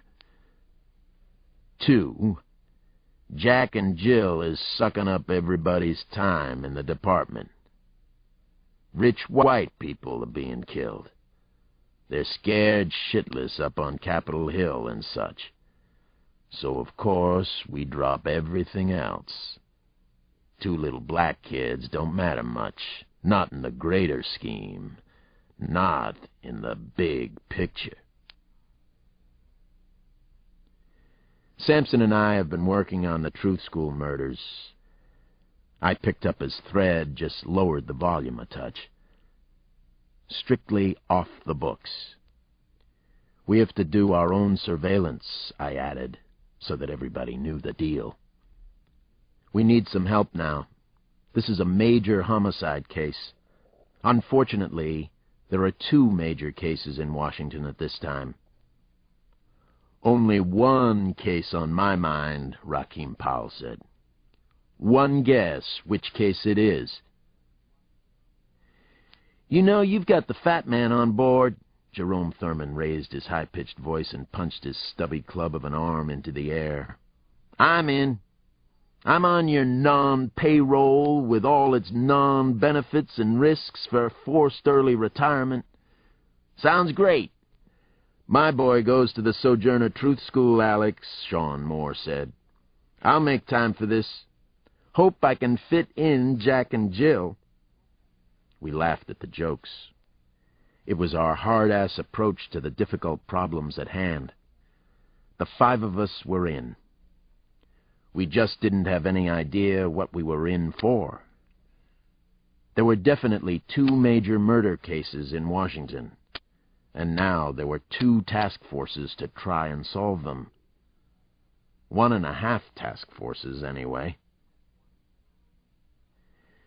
Cocktails, anyone? Jerome Thurman asked in the softest, most cultivated voice. You'd have thought we were at the old Cotton Club in Harlem as he passed around his beat-up Washington Redskins game flask. We all took a hit. More like 2 or 3. We were blood brothers.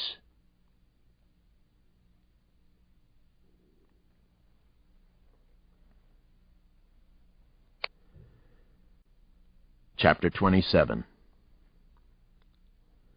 I worked the Jack and Jill case from 5 in the morning until 3 o'clock in the afternoon.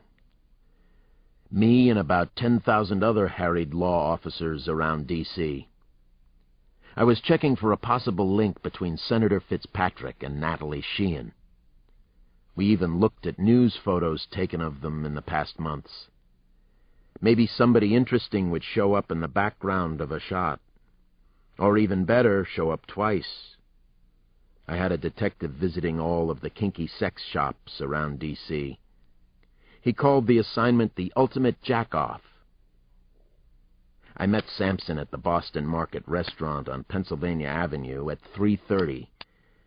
It was time for our second job. Our other homicide case, the back burner case. This arrangement was definitely much better. Not great, but a significant improvement over the past few days of frustration and utter madness for me. "I think you might be right on the button about one thing, Alex," Sampson told me over a lunch of double-glazed meatloaf and mashed potatoes made from scratch. "The truth school killer is an amateur. He's sloppy. Maybe a first-timer at this. He left prints all over the second crime scene, too. The techie's got his prints, some hair, threads off his clothing. Based on the prints, the killer's a small man, possibly a woman. If this squirrel isn't careful, he or she's gonna get their squirrel ass caught." "Maybe the killer wants to," I said between bites of a meatloaf sandwich spiced with decent tomato sauce. "Or maybe the killer just wants us to think he's a first-timer. That could be the act. Sonagy might play it like that." Sampson grinned broadly. It was his best killer smile. "Do you have to double and triple think everything, sugar?" "Of course I do. That's my job description. That's Alex's cross," I said, and offered my own killer smile. "Oh, ho," said Man Mountain, and grinned again. Man, I loved being with him. Loved to make him laugh. "Anything in from the rest of the team?" I asked him. "Jerome? Raheem?" "They're all working the case, but still no tangible results. Nothing yet from the Go team. We need surveillance at the boy's funeral and at Chanel's gravesite. The killer might not be able to stay away. A lot of them can't." Sampson rolled his eyes. "We'll do what we can, do our best. Surveillance at a child's gravesite. Shit." At 4:15, the two of us split. I headed over to the Sojourner Truth School. The principal's car was still in the small fenced-in parking lot. I remembered that Mrs. Johnson sometimes worked late after classes. That was good for me. I wanted to talk to her about Chanel Green and Vernon Wheatley. What connection was there between the Truth School and the killer? What could it be? I knew approximately where the principal's office was located in the annexed building, so I walked directly there.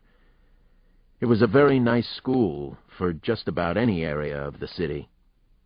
Outside, near the street, a chain-link fence with razor wire ran the perimeter of the schoolyard, but the inside was festive, very bright, imaginatively decorated.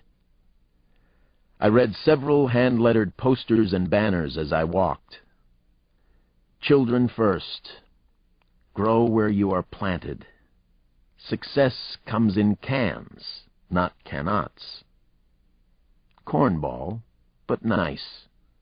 Inspiring for the children, and for me as well.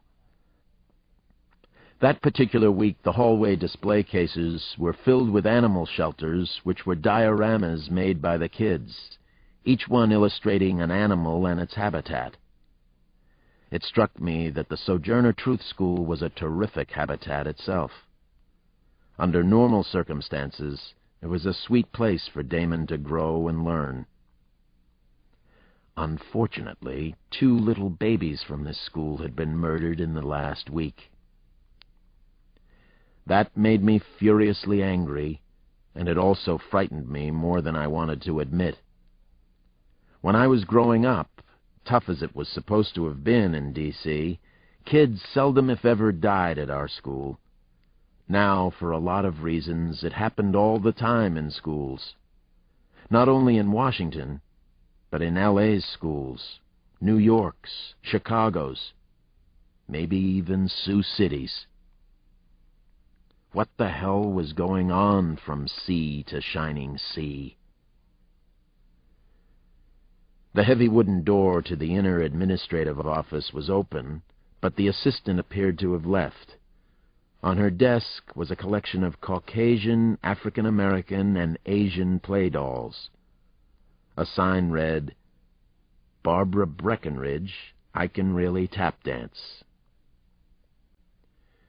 I felt like a housebreaker, a neighborhood break-and-enter artist, a bad character of some sort or other. Suddenly I was concerned about the principal working late by herself in the school.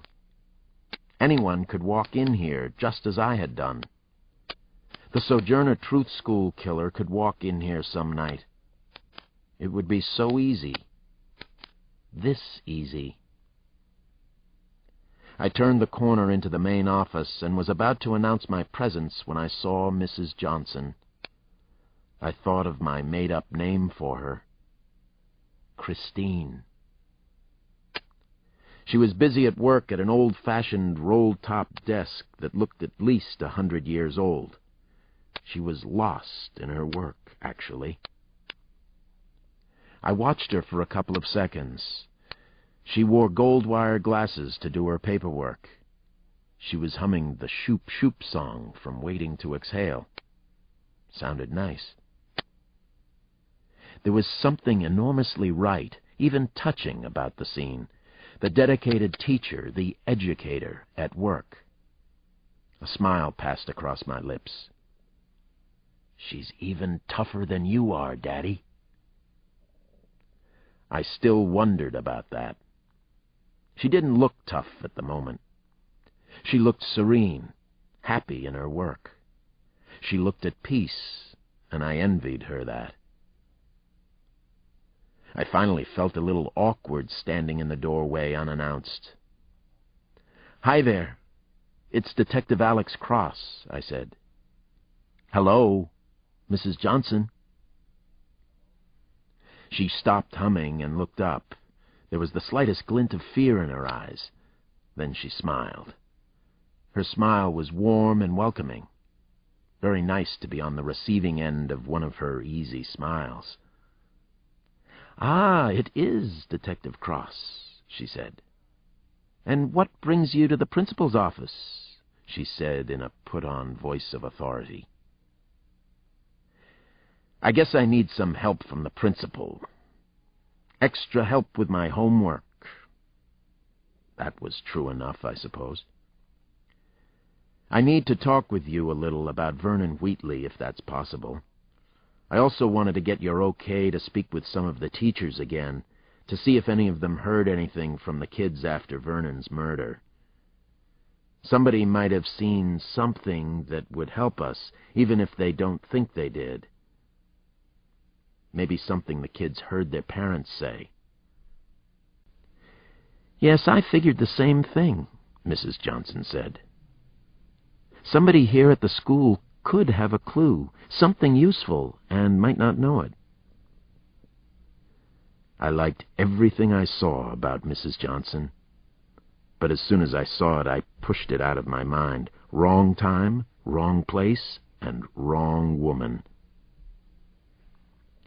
I've done some questionable things in my life, and I'm no angel, but trying to fool with a married woman wasn't going to be one of them. "There's not too much new to report, I'm afraid," she said. "I've been working a little overtime on your account. I grilled the teachers at lunch today. Interrogated them, actually.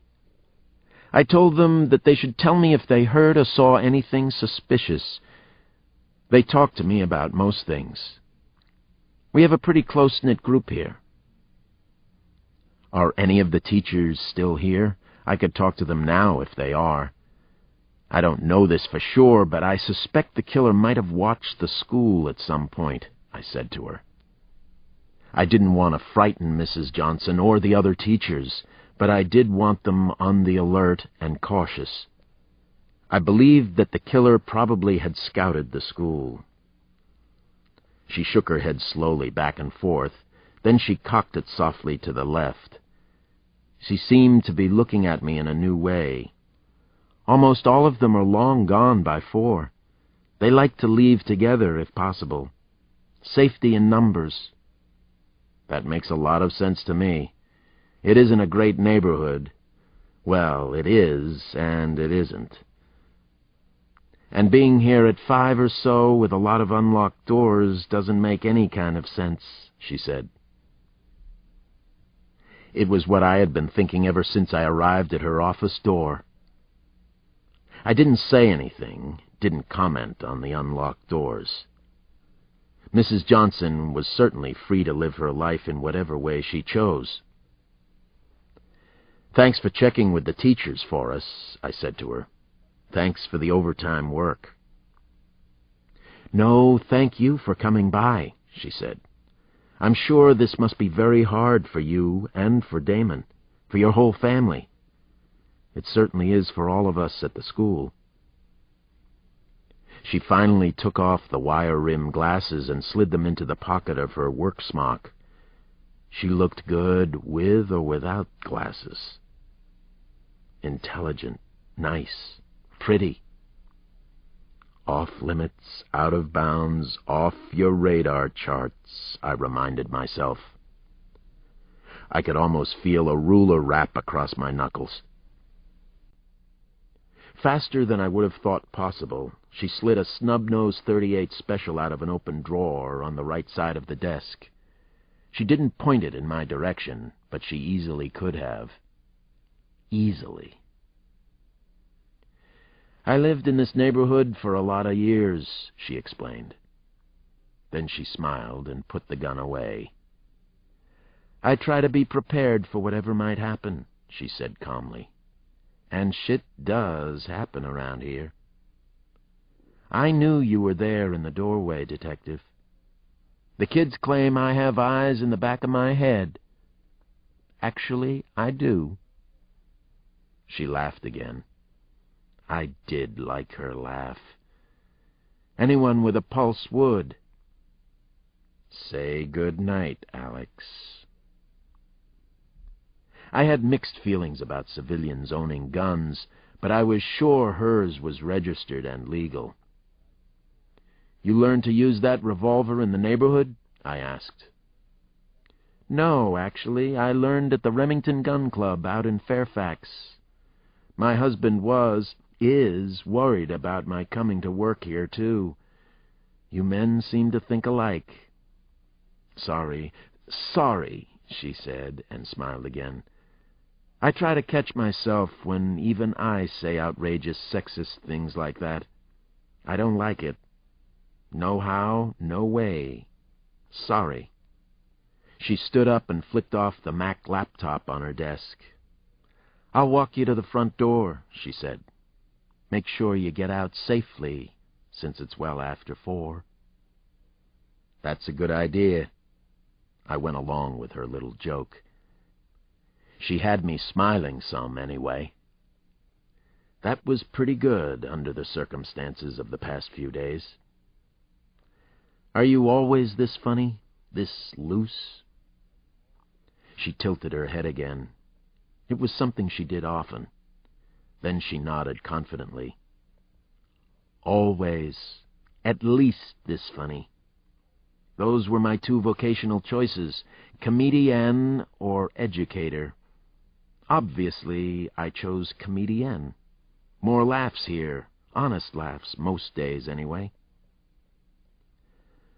The 2 of us walked down the deserted halls of the school together. Our footfalls made clapping sounds that echoed loudly. The Shoop Shoop song played inside my head, the tune she'd been humming in her office. There were lots more questions I wanted to ask her, but I knew I shouldn't be asking some of them.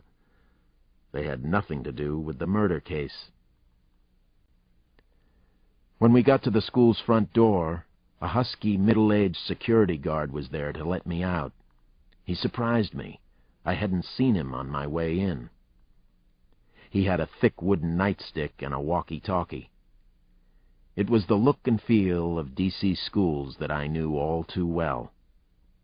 Guards, metal detectors, steel mesh screens covering every window. No wonder the people of the neighborhood hate and fear all established institutions, even their own schools. "Good night, sir," the school guard said with a most congenial smile. "You'll be leaving soon, Mrs. Johnson?" "Pretty soon," she said. "You can go home if you want to, Lionel. I have my Uzi inside." Lionel laughed at her joke. She had very good delivery, good timing. I'll bet she could have done some stand-up work if she'd wanted. "Good night, Mrs. Johnson," I said. I couldn't help adding, "Please be careful until this case is over." She stood just inside the heavy wooden door. She looked so wise, and she was attractive, in my way of viewing the world. "It's Christine," she said, "and I will be careful. I promise. Thank you for stopping by." Christine! Jesus! It was the same name I'd made up for her. Probably I'd heard it somewhere before, from Damon or Nana, but it seemed so strange. Kind of magical, actually. Would have made James Redfield happy as hell. I went home that evening thinking about the 2 child murders and Jack and Jill, but also about the principal of the Sojourner Truth School. She was wise, funny, and pretty, too. She could take care of herself, even handle a gun. Mrs. Johnson. Christine. Shoop, shoop, shoop, shoop.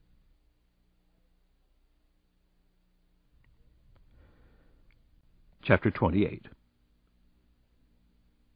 In this dangerous age, everybody needs to think, it won't happen to me.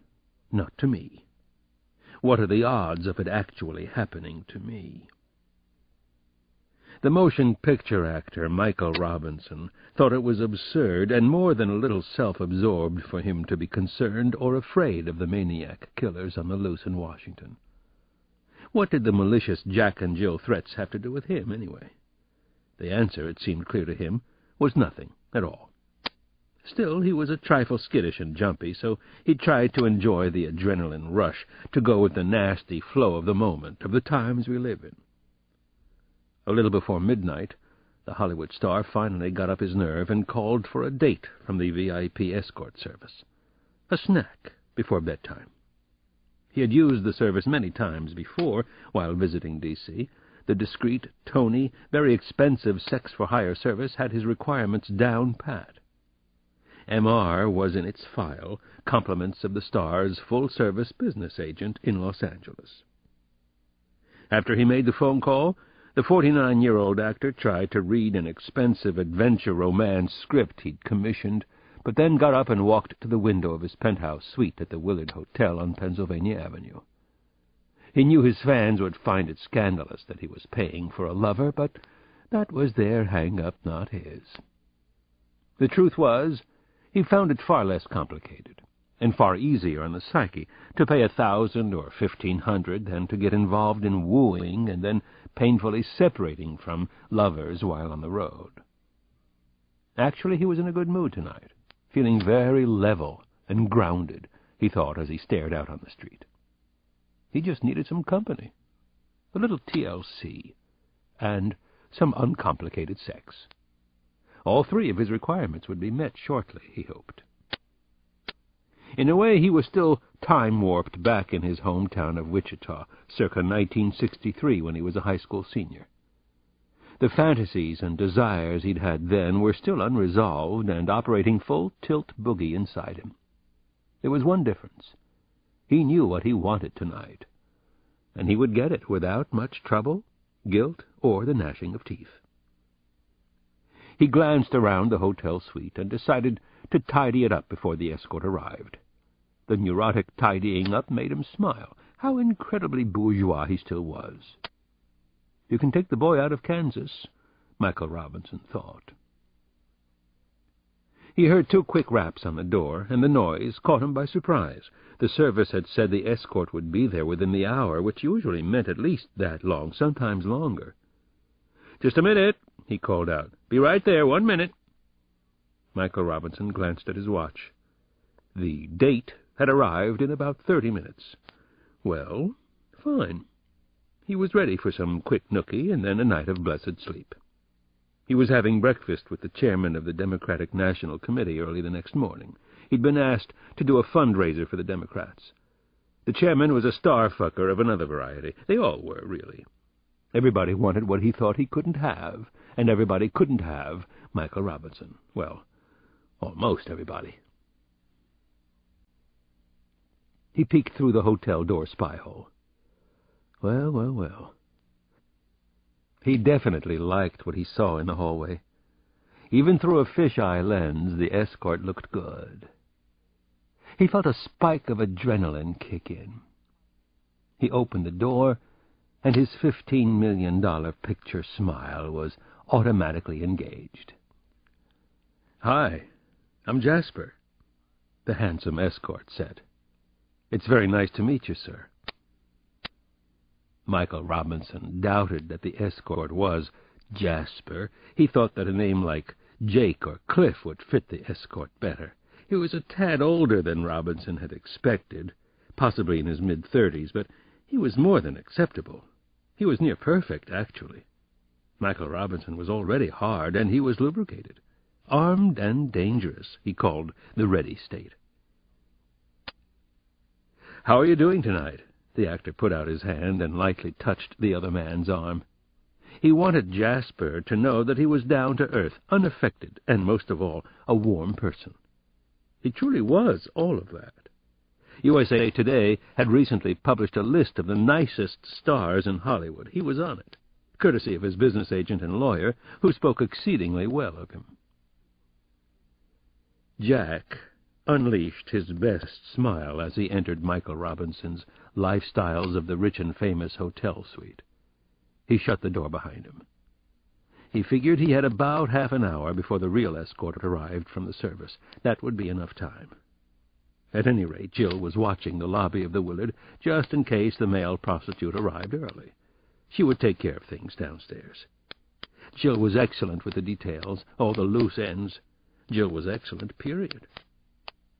"I'm a real fan," Jack said to the big Hollywood star. "I've been following your career closely, actually." Michael Robinson spoke in a near whisper that would have shocked male and female fans of his action romance films. "Oh, really, Jasper? That's always so nice for me to hear. It's kind of you to say, anyway." "I swear to God it's true," Sam Harrison continued his act. "My name is Jack, by the way. Jill is down in the lobby. Maybe you've heard of us?" Jack pulled out a Beretta with a silencer and aimed it between the actor's startled, deep blue eyes. He fired. It fit the pattern of Jack and Jill, people in high places, execution-style murder, kinky touches and poem to follow. Jack and Jill came to the hill, to kill, to kill, to kill. Chapter 29. One specific and particularly fascinating detail about the murders was weighing heavily on my mind, troubling the hell out of me. I thought about it as I turned onto crowded Pennsylvania Avenue and double-parked in front of the Willard Hotel, the latest helter-skelter murder scene. I thought about the troubling detail as I marched inside and headed up to Michael Robinson's suite. I thought about it as the smooth-riding elevator whooshed open on the 7th floor, where half a dozen uniforms were standing around and rolls of crime scene tape ribboned the hallway like a tangle of distasteful Christmas wrapping. There wasn't much evidence of passion in the first two killings, I was thinking. Especially the second murder. The murders were so cold-blooded and efficient. The arrangement of the bodies of the victims seemed to have been art-directed. The kinkiness of the scene seemed too directed and orderly. This is the exact opposite of the Sojourner Truth School murders, which were violent explosions of pent-up anger and pure rage.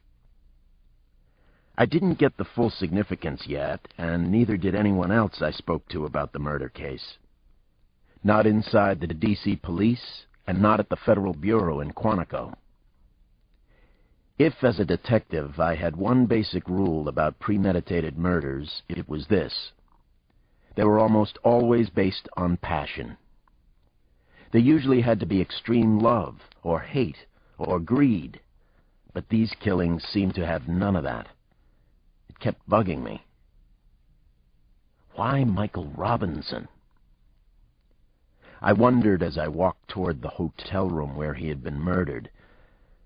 What are these two bizarre psychopaths doing here in Washington?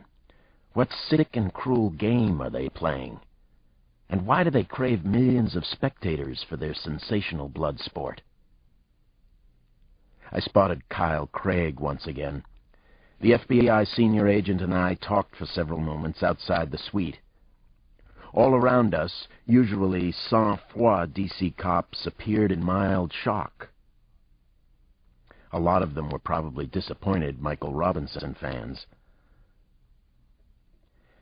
The medical examiner figures he's been a famous corpse for about 7 hours. So it happened around 12 last night, Kyle told me, giving me the lay of the land. 2 shots fired to his head, Alex. Close range, just like the others. Take a look at the tattooing for yourself. Whoever did the shooting is a real heartless bastard. I agreed with what Kyle was saying. Heartless. No passion. No rage. How was Michael Robinson found? Oh, that's another good part, Alex. A new wrinkle. They phoned it in to the Post. Told the newspaper where to pick up the trash this morning. Is that a quote? I asked Kyle. I don't have the exact quote they used, but pick up the trash was definitely part of it, Kyle said. I was interested in any irreverence or cynicism Jack and Jill might use in describing the killings. They were obviously into wordplay. They were artistes. I also wondered if they might be out there on Pennsylvania Avenue watching us again, filming us as we bumbled and stumbled over one another inside the Willard. I wondered if they were preparing a second film with their usual wide-release distribution method in mind. Surveillance had been posted outside, so if they were there, we had them. I entered the living room of the suite, and I was relieved to see that Chief of Detectives Pittman was nowhere on the scene. The film actor Michael Robinson was there, however. As they say, he had been born to play the role. Perhaps his greatest. His naked body was in a sitting position on the floor, the head against the couch. It seemed as if the actor had been propped up to see anyone entering the room, and maybe that was the killer's idea. His eyes stared out at me. To see or to be seen? I wondered. He was not a pretty sight. I took note of the lividity. The blood had already pooled in the lowermost parts of his body, which now had an ugly purplish-red color. Another celebrity had been exposed, brought down to earth, punished for some real or imagined sin. What connection was there with Fitzpatrick and Sheehan? Why a senator, a newswoman, and an actor? 3 murders in such a short time. Celebrities are supposed to be safer than the rest of us, more protected at least, and above all this. It got to me, seeing Michael Robinson dead and violated. There was something visceral and system-shocking about what the killers were doing. What was the bizarre, complex message from Jack and Jill? That nobody was safe anymore? I rolled the outrageous thought around in my head. It was a good starting place, a concept to work with. Nobody is safe? Jack and Jill were telling us they could come for anyone at any time. They knew how to get inside. There was another note with the body, another Jack and Jill rhyme. It was on the night table where the weird and ghoulish killers or killer had left it for us to find. Jack and Jill came to the hill to do some deadly deeds. They weren't far wrong to judge how long a bleeding liberal bleeds. One of Michael Robinson's agents was in the room. He'd flown down from New York. He was a good-looking man with silver blonde hair. He wore a long cashmere coat over an Armani suit. I noticed his eyes were red and swollen. He seemed to have been crying. 2 medical examiners were working on the film actor's body. I suppose you could call all that attention going out in style. Only the best for Michael Robinson. There were some other obvious connections to the Fitzpatrick and Sheehan murders. There was a tawdry, kinky side to all 3 killings. Each had been an execution. And maybe most important so far, they were all bleeding liberals, weren't they? They had all been exposed for what they were. Dr. Alex Cross? Excuse me, you're Dr. Alex Cross, aren't you? I turned to a tall, rangy man who had spoken my name. He was clean-cut, and his bearing was almost military. About 40, I guessed. He wore a black raincoat over a dark gray suit. A button-down look. Definitely senior law enforcement of some kind, I figured. Yes, I'm Alex Cross, I said to him.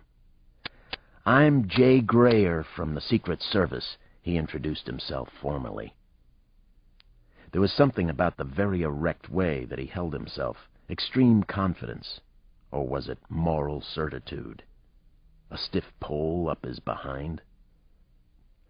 I'm senior agent of the First Family Detail. What can I do for you? I asked Agent Grayer. Alarms were already sounding in my head. I felt I was about to get a much fuller understanding of why I had been put on the Jack and Jill investigation. By whom, and for exactly what reason. You're wanted at the White House, he said. I'm afraid it's a command performance, Dr. Cross. It's about the Jack and Jill investigation. There's a problem we have to let you know about. I'll bet it's a big problem, too, I said to Agent Grayer. Yes, I'm afraid it is. It's a very big problem, Dr. Cross. We have something we need to share with you. I had suspected as much. I'd had a quiet fear in the back of my mind. Now it was up front. I was being summoned to the White House. They wanted the Dragon Slayer there. Did they understand what that meant?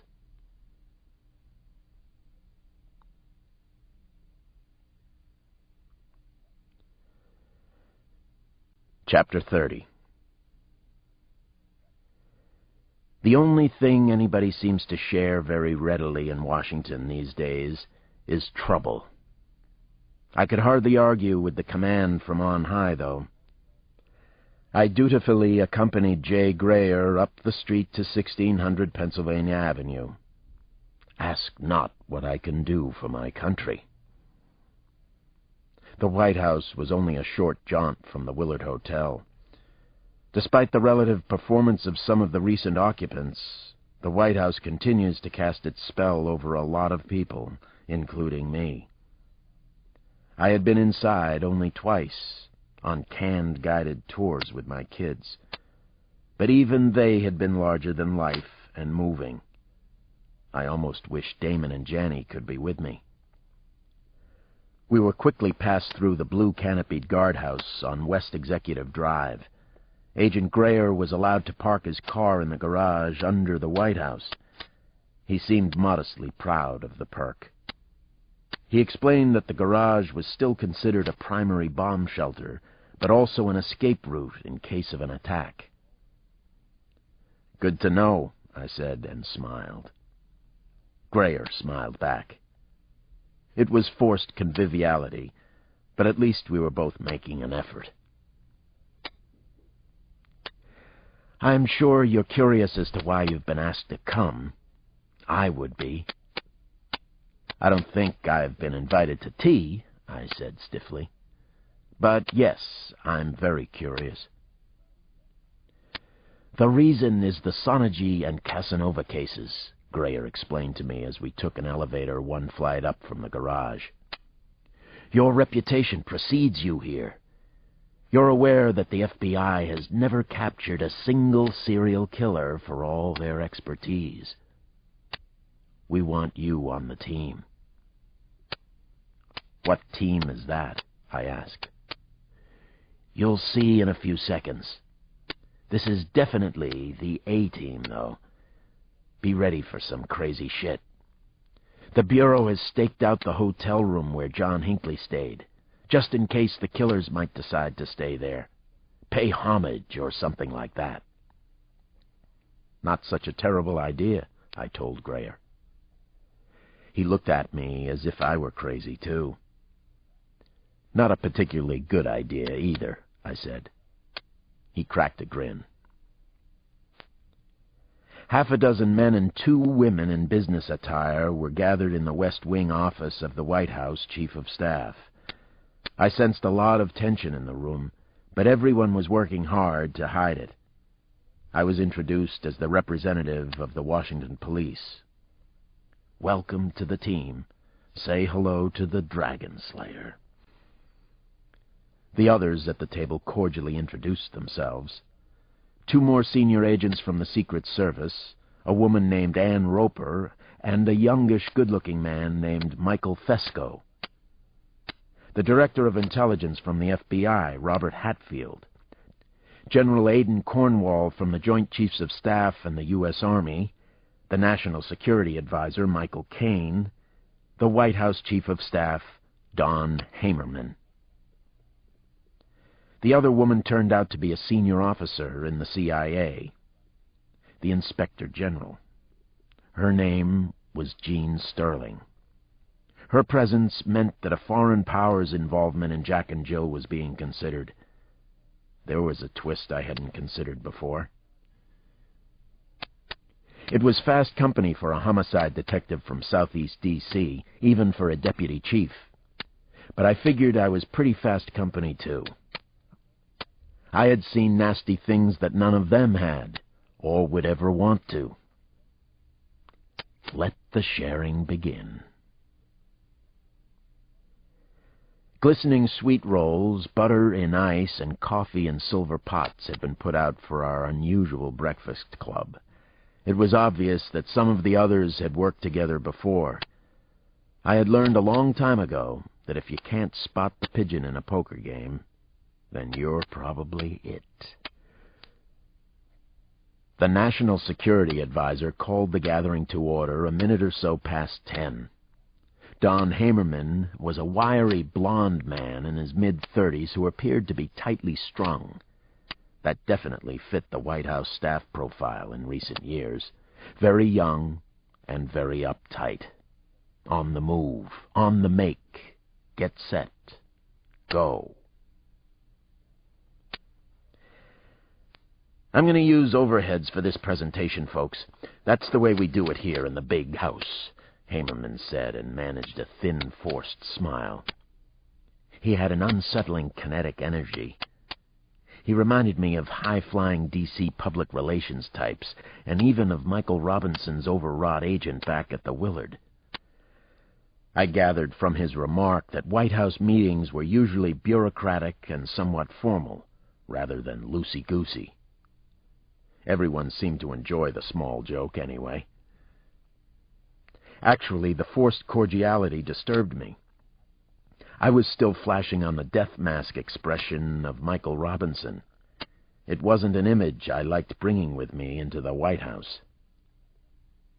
Michael Robinson's naked corpse was probably still in the Willard Hotel with the morgue team, ready to be tagged and bagged. "I have about an hour's worth of briefing material, tops. With full discussion, let's say we're at 2 hours, Hamerman continued.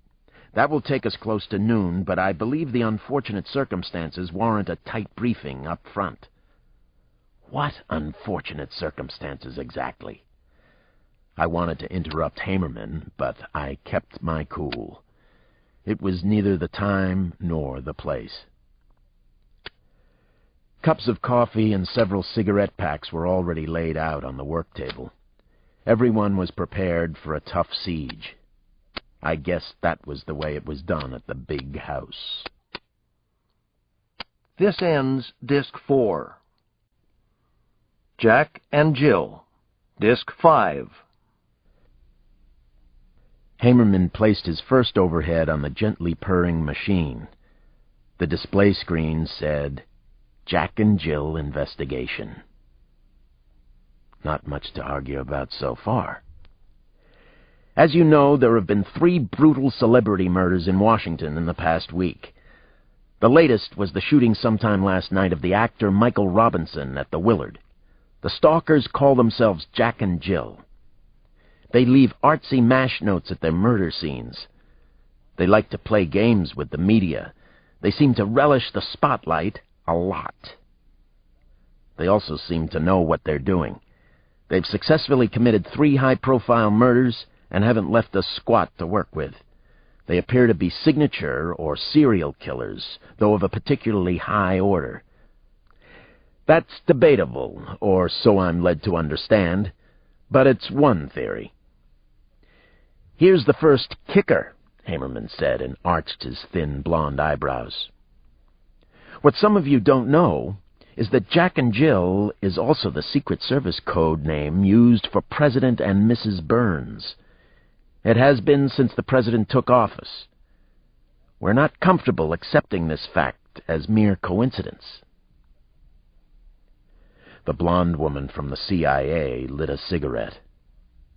I remembered her name, Jean Sterling. She blew out a pale gust of smoke. I heard her mutter, "Shit." My sentiments exactly. This was the worst news we'd had so far. Also, I didn't appreciate the fact it had been kept from us until this moment. We believe it's a very real possibility that an assassination attempt could be made on either President Burns or Mrs. Burns, or perhaps on both of them, Hamerman said. The words were absolutely chilling to hear. I glanced around the table and saw the frozen expressions of concern. We have taken, or are taking, every precaution that we can think of. The President's exposure outside the White House will be extremely limited for the time being. He's been told everything about the unfortunate situation, and so has Mrs. Burns. They're taking it well. They're both very smart, very impressive people. They will not panic, I can promise you that. I'll do the panicking for both of them. Let me talk about some facts we don't have about the so-called stalkers Jack and Jill. Actually, there are several thousand investigators assigned to the case, and we know surprisingly little. Jack and Jill may be heading toward the White House next, and we don't have the foggiest idea why, or who they might be, or what the hell is in this for them. Don Hamerman peered around the table. He was definitely wired. The other word to describe him, the one that came to my mind anyway, was supercilious. Please feel free to correct me on any point I make. Feel free to add any updated information you might have, he said with a tiny sneer. Except for a few sighs, no one spoke. No one seemed to know any more than I did. No one had a worthwhile clue so far. That was the scariest thing of all. The possibility existed that the President and First Lady were the ultimate targets for Jack and Jill. Or maybe not even the ultimate targets. Jack and Jill came to the Hill. What in the name of God for? To wipe out all the bleeding liberals? To punish sinners? Was the President a sinner in their minds? Jay, do you want to say something now? Hamerman asked Secret Service Agent Grayer. Grayer nodded and stood up at the work table. He leaned against it with his hands. He looked a little pale. "There's a very tough problem here," he said to us. "The danger is real, believe me. This is as scary as anything I've seen in my time at the White House. You see, I was the first one inside Senator Fitzpatrick's apartment after the killing. I was there alone at 6 o'clock that morning. I called the Metro Police. The same is true for Ms. Sheehan and for Michael Robinson. Each time, Jack and Jill has called the Secret Service first. They've contacted us right here at the White House. They told us that they're practicing for the big one."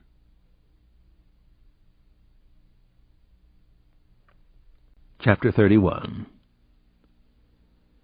On Friday night, Jack and Jill checked into a high-priced suite at the Four Seasons Hotel, one of the Washington area's best. No one was scheduled to die at the exclusive hotel. Not that they knew of, anyway. Actually, the killers were taking the weekend off, while everyone else in Washington, the police geniuses especially, stewed in their own juices. What a fabulous treat the weekend was. What a delicious notion. The $600-a-night suite overlooked a corner of Georgetown, and they never left it for a moment. A masseuse came Friday night for a double shiatsu session. Sarah had a facial and a manicure on Saturday morning. Room service sent up a personal chef Saturday night, and he prepared their meal in their room. Sam had also provided for 4 dozen white roses to be delivered when they arrived. It was paradise regained. They felt they deserved it for what they had accomplished so far. "This is so unbelievably decadent. It's a postmodern, grossly socially incorrect fairy tale," Sarah said at a luxurious high point late on Sunday night. "I love every minute of it." "But do you love every inch of it?" Sam asked her. Only he could get away with a touchy line like that, and he did. Sarah smiled and felt a rush of heat inside her body. She looked at him with warm and inquiring eyes. "As a matter of fact, I do." He was deep inside her, thrusting slowly and gently, and she was wondering if he truly loved her. She wished for it with all her being, but she didn't believe it, couldn't believe it. She was, after all, Sarah the Gimp, Sarah the Drudge, Sarah the Drone. How could he have fallen in love with her? And yet sometimes it seemed that he had. Is this part of the game for him, too? Sarah wondered. Her fingers ran all over his chest, played with individual hairs. She touched him everywhere, his beautiful face, his throat, stomach, buttocks, his dangling testicles, which seemed as large as a bull's. Sarah arched up toward him, wanting to be as close as she possibly could, wanting every inch, yes, wanting everything of him that there was, even his real name, which he wouldn't tell her. "We've earned this weekend," Sam said. "It's also necessary, Sarah. Rest and relaxation are a real part of war, an important part. Jack and Jill is going to get progressively harder from here on. Everything escalates now." Sarah couldn't help smiling as she stared up at Sam's face. God, she loved being with him, under him, over him, sideways, upside down. She loved his touch, sometimes strong, sometimes so surprisingly gentle. She loved, yes, every inch of him. She'd never felt like this before, never thought that she would. She would have bet anything against its happening. In a way, she had bet everything, hadn't she? For the cause, but also for Sam. For this. Sam was such a closet romantic, too. It was so unexpected from the soldier, from any man she had known before. The suite at the Four Seasons was his idea just because she had mentioned it once, that it was her favorite hotel in Washington. "Say," she said to him now, whispering during their lovemaking, "do you want to know my favorite hotel in the whole wide world?" He got the joke. He got all of her humor and twisted ironies. His large blue eyes sparkled. He grinned. He had brilliantly white teeth and such a shy, disarming smile. She thought he was much better looking than Michael Robinson had been. Sam was a real-life action hero. The soldier. In a real war for survival, the most important war of our times. They both believed that to be the truth. "Please don't tell me the answer," he said with a laugh. "Don't you dare tell me your favorite hotel in the world. You know I'll have to take you there somehow if you do. Don't tell me, Sarah." "The Cipriani in Venice," Sarah blurted out, laughing. She had never actually been there, but she'd read so much about it. She had read about everything, but experienced so little. Until recently. Sarah, the hopeless bookworm. Sarah, the bibliophile. Sarah, the cipher. Well, no more. Now she lived as almost no one had before. Sarah, the gimp, lives. "Okay, then, when this is all over, and this will end, we'll go to Venice for a holiday. I promise you. The Cipriani it is." "And Sunday brunch at the Danieli," she whispered against his cheek. "Promise?" "Of course. Where else but the Danieli for brunch? That's a given, as soon as this is finished." "It's going to get worse, isn't it?" she said, hugging his powerful body a little tighter. "Yes, I'm afraid so. But not tonight, Julie. Not tonight, my love. So let's not ruin this by thinking too much about tomorrow. Don't make a wonderful weekend into a bad Monday." Sam was right, of course. He was a wise man, too. He started to move again on top of her. He flowed like a fast river current over the top of her. He was such a generous and beautiful lover. He was both teacher and student. He knew how to give and take in bed.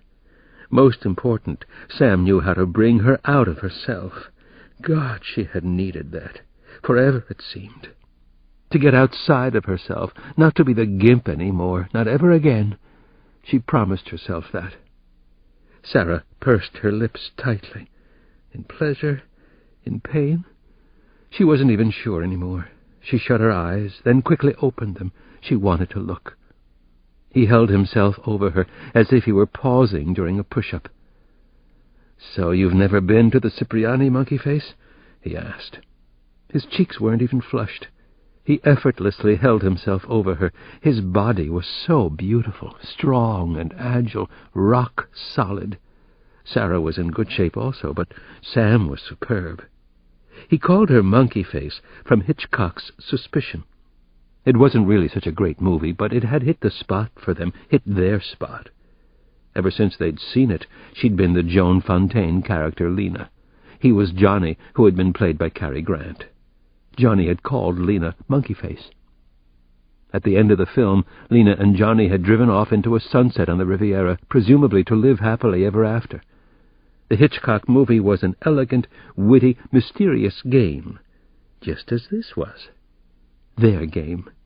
The most exquisite game two people had ever played together. "Will we drive off into the sunset after all this?" Sarah Rosen wondered. "Oh, I think not. I don't suppose that we will. What will happen to us then? Oh, what will happen to us? What will become of Jack and Jill?" "I've only been to the Cipriani in my dreams," she confessed to Sam. "Only in dreams. But yes, I've been there many, many times." "Is this all a dream, Monkey Face?" Sam asked. His look was serious for a moment. She couldn't help thinking how precious every moment like this was, and how fleeting. She had secretly yearned for this all of her life, for one truly romantic experience. "I think it's a dream, yes. It's like a dream, anyway. Please don't wake me, though, Sam." "It's not a dream," Sam whispered. "I love you. You are the most lovable woman I've ever met. You are, Sarah. You're like staying at the Cipriani every day for me. Please believe that, Monkey Face. Believe in us. I do." He clasped Sarah from behind and pulled her closer. She savored the sweetness of his breath, the smell of his cologne, the smell of him. He began to move inside her, and she felt herself melting into a liquid force. She did love him. She did. She did. She did. Her hands ran all over him, touching, possessing. There had never been anything like this before in her life, nothing even close. She slithered up and down on his long, powerful pole, his strength, his exquisite maleness. Sarah couldn't stop herself now, and she didn't want to. She was choking with her own passion. She heard her voice crying out and almost didn't recognize herself. She was joined with him in a simple rhythm that got faster and faster as the two of them came closer to being one. Jack and Jill, Jack and Jill, Jack and Jill, Jack and Jill.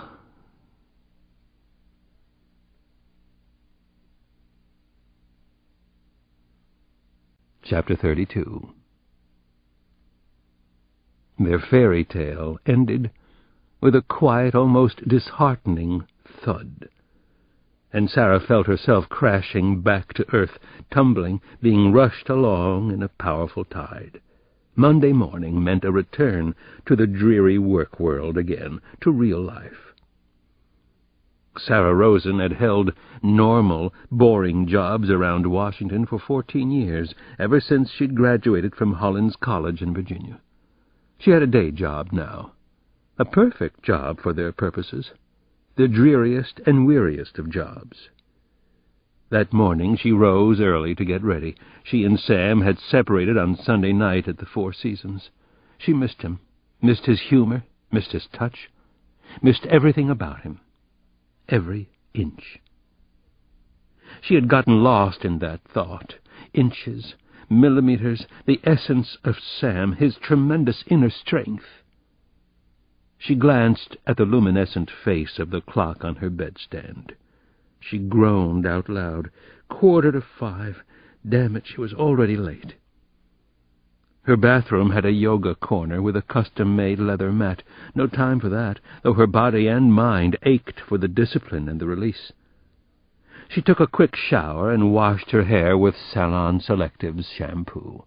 She put on a navy Brooks Brothers suit, low pumps, a leather-strapped Raymond Weil watch. She needed to look sharp, look alert, look freshly scrubbed this morning. Somehow, she always came out like that anyway. Sarah the freshly starched. She hurried outside, where a grimy yellow cab was already waiting at the curb, wagging a tail of smoke. The wind whooped and howled up and down K Street. At 5:20, the yellow cab pulled up in front of her workplace. The Liberty cab driver smiled and said, "A famous address, my lady, so are you somebody famous?" She paid the driver and collected change from a $5 bill. "Actually, I might be some day," she said. "You never know." "Yeah, maybe I'm somebody too," the driver said with a crooked smile. "You never know." Sarah Rosen climbed out of the cab and felt the early December wind in her face. The pristine building before her looked strangely beautiful and imposing in the early morning light. It appeared to be shining, actually, glowing from the inside out. She showed her ID card, and security let her pass inside. She and the guard even shared a quick laugh about her being a workaholic. And why not? Sarah Rosen had worked inside the White House for 9 years. Part 3. The Photojournalist. Chapter 33. The photojournalist was the last piece in the complex puzzle. He was the final player. He was working in San Francisco on December 8th. Actually, the photojournalist was playing the game in San Francisco. Or, rather, he was playing around the outer edges of the game. Kevin Hawkins sat in a scooped-out gray plastic chair at Gate 31. He contentedly played chess with himself on a power book. He was winning. He was losing. He enjoyed it either way. Hawkins loved games. loved chess, and he was close to being one of the better players in the world. It had been that way ever since he'd been a bright, lonely, underachieving boy in Hudson, New York. At 11:15 he got up from his seat to go play another kind of game. This was his favorite game in the world. He was in San Francisco to kill someone. As he walked through the busy airport, Kevin Hawkins snapped off photograph after photograph, all in his mind. The prize-winning photojournalist was outfitted in his usual studied casual manner.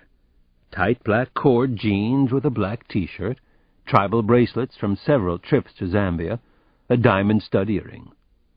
A Leica camera was looped around his neck on a leather strap decorated with engravings. The photojournalist slipped into a crowded bathroom in Corridor C. He observed a ragged line of men slouched at the urinals. They are like pigs at a trough, he thought, like water buffalo or oxen taught to stand on their hind legs. His eye composed the shot and snapped it off. A beauty of order and sly wit. The boys at the bowl. The urinal scene reminded him of a clever pickpocket he had once seen operate in Bangkok. The thief, a keen student of human nature, would snatch wallets while gents were in midstream at a urinal and were reluctant or unable to go after him.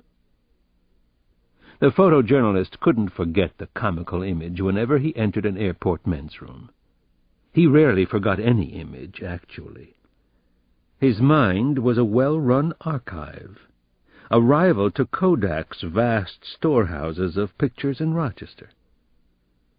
He peered at his own image, a rather haggard and pasty white face, in one of the cloudy bathroom mirrors.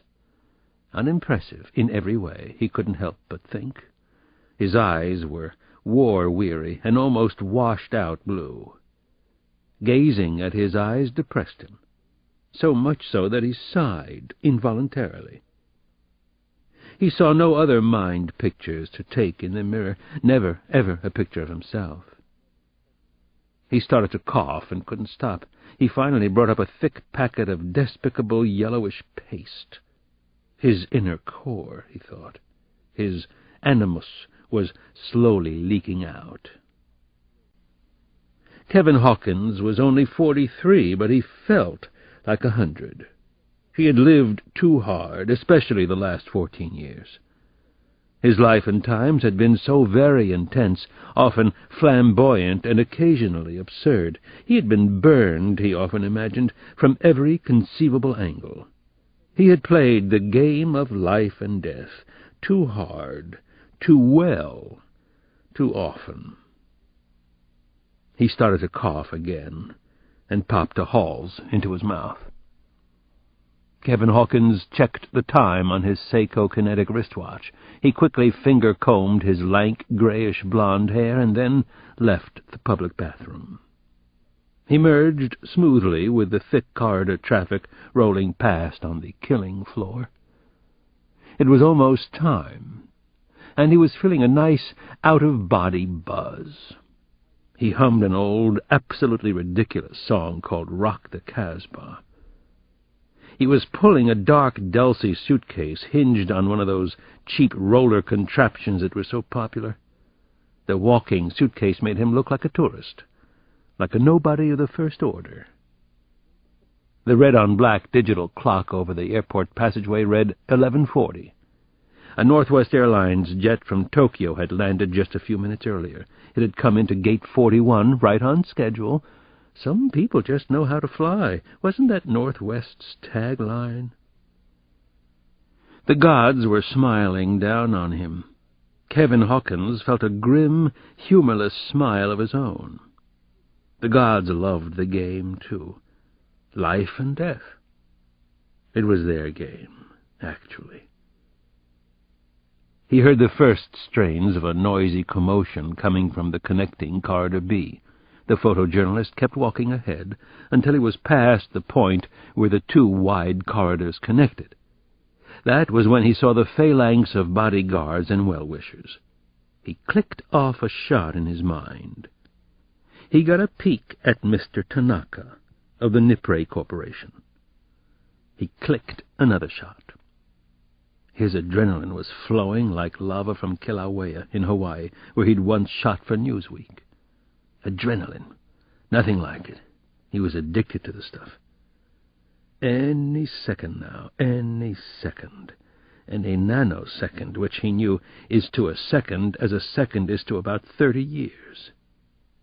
There was no X marks the spot on the terminal floor, but Kevin Hawkins knew this was the place. He had it all visualized. Every critical angle was vivid as hell in his mind's eye. All the intersect points were clear to him. Any second, life and death. There might as well have been a big black X painted on the airport floor. Kevin Hawkins felt like a god. Here we go. Cameras loaded and at the ready. Lock and load. Someone's going to die here.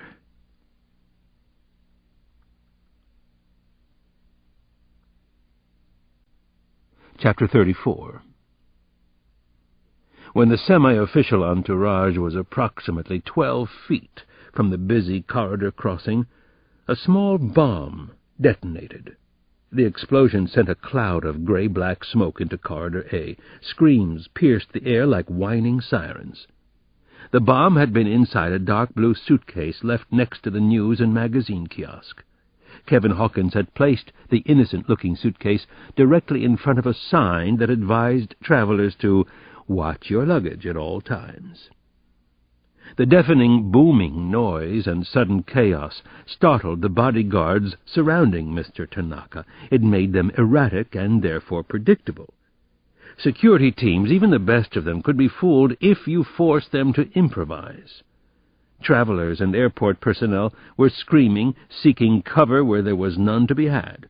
Men, women, and children pressed themselves to the floor, faces hard against cold marble. People haven't seen real panic until they've witnessed it in a large airport, where everyone is already close to the edge of primal fears. 2 of the bodyguards covered the corporate chairman, doing a half-decent job, Hawkins saw. He clicked another mind photo, stored it in his photo file for future reference. This was good stuff, valuable as hell. How an excellent security team reacted under stress during an actual attack. Then the efficient, if uninspired, bodyguards began to hurriedly move their protected person out of danger, out of harm's way.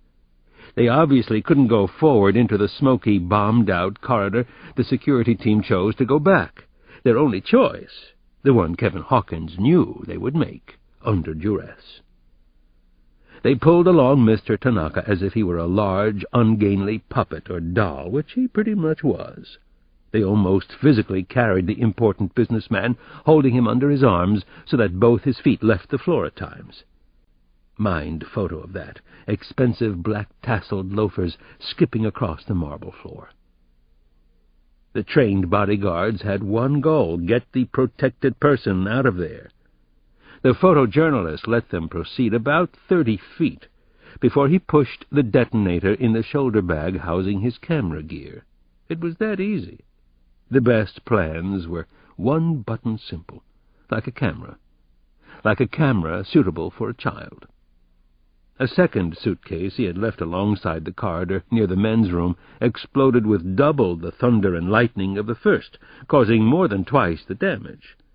It was as if an invisible missile had been guided directly into the center of the airport. The destruction was instantaneous, and it was brutal. Bodies and even body parts flew in every imaginable direction. Tanaka didn't survive. Neither did any of the 4 diligent and highly underpaid bodyguards. The photojournalist was tightly wedged in amidst the rushing wall of men and women trying to escape toward the airport exits. His was just another terrified face in the stormy human sea. And yes, he could look very terrified. He knew more than any of them what fear looked like. He had photographed uncontrolled fear on so many faces. He often saw those awful looks of terror, those silent screams in his dreams. He held back a tight, grim smile as he turned onto Corridor D and headed toward his own plane. He was going to Washington, D.C. that evening, and hoped the delays caused by the murder wouldn't be massively long. The risk had been a necessary one, actually. This had been a rehearsal. The last rehearsal. Now, on to far more important things.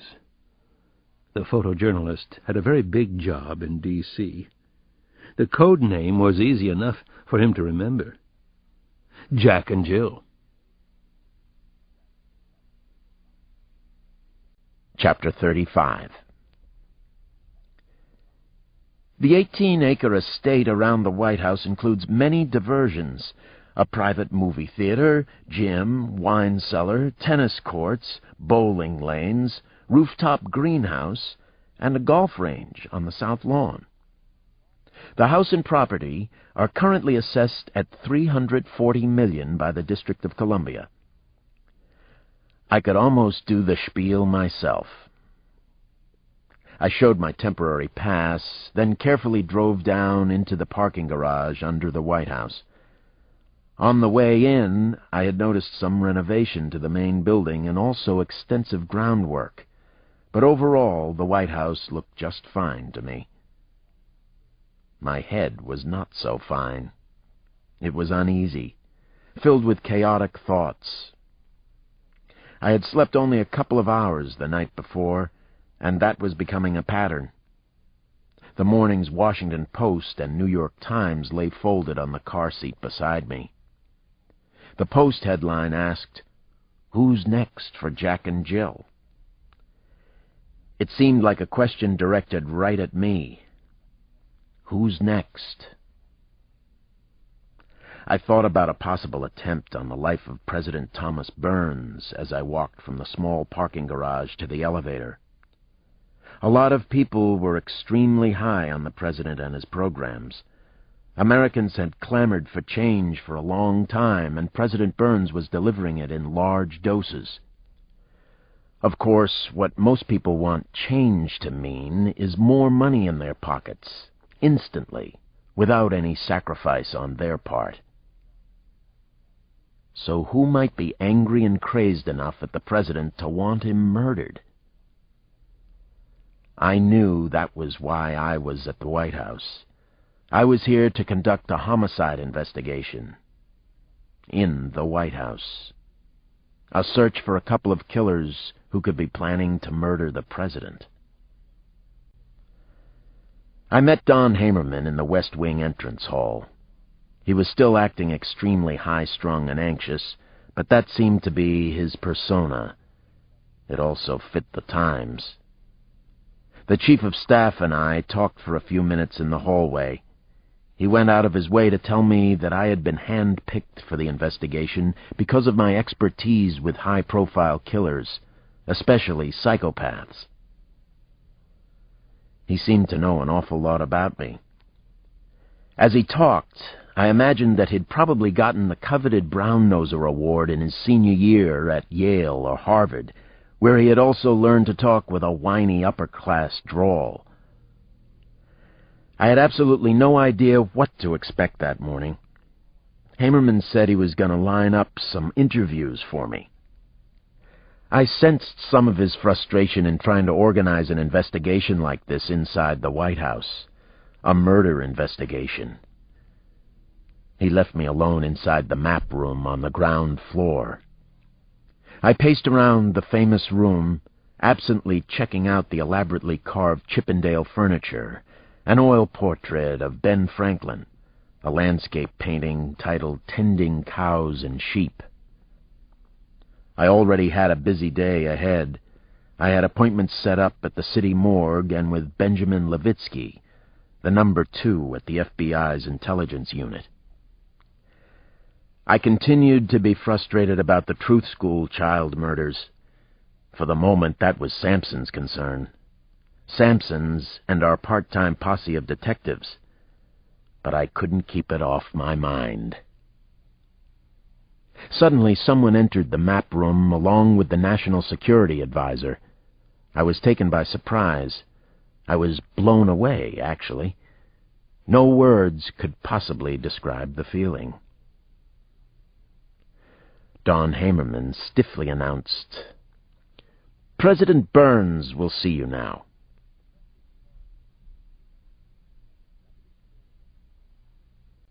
Chapter 36. "Good morning. Is it Dr. or Detective Cross?" President Thomas Burns asked me. I had a sneaking suspicion that Dr. Cross would serve me much better at the White House, like Dr. Bunch, Dr. Kissinger, or even Doc Savage. "I guess that I prefer Alex," I said to him.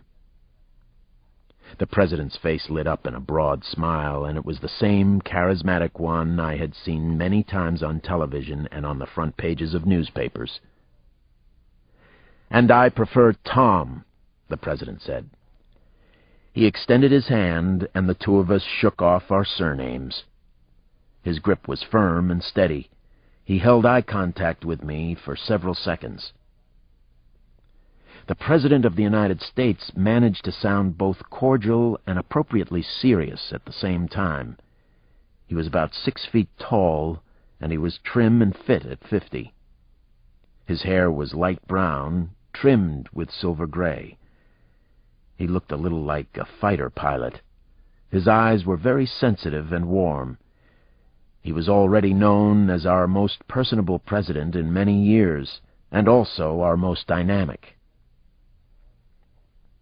I had read and heard a lot about the man I was meeting for the first time. He had been the successful and much-admired head of the Ford Motor Company in Detroit before he decided to go for an even higher executive office.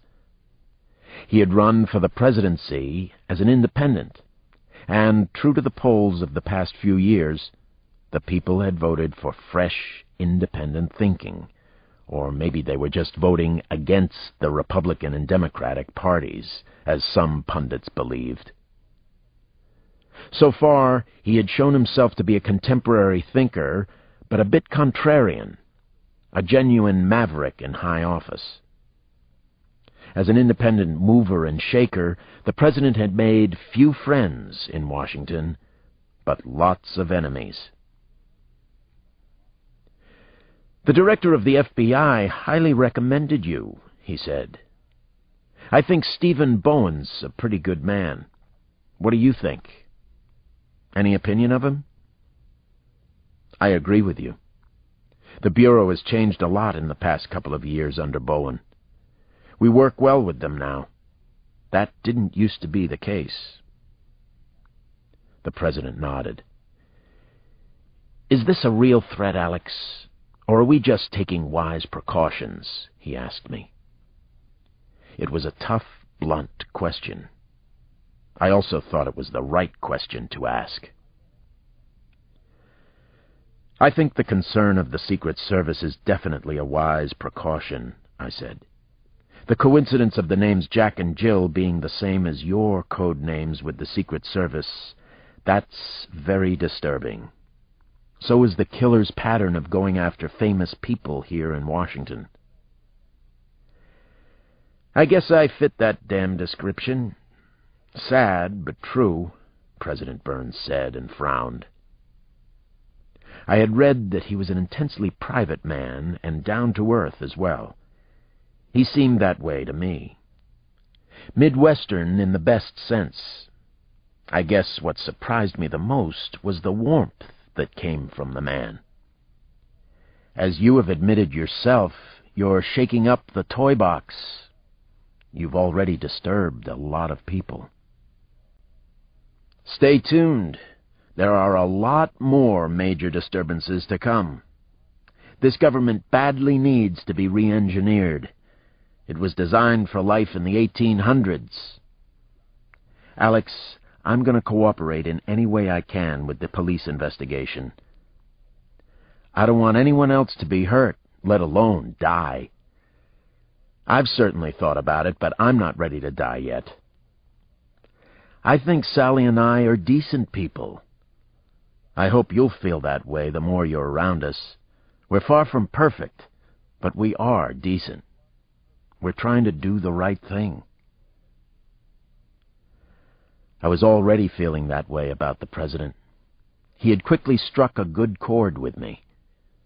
At the same time, I wondered how much of what he had said I could believe. He was, after all, a politician. The best in the land. Every year, several people try to break into the White House, Alex. One man succeeded by tagging on to the end of the Marine marching band. Quite a few have tried to ram the front gates with cars. In '94, Frank Eugene Corder flew a single-engine Cessna in here. But so far, nothing like this, I said. The president asked the real question on his mind. What's your bottom line on Jack and Jill? No bottom line yet. Maybe a morning line, I told him. I disagree with the FBI. I don't see them as pattern killers. They're highly organized, but the pattern seems artificial to me. I'll bet they're both attractive, white, with well above normal IQ. They have to be articulate and persuasive to get into the places that they did. They want to accomplish something even more spectacular. What they've done so far is only groundwork.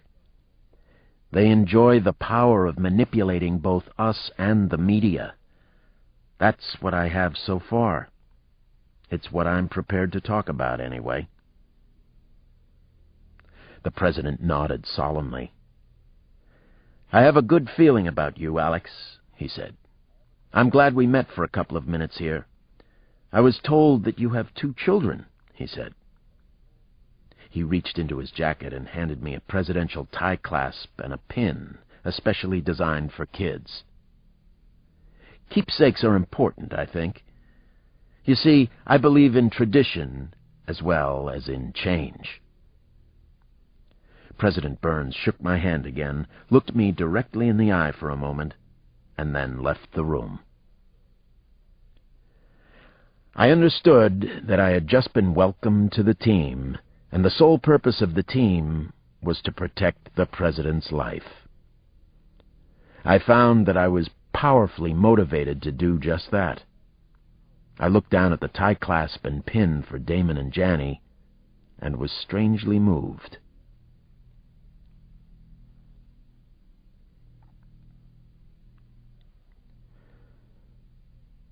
Chapter 37. So did you get to meet the royal couple yet? Nana Mama asked when I entered her kitchen about 4 that afternoon. She was making something in a big gray stew pot that smelled like the proverbial ambrosia. It was white bean soup, one of my favorites. Rosie the cat was prowling around on the counters, purring contentedly. Rosie in the kitchen. At the same time Nana cooked on the counter, she was doing the crossword puzzle in the Washington Post. A book of her word jumbles was also out in view. So was No Stone Unturned, The Life and Times of Maggie Kuhn. Complicated woman, my grandmother. Did I meet who? I pretended not to understand her crystal clear and very pointed question to me. I was playing the game that the 2 of us have had going for many years, and probably will until death do us part, somehow, sometime, some way. Meet whom, Dr. Cross? The President and Mrs. President, of course, the well-to-do white folks who live in the White House, looking down on the rest of us. Tom and Sally up in Camelot for the '90s. I smiled at her usual high-spirited and occasionally bittersweet banter. I looked in the fridge. I didn't come home for the 3rd and 4th degree, you know. I'm going to make a sandwich from this brisket. It looks moist and tender, or are looks deceiving? Of course they are. But this brisket is moist, and you could cut it with a spoon. Seems as if they work very short hours over at the White House, considering all that they have to do. Somehow I suspected as much. but I could never prove it until now. So, who did you meet? I couldn't resist. I'd been going to tell her this much anyway. I met and talked with the president this morning. You met Tom? Nana pretended to take a punch in the manner of the heavyweight boxer George Foreman. She did a stumbling stutter step back from the counter. She even cracked a tiny smile. Well, tell me all about Tom, for heaven's sake, and Sally. Does Sally wear a black pillbox hat inside the White House in the daytime? I think that was Jacqueline Kennedy. Actually, I liked President Burns, I said as I commenced making a thick brisket sandwich on fresh rye with Bibb lettuce, tomatoes, and a dab of mayonnaise, lots of pepper, a whisk of salt. You would. You like everybody unless they kill somebody, Nana said as she began to slice up some more tomatoes. Now that you've met Mr. President, you can get back on the Sojourner Truth School case. That's very important to the people in this house, the Gray House. No black people care very much about the president and his problems anymore, nor should they. Is that a fact, Mrs. Farrakhan? I said as I bit into my sandwich. Delicious as promised. Cut it with a soup spoon, melts in the mouth. Should be a fact if it isn't. It's close to a fact anyway. I'll admit that it's a sad state of affairs, but it's the sad state we all live in. Don't you agree? You must. You ever hear of mellowing with age? I asked her. Your brisket is terrific, by the way. You ever hear of getting better, not getting older? You ever hear of taking care of one's own kind? You ever hear about teeny-tiny, darling black children being murdered in our neighborhood, Alex, and nobody doing enough to make it stop? Of course, the brisket is excellent. You see, I am getting better. I reached into my trouser pocket and took out the clasp and pin that the president had given me. The president knew I had 2 children. He gave me these keepsakes for them. I handed them over to Nana. She took them, and for once in her life, she was speechless. Tell them that these are from Tom, and that he's a fine man trying to do the right thing. I finished half of my overstuffed sandwich and took the remaining half with me out of the kitchen, if you can't stand the heat and all that. Thanks for the delicious sandwich and the advice, in that order. Where are you going now? Nana called after me. She was winding up again. We were talking about an important matter. Genocide against black people right here in Washington, our nation's capital. They don't care what happens in these neighborhoods, Alex. They is them, and them is white. And you're collaborating with the enemy. Actually, I'm going out to put in a few hours on the Truth School murder case, I called back as I continued toward the front door, and blessed escape from the tirade. I couldn't see Nana Mama anymore, but I could hear her voice trailing behind me like a banshee cry, or maybe the caw of a field crow. Alex has finally found his senses, she exclaimed in a loud, shrill voice. There's hope after all. There's hope. Oh, thank you, Black Lord in heaven. The old goat can still get my goat, and I love her for it. I just don't want to listen to her annoying rap sometimes. I beeped the car horn of my old Porsche on the way out of the driveway. It's our signal that everything is all right between us. From inside the house, I heard Nana call out, "Beep back at you."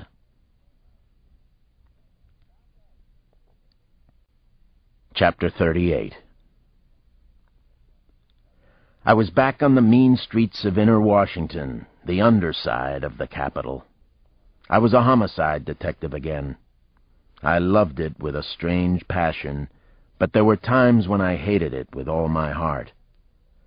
We were doing all that could humanly be done on both cases. I had set up surveillance on the Truth School during the day and also had day and night surveillance on Chanel Green's gravesite. Often psycho killers showed up at victims' graves. They were ghouls, after all. The circus was definitely in town. 2 of them. 2 completely different kinds of murder pattern. I had never seen anything like it, nothing even close to this chaos. I didn't need Nana Mama to remind me that I wanted to be out on the street right now. As she had said, someone is killing our children. I was certain that the unspeakable monster was going to kill again.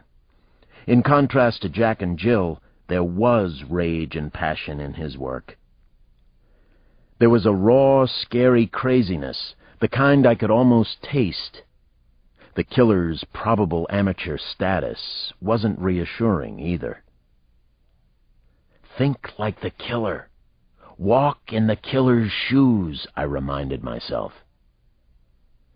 That's how it all starts, but it's a lot tougher than it sounds. I was gathering as much information and data as I possibly could. I spent part of the afternoon ambushing several of the local hang-arounds who might have picked up something on the murders. Convivial street people, swooning pipeheads, young runners for the rock and weed dealers, a few low-level rollers themselves, store owners, snitches, Muslims selling newspapers. I gave some of them a tough time, but nobody had anything useful for me. I kept at the job anyway. That's the way it goes most days. You just keep at it, keep your head down and screwed on straight. About 5:15, I found myself talking to a 17-year-old homeless youth I knew from working the soup kitchen at St. Anthony's. His name was Loy McCoy, and he was a low-level crack runner now. He had helped me once or twice in the past. Loy had stopped coming by for free food once he had started moving nickel and dime bags of crack and speed around the neighborhood. It's hard to blame kids like Loy as much as I would like to some days. Their lives are unbelievably brutal and hopeless. Then one day someone comes along and offers them $15 or $20 an hour to do what's going to happen anyway. The more powerful emotional hook is that their dope bosses believe in them, and in many cases nobody has believed in any of these lost kids before. I called Loy over, away from the posse of fools he was hanging with on L Street. They all wore black, machine-knit wool caps pulled low over their eyes and ears, gold tooth caps, hoop earrings, baggy trousers, the works. His gang was talking about the movie based on the old Flintstones cartoon, or maybe about the actual cartoons. Yabba Dabbas was one of the catchphrases used to describe police patrolmen and detectives in the hood. Here comes the Yabba Dabba, or he's a Yabba Dabba Do motherfucker. I had recently read a sad statistic that 70% of Americans got nearly 100% of their information from television and the movies. Loy smirked as he slow shuffled up to me at the street corner. He was maybe 6'1", but about only 140 pounds. He had on baggy, layered winter clothes, artfully torn, and he was gritting me today, trying to stare me down, put me down. "Yo, you say come on over, I gotta come?" Loy asked in a defiant tone that I found both irritating and monumentally sad. "Why's that? I pay my taxes," he rapped on. "I ain't holding.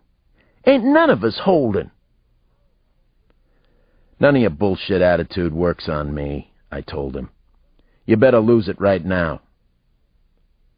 I knew that his mother was a heroin addict and that he had 3 little sisters. All of them lived at the Greater Southeast Community Hospital Shelter, which was like having the tunnels under Union Station as your home address. "Say your business, and I get back to my business," Loy said, remaining defiant. "My time's money, understand? Ask me what you got to ask." "Just one question for you, Loy. Then you can go back to your big money business dealings." He kept gritting me, which can get you shot in this neighborhood.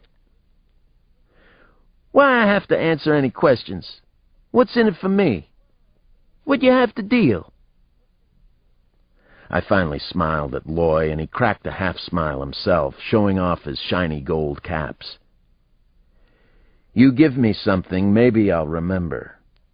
Then maybe I'll owe you one sometime," I said. "Yo!" he came right back at me. "Want to know big fat secret, detective?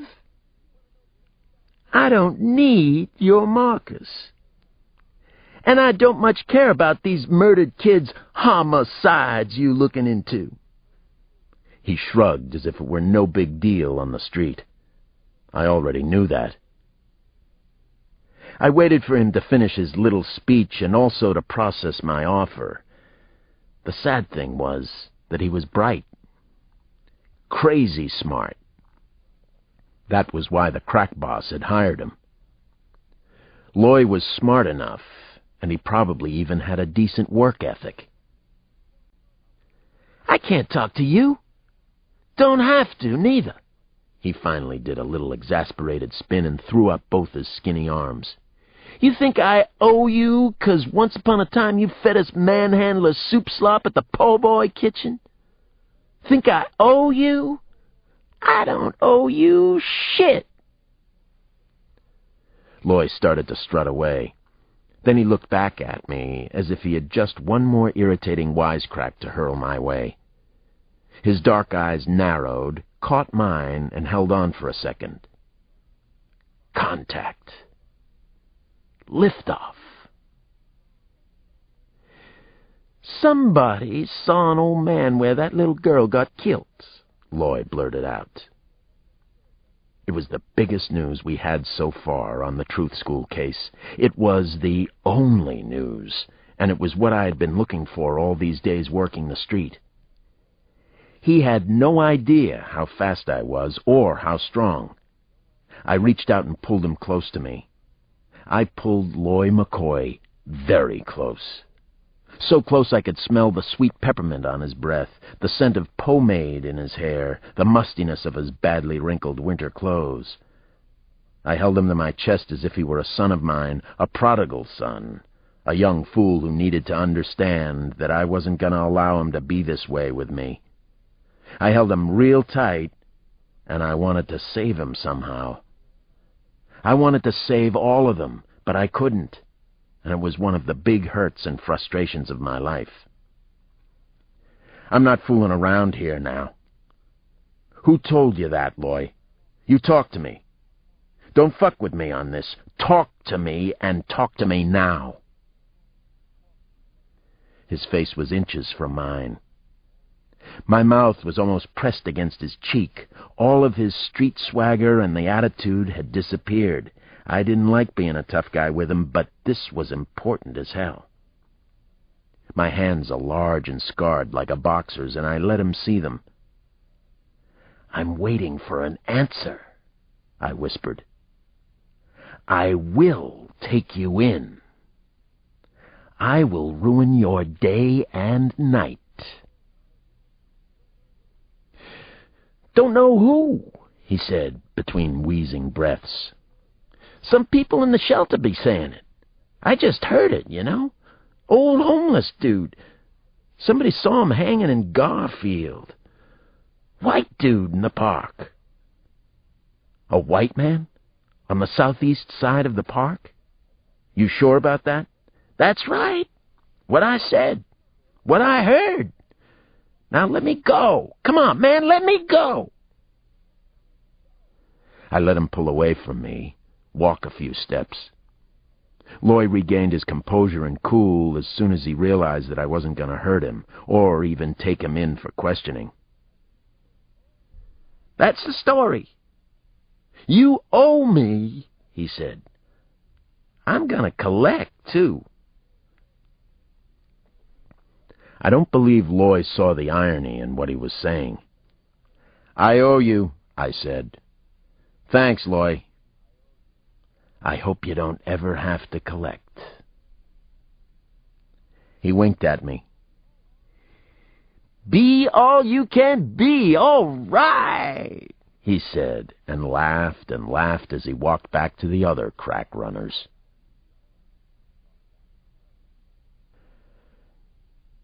Chapter 39. An old homeless man near the murder scene in Garfield Park. That was something solid to work with, finally. I had paid some dues and gotten a return on my investment. A white man, a white suspect. That was even more promising. There weren't too many white males hanging out in the Garfield Park area, that was for sure. I called Sampson and told him what I'd found out. He'd just come on duty for the night shift. I asked John how it was going on his end. He said that it wasn't going, but maybe now it would. He'd let the others in our group know.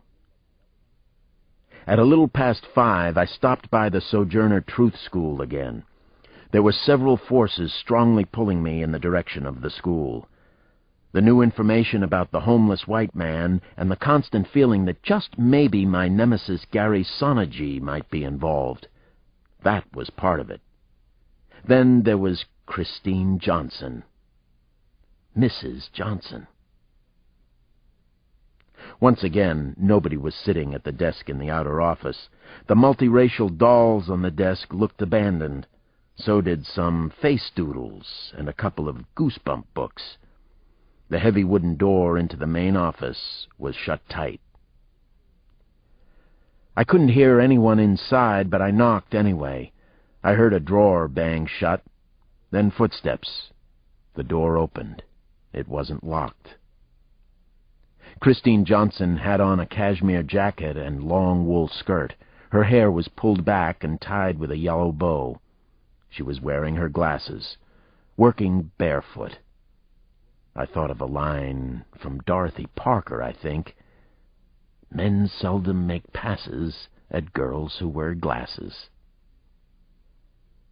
Seeing her lifted my spirits, brought me up immediately. I didn't know exactly why, but it did. It occurred to me that she worked late at the school a lot. That was her business, but I wondered why she spent so much time here. "Yes, I'm working late again. You caught me in the act, red-handed, guilty as charged." "A friend of yours dropped by the school this morning," she said. "A Detective John Sampson." "He's in charge of the case," I said. "He seems very dedicated and concerned. Surprising in a lot of ways." "He's reading Camus," she said. I wondered how he had worked that into their conversation. Among other noble pursuits, Sampson is dedicated to meeting interesting and attractive women like Christine Johnson. It wouldn't bother him that she was married unless it bothered her. Sampson can be chivalrous to a fault, but only if it's appreciated. Sampson reads a lot, always has since I've known him. My grandmother taught him in school before I met him, actually. He's the original page master. Christine Johnson smiled, showed me all those beautiful teeth of hers. "You're familiar with the movie Page Master? I guess you must see them all." "I do see them all. Anything the kids have to see, Daddy. We gave Page Master a 6, but we're not as down on Master Macaulay Culkin as some people seem to be." She continued to smile and seemed to be an extremely nice person, smart enough to do many things, patient and concerned enough to do this difficult job in the city. I envied her students. I got right down to the business I had at the school. The reason I stopped by is that there's a possible ID on the killer. A start, anyway. I heard about it this afternoon, not too long ago. Christine Johnson listened closely to what I had to say.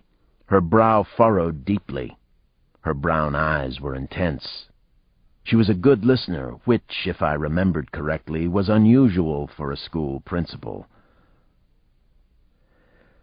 An older man, a white man, was seen in the vicinity of where Chanel Green was originally abducted in Garfield Park.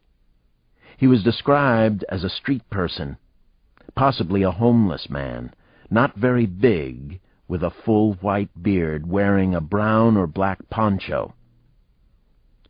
"Should I tell that to the teachers?" "What about the children?" she asked as I finished the description.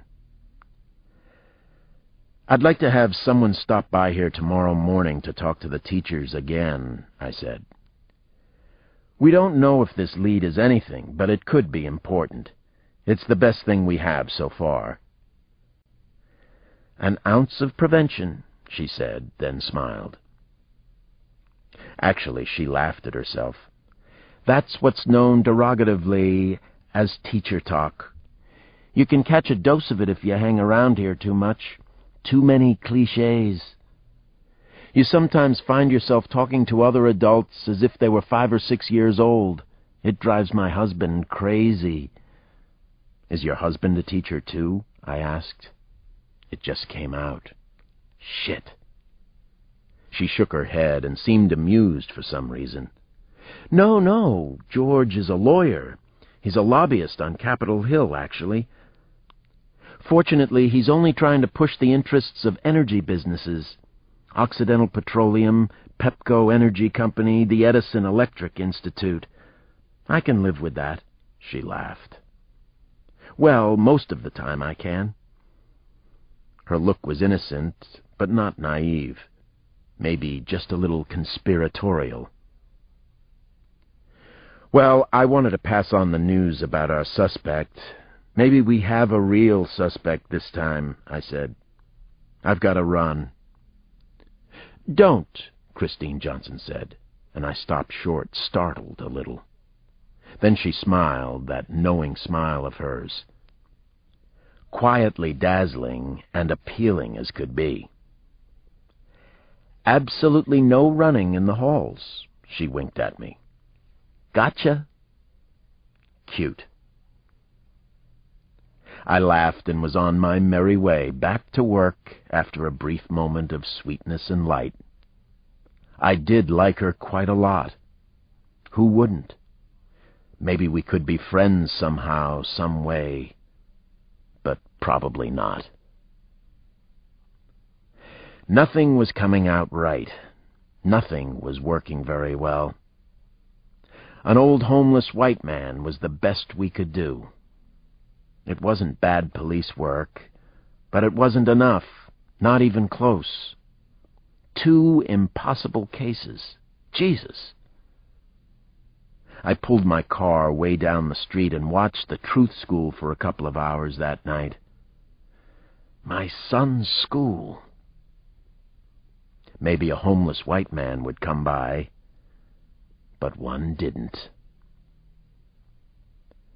I left the stakeout about half an hour after Christine Johnson left hers. This ends Disc 5. Jack and Jill, Disc 6. Chapter 40. "What do you think of our magic carpet ride so far, on a scale of 1 to 11? Jack asked Jill. Sam asked Sarah. They were floating high over the Maryland countryside. "It's absolutely beautiful. It's as thrilling as can be. Unbelievable. The simple joy of flying like a bird." "Hard to imagine that this is work, but it is, Monkey Face. This could be important for us, for everything we're doing, for the game." "I know that, Sam. I'm paying attention. I know you are. Always so diligent. The two of them were sitting close together inside the tiny cockpit of a Blahnik L-23 sailplane. They had flown the sailplane out of Frederick Municipal Airport in Maryland, about an hour from downtown Washington. It was the perfect treat for her, Sarah couldn't help thinking. The perfect metaphor. The Gimp was flying. Unbelievable. Her entire life was that way now. Down below she could see Frederick with its many examples of German colonial architecture. She could actually make out several of the cutesy pie shops on Antique Walk in town. The sky was filled with cumulus, like cotton balls moving lightly over a calm sea.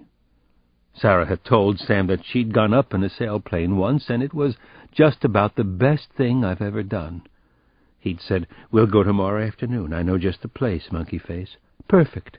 I want to fly over Camp David, where the president goes to stay. I want to look down on President Burns's retreat. I want to drop an imaginary bomb on his ass." Sam Harrison already knew a great deal about Camp David, but the view from the air could be useful anyhow. An attack on the presidential retreat was a very real possibility in the future, especially if the Secret Service continued to keep President Burns tightly under wraps, as they had for the past few days. Everything about Jack and Jill was so much harder now, but he had expected that. It was why they had several plans, not just one. The President of the United States was going to die. It was just a matter of when and where. The how had already been decided. Soon the when and where would be taken care of as well. "Isn't this risky, flying so close to Camp David?" Sarah asked. He smiled at the question. He knew that she had been biting her tongue as they floated north from Frederick, inching closer and closer to the presidential outpost, closer and closer to danger, maybe even disaster. "So far it's not too risky. Sailplanes and hot air balloons do it all the time, catch a distant peek at where the president stays. He's not here right now, so they're not as paranoid on the ground. We can't get too close, though. Ever since that plane landed at the White House, this airspace is protected with missiles. I doubt they'd shoot down a sailplane, but who knows?" They could see the buildings at Fort David below, just a little to the northeast in Catoctin Mountain Park. There were 3 Army jeeps left in the open. No one seemed to be out on the well-wooded grounds today, though. Camp David itself looked rather odd, a strange cross between Army barracks and a rustic vacation place. Not too formidable. Nothing they couldn't work with, if need be, if the final plan demanded it. "Camp David, named after Eisenhower's grandson," Jack said. "Pretty good president, Ike. Generals usually are." Jack touched the holstered Beretta on his ankle. The gun was reassuring, but nothing was going to happen to the president right now or to Jack and Jill. No, the game was about to go off in another direction. That was the beauty of it. No one could predict where it would go. It was a game, designed as one, played as one. He felt Sarah's hand lightly touch his cheek. "How much longer do we have?" she asked. He suspected that she didn't want the sailplane ride to end. "They'll never catch us," he said, and smiled. "No, the ride, silly." She laughed and patted his arm. "How much longer do we have up here?" "You're not bored already. We're nowhere near the world's altitude record, about 49,000 feet if I recall. Need a hell of a wave lift for that." Suddenly he seemed concerned that she might not be having a good time. That was just like Sam. "No, no," she laughed and put her arm around his neck. Sarah held him tightly. "I love it up here, love flying, love being with you. Thank you for everything." "You're welcome, Monkey Face," he whispered against her cheek. 2 incredible killers. Jack and Jill, flying over the president's famous retreat at Camp David. "See you soon, Mr. President. There's nothing you can do to stop this from happening, nowhere you can hide from us. Trust us on that. Haven't we kept all of our promises so far?"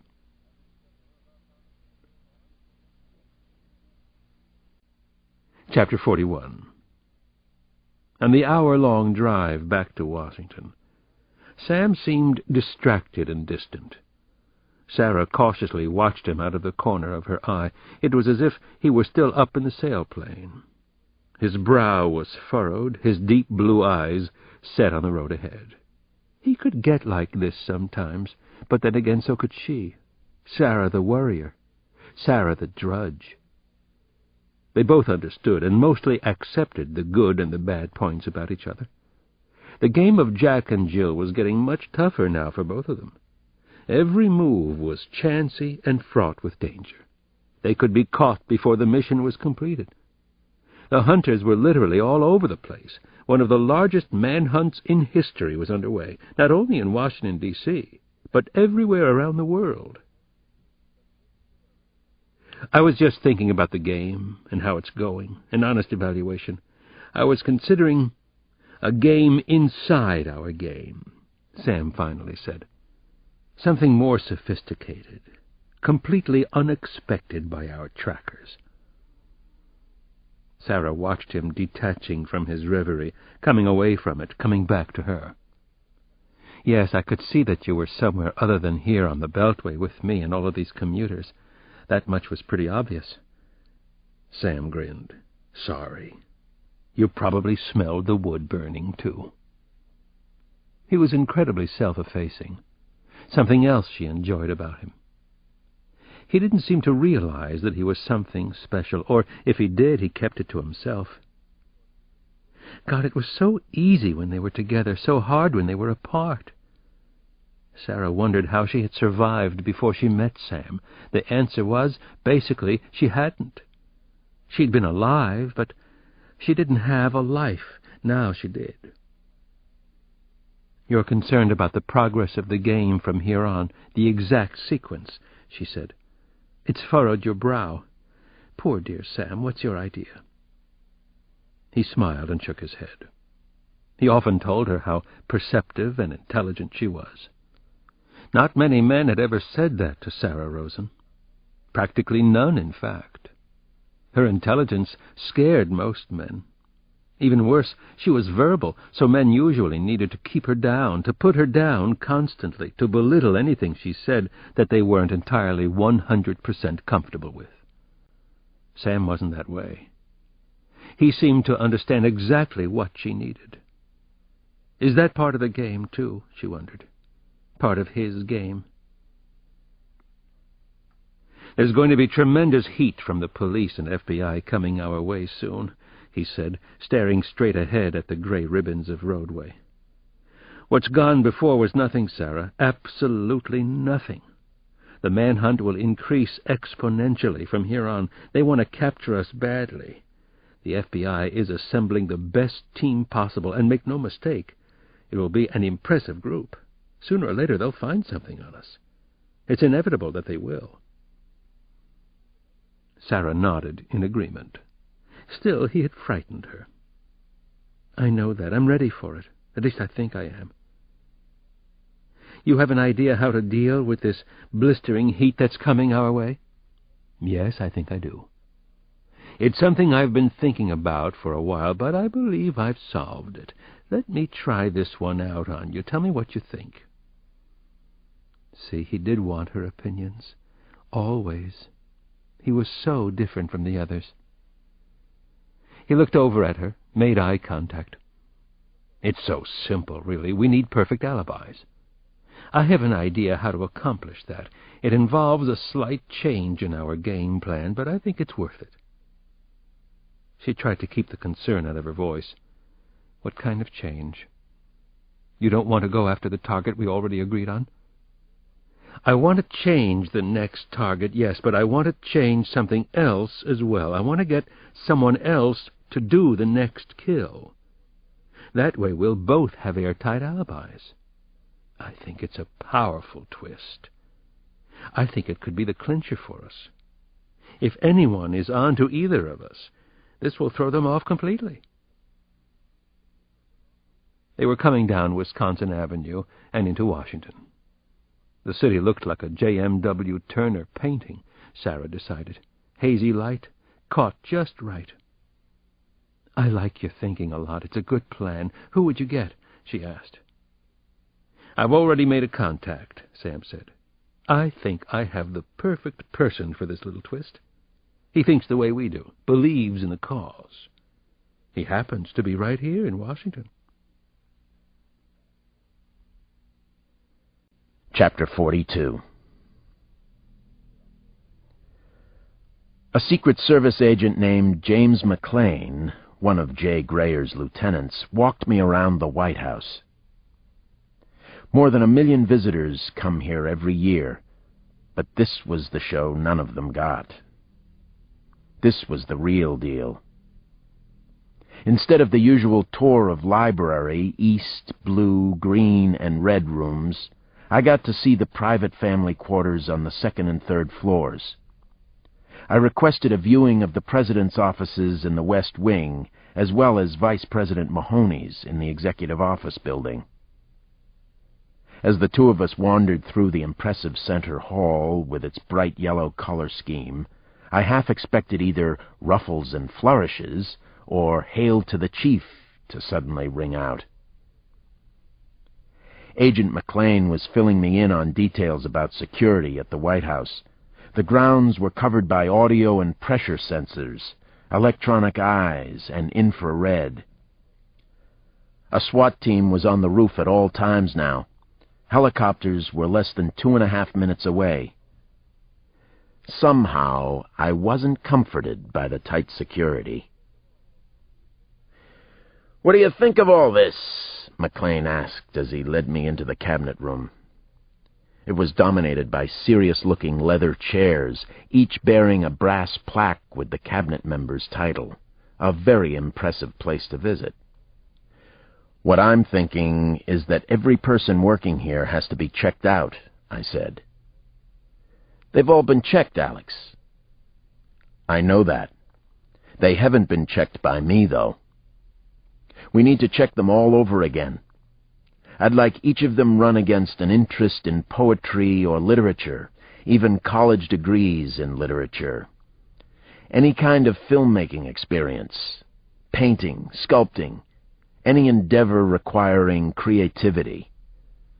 I'd like to know what magazines they subscribe to, also their charitable contributions." If McLean had an opinion on all that, he kept it to himself. "Anything else?" he asked. We were looking out over the rose garden. I could see office buildings off in the distance, so I assumed they could see us. I didn't like that too much. "Yeah, I'm afraid so," I went on. "While we're doing those background checks, we need to look at everyone in the crisis group. You can start with me." Agent James McLean stared at me for a long moment. "You're shitting me, aren't you?" He finally spoke his mind. I spoke my mind, too. "I shit you not. This is a murder investigation. This is how it's done." The Dragon Slayer had come to the White House.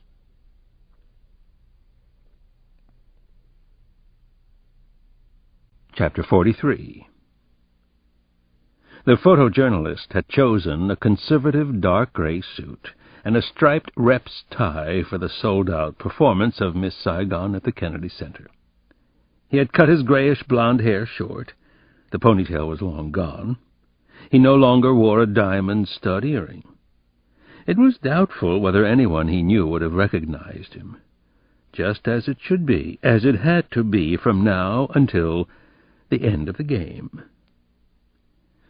"Seems like old times," Kevin Hawkins sang softly as he crossed a parking lot facing USA Today headquarters across the river in Roslyn. "Keep those big presses running," he muttered under his breath. "Might have something for you later. Might just have a big, late-breaking story tonight at the Kennedy Center. Quien sabe?" He was so glad to be back in Washington, where he'd lived at various times in the past.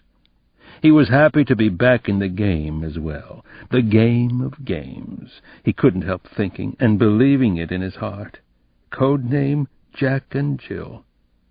Intrigue just didn't get any better than this. It couldn't.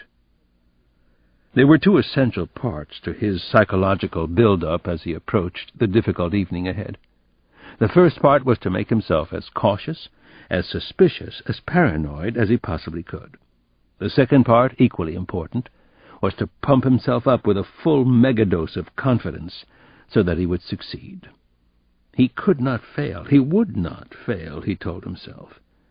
His job was to murder someone, often a well-known someone, sometimes in public view, and not get caught. In public view, and not get caught.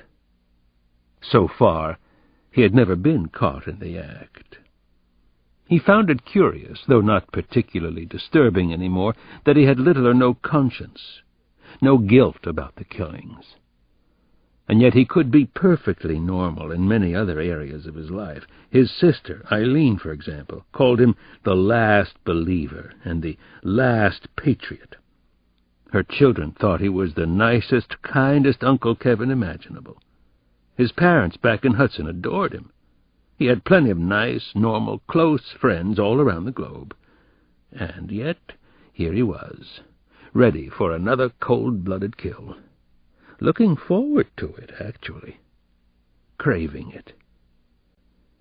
His adrenaline was pumping, but he felt less than nothing about the intended victim tonight.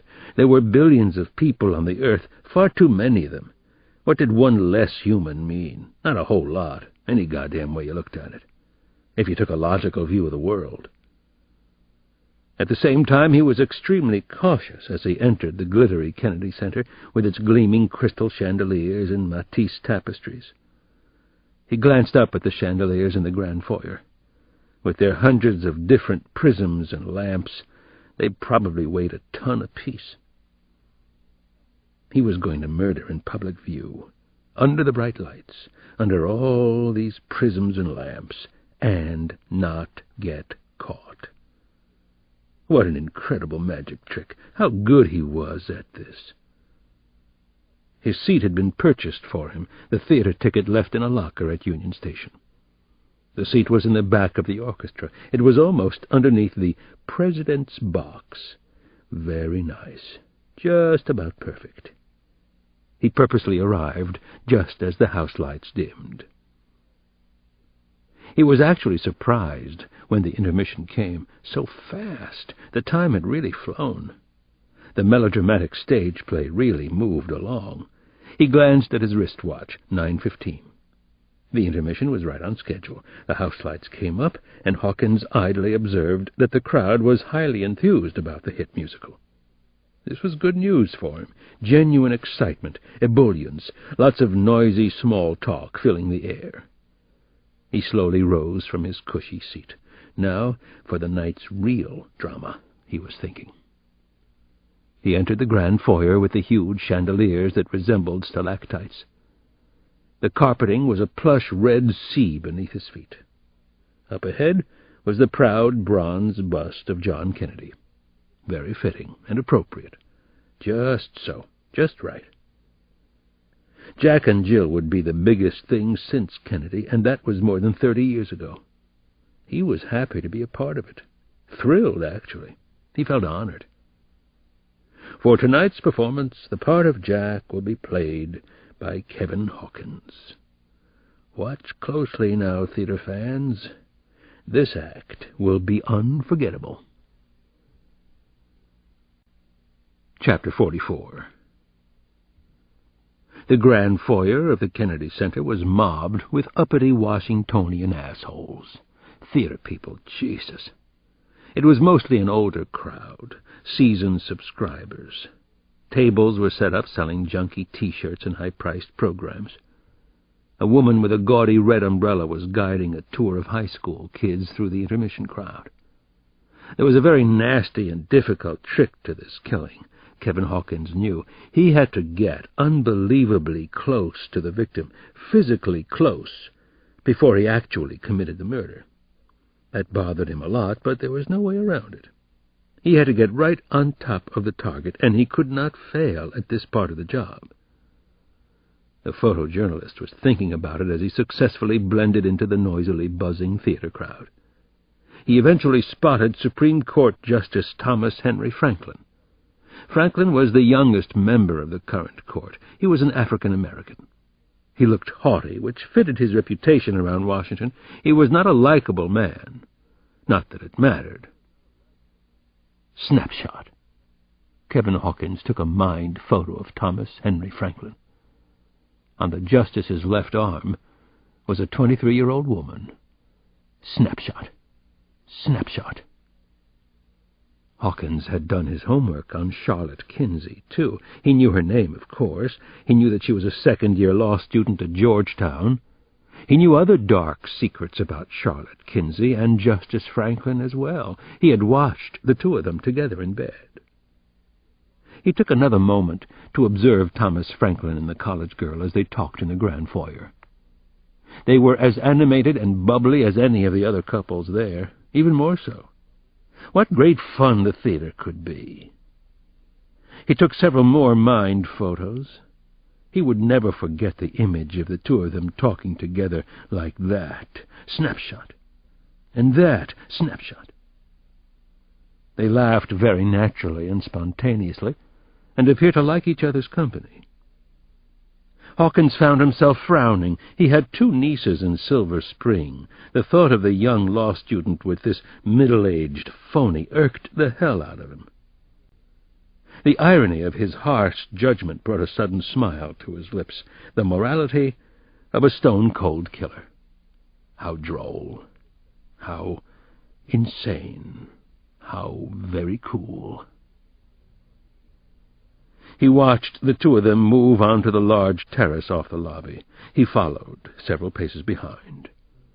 The Potomac stretched out before them and was black as night. A dinner cruise boat from Alexandria, the Dandy, was floating by. The sheer curtains between the lobby and terrace flapped dramatically in the crisp river wind. Kevin Hawkins carefully moved toward the Supreme Court Justice and his beautiful date. He took more mind photos of the two of them. He noted that Justice Franklin's white shirt was a size too small, grabbing at his neck. The yellow silk tie was too loud for his subdued gray suit. Charlotte Kinsey had a quick, sweet smile that was irresistible. She had lovely, rounded breasts. Her long black hair swirled in the river breeze. He physically brushed against the two of them. He got that close to Charlotte and Thomas. He actually touched the law student's long, shiny hair. He could smell her perfume, opium or Shalimar. Snapshot. He was right there, so close. He was practically on top of them in every sense of the phrase.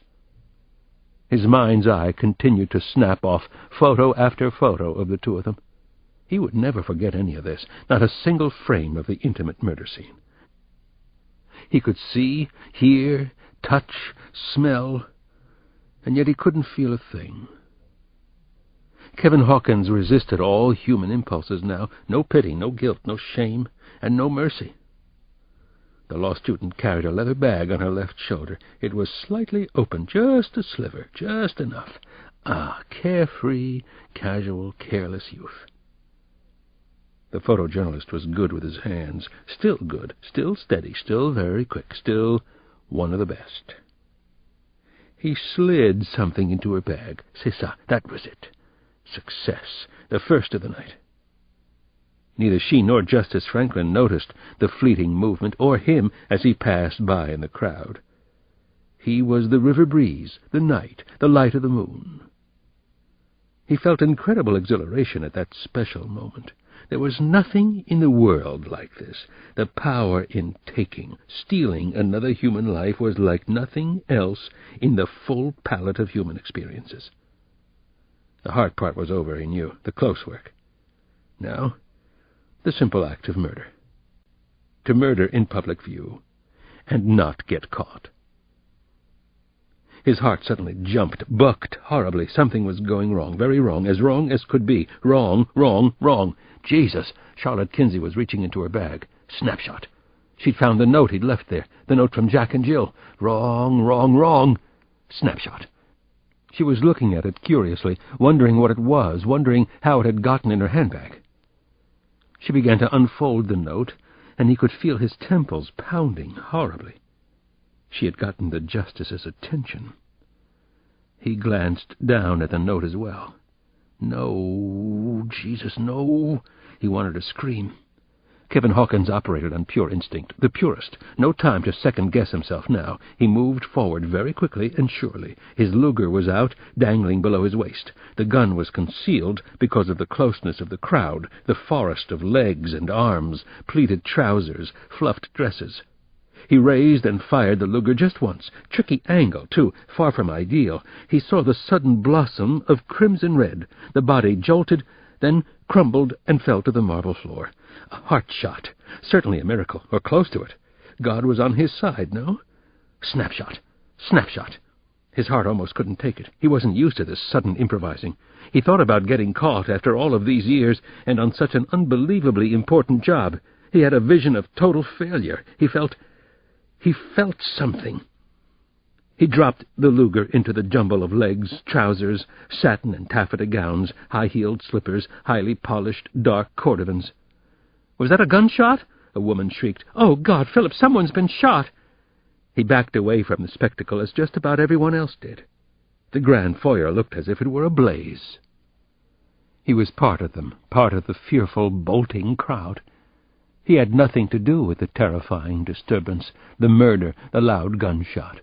His face was a convincing mask of shock and disbelief. God, he knew this look so well. He had seen it so many times before in his lifetime. In another tense few moments he was outside the Kennedy Center. He was heading toward New Hampshire Avenue at a steady pace. He was one with the crowd. "Seems like old times," raced through his head, playing much too fast, at double or triple speed. He remembered humming the tune on his walk in, and as the photojournalist knew, the old times were definitely the best. The old times were coming back now, weren't they? Jack and Jill had come to the hill. The game was so beautiful, so delicate and exquisite. Now, for the greatest shocker of them all. Chapter 45. Agent J. Grayer called me at home from his car phone. I was in the middle of reading approximately 200 background security checks done on White House personnel by the Secret Service Uniform Division. The deputy director was speeding downtown to the Kennedy Center complex, doing 90 on the Beltway. I could hear the siren blaring from his car. "They struck again. Jesus, they made a hit at the Kennedy Center tonight, right under our noses. It's another real bad acid trip, Alex. Just come." He definitely sounded out of control. Just come. "They hit during intermission of Miss Saigon. I'll meet you there, Alex. I'm 7 to 10 minutes away." Who was it this time? I asked the $64,000 question. I almost didn't want to hear the answer. No, not almost. I didn't want to hear the victim's name. "That's part of the problem. This whole thing is nuts. It wasn't really anybody, Alex." "What do you mean, it wasn't really anybody? That doesn't make sense to me, Jay." "It was a law student from Georgetown University, a young woman named Charlotte Kinsey. She was only 23 years old. They left one of their notes again. It's them for sure." "I don't get it. I do not get this," I muttered over the phone. "God damn it." "Neither do I. The girl might have caught a bullet meant for somebody else. She was out with a Supreme Court justice, Alex. Thomas Henry Franklin. Maybe the bullet was meant for him. That would fit the celebrity pattern. Maybe they finally made a mistake." "I'm on my way," I told Jay Grayer. "I'll meet you inside the Kennedy Center." Maybe they finally made a mistake. I didn't think so.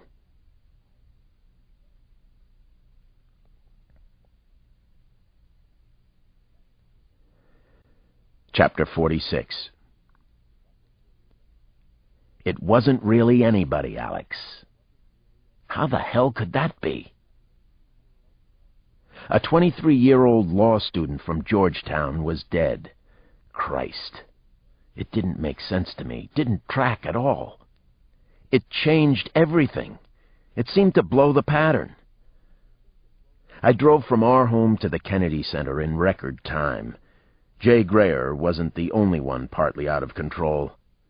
I stuck a flasher on the roof of my car and rode like hell on wheels.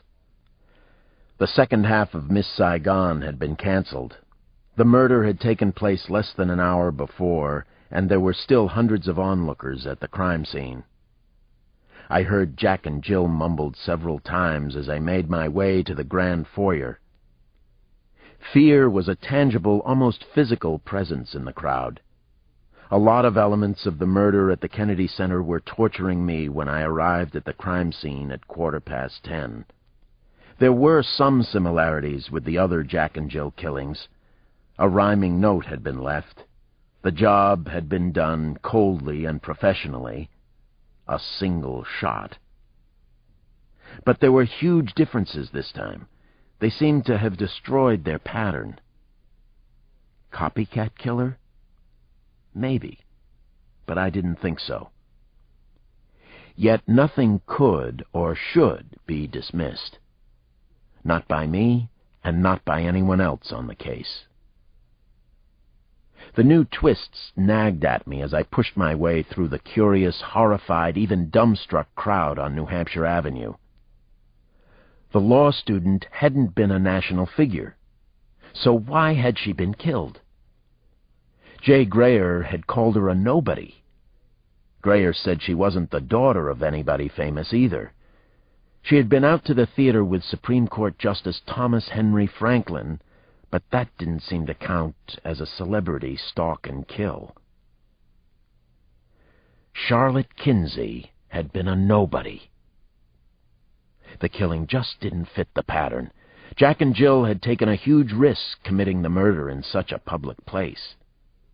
The other killings had been private affairs, safer and more controllable.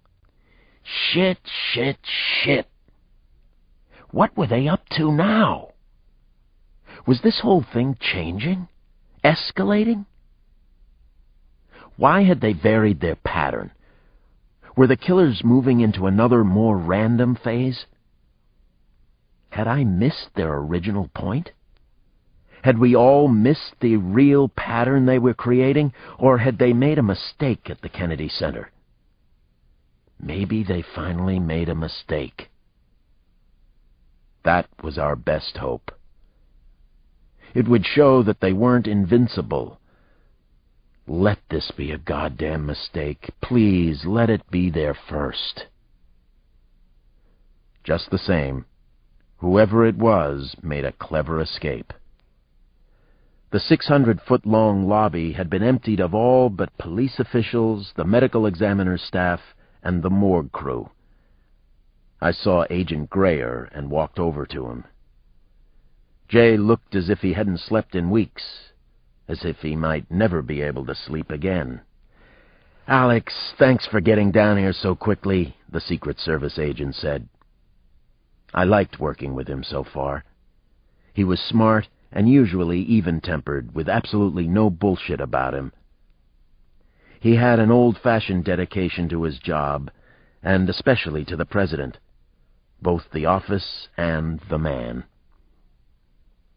"Anything worthwhile turn up yet?" I asked him. "Besides another corpse. The poem." Grayer rolled his eyes toward the glittering chandeliers hanging above us. "Oh, yeah, definitely, Alex. We found out some more about the murdered student. Charlotte Kinsey was just starting her second year at Georgetown Law. She was bright as hell, apparently. Did her undergraduate at New York University. However, she only had average grades as a Hoya, so she didn't make law review." How does a law student fit into the pattern? Unless they were shooting at Justice Franklin and actually missed. I've been trying to make some connection on the way over. Nothing comes to mind, except that maybe Jack and Jill are playing with us. Grayer nodded. "They're definitely playing with us. For one thing, your illicit sex theory is still intact. We know why Charlotte Kinsey didn't excel at Georgetown. She was spending quality time with some very important men here in town. Very pretty girl, as you'll see in a second. Shiny black hair down to her waist, great shape, questionable morals.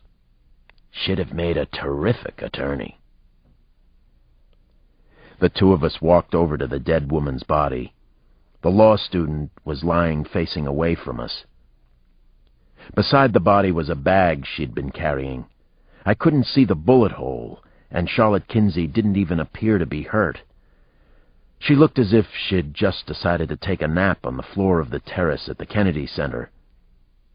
Her mouth was open slightly, as if she wanted one last breath of the river air.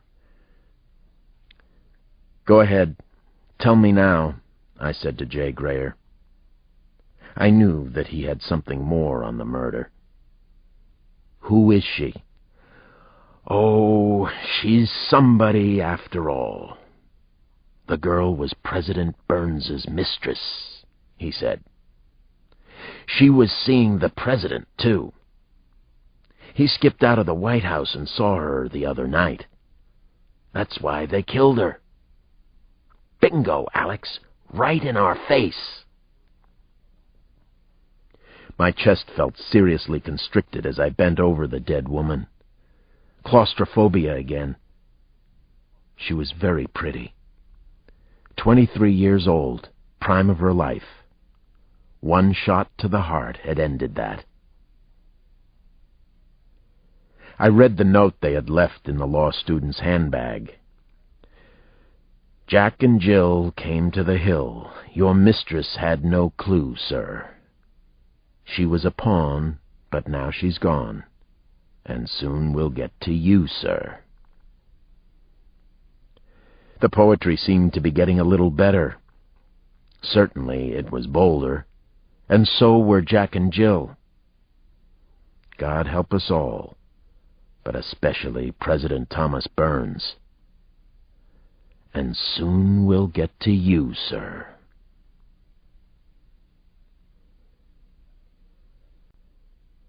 Chapter 47. The morning after the murder, I drove 8 miles down to Langley, Virginia. I wanted to spend some time with Gene Sterling, the CIA's Inspector General and the agency's representative on the crisis team. Don Hamerman had made it clear to me that the agency was involved because there was the possibility a foreign power might be behind Jack and Jill. Even if it were a long shot, it had to be checked.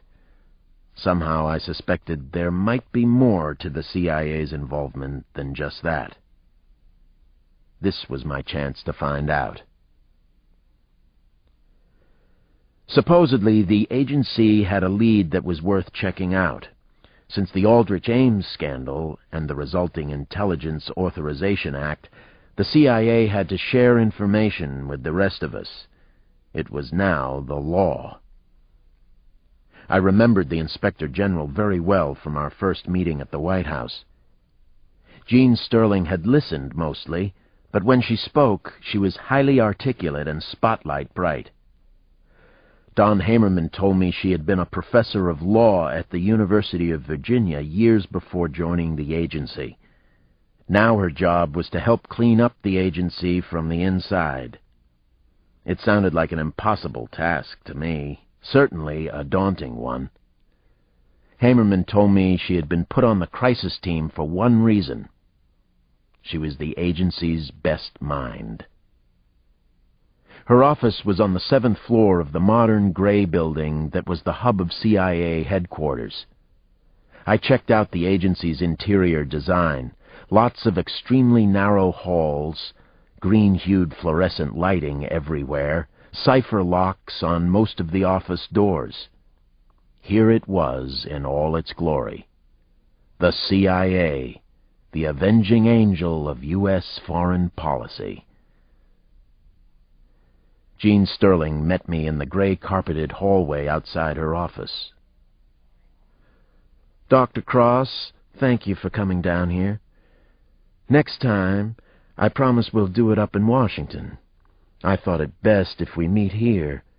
I think you'll understand by the time we're finished this morning."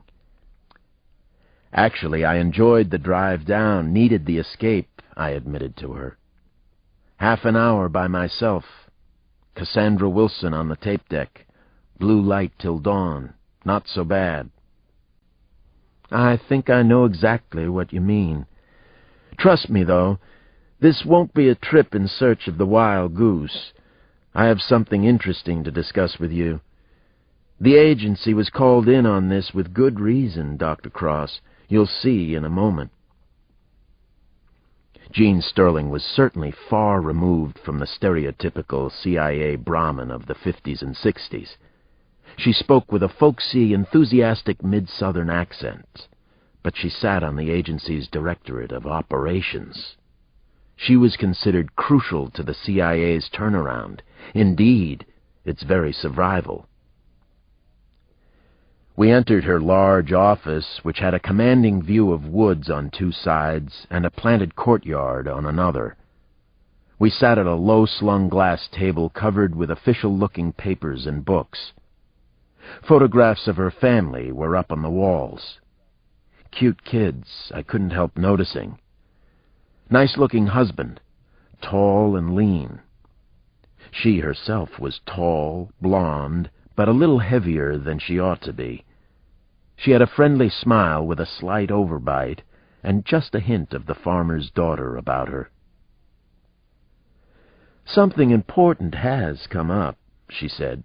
"But before I get into it, I just heard that the gun used at the Kennedy Center wasn't the same one used for the previous murders. That raises a question or two. At least in my mind, it does. Could the Kennedy Center murder have been a copycat killing?" "I don't think so," I said. "Not unless the copycat and Jack or Jill happen to have the same handwriting. No, the latest rhyme was definitely from them. I also think it qualifies as a celebrity stalking." "One more question," Gene Sterling said. "This one is completely off the beaten track, Alex, so bear with me. Our analysts have been searching, but we're not aware of any useful psychological study that's looked at professional assassins. I'm talking about studies on the contract killers used by the Army, the DEA, the agency. Are you aware of anything? Even we don't have a comprehensive study on the subject."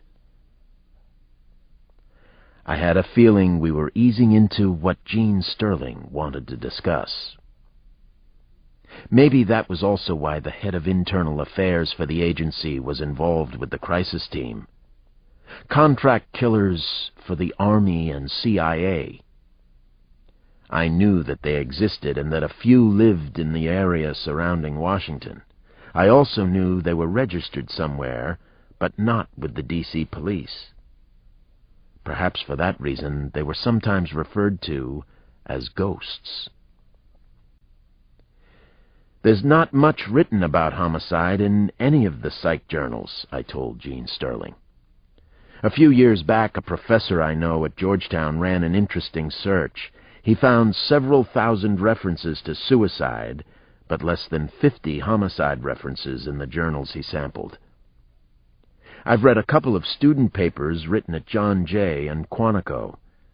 There isn't very much on assassins. Not that I'm aware of. I guess it's hard to get subjects to interview." "I could get a subject for you to interview," Gene Sterling said. "I think it might be important to Jack and Jill." "Where are you going with this?"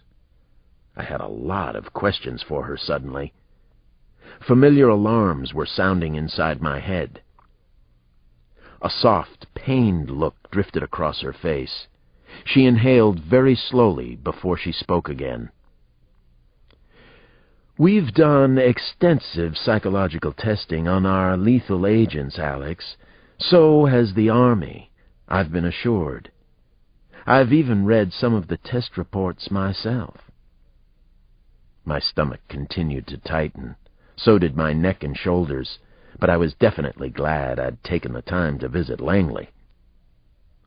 Since I've been in this job, about 11 months, I've had to open a number of dark, eerie closets here at Langley and elsewhere. I did over 300 in-depth interviews on Aldrich Ames alone. You can imagine the cover-ups that we've had over the years. Well, probably you can't. I couldn't have myself, and I was working here. I still wasn't sure where Jean Sterling was going with this. She had my full attention, though. We think one of our former contract killers might be out of control.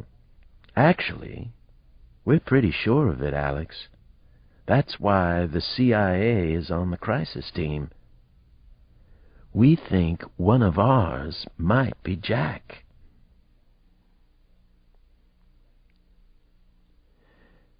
Chapter 48. Jean Sterling and I went for a ride through the surrounding countryside. The CIA Inspector General had a new station wagon, a dark blue Volvo that she drove like a race car. Brahms was playing softly on the radio as we headed for Chevy Chase, one of Washington's small, affluent bedroom communities. I was about to meet a ghost, a professional killer, one of ours. Oh, brother. Oh, shit. Plot and counterplot. Ruse and treachery. True agent, double agent, false agent. Didn't Churchill describe your business something like that? Jean Sterling cracked a wide smile, her large teeth suddenly very prominent. She was a very serious person, but she had a quick sense of humor, too. The Inspector General. We're trying to change from the past, both the perception and the reality. Either the agency does that, or somebody will pull the plug. That's why I invited the FBI and the Washington police in on this. I don't want the usual internal investigation, and then charges of a cover-up, she told me as she engineered her car underneath the towering ancient trees that evoked Richmond or Charlottesville. The CIA is no longer a cult, as we've been called by several self-serving congressmen. We're changing everything, fast, maybe even too fast. You disapprove? I asked her. Not at all. It has to happen. I just don't like all the theater surrounding it. And I certainly don't appreciate the media coverage. What an incredible assemblage of jerk-offs. We'd crossed inside the Beltway and were entering Chevy Chase now. We were headed for a meeting with a man named Andrew Clouk. Clouk was a former contract killer for the agency, the so-called killer elite, the ghosts. Jean Sterling continued to drive the way she talked, without effort and rapidly. It was the way she seemed to do everything. A very smart and impressive person. I guess she needed to be. Internal affairs at the CIA had to be extremely demanding. "So what have you heard about us, Alex?" she finally asked me. "What's the scuttlebutt, the intelligence?" "Don Hamerman says you're a straight arrow, and that's what the agency needs right now. He believes Aldrich Ames hurt the CIA even more than we read. He also believes Moynihan's end of the Cold War bill was an American tragedy. He says they call you Clean Jean out here at Langley. Your own people do. He's a big fan of yours." Jean Sterling smiled, but the smile was controlled. She was a woman very much in control of herself, intellectually, emotionally, and even physically. She was substantial and sturdy, and her striking amber eyes always seemed to want to dig a little deeper into you. She wasn't satisfied with surface appearances or answers, the mark of a good investigator. "I'm not really such a goody-goody." She made a pouty face. "I was a pretty fair caseworker in Budapest my first 2 years. Caseworker is our sobriquet for spy, Alex. I was a spy in Europe. Harmless stuff. Information gathering, mostly. After that, I was at the War College. Fort McBain. My father is career Army. Lives with my mother in Arlington. They both voted for Oliver North. I fervently believe in our form of government. I'm also hooked on making it work better somehow. I think we actually can. I'm convinced of it. That sounds pretty good to me, I told her. It did. All except the Oliver North part. We were just pulling up to a house that was very close to Connecticut Avenue and the Circle. The place was colonial revival, 3 stories, very homey and nice, beautiful. Attractive moss crawled over the hipped roof and down the north side. "This is where you live?" I smiled at Jean. "But you're not Miss Goody-Two-Shoes? You're not Clean Jean?" "Right. It's all a clever facade, Alex. Like Disneyland, or Williamsburg, or the White House. To prove it to you, there's a trained killer waiting for us inside," Jean Sterling said, and winked. "There's one in your car, too." I winked back at her.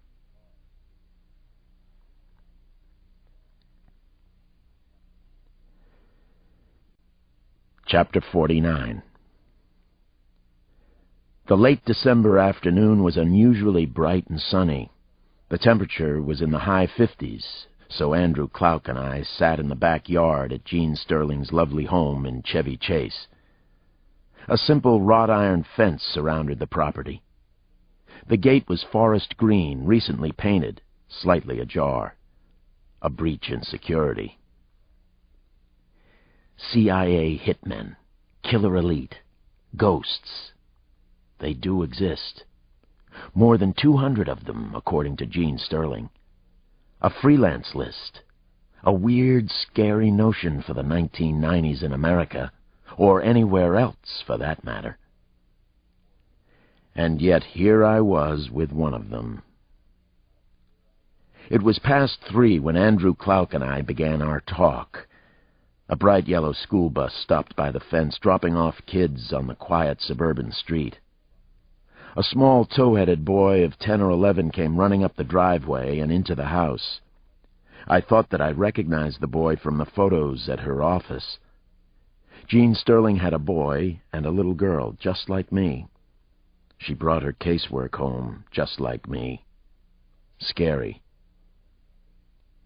Andrew Clouk was a whale of a man who looked as if he could move very well anyway. A whale who dreamed of dancing. He was probably about 45 years old.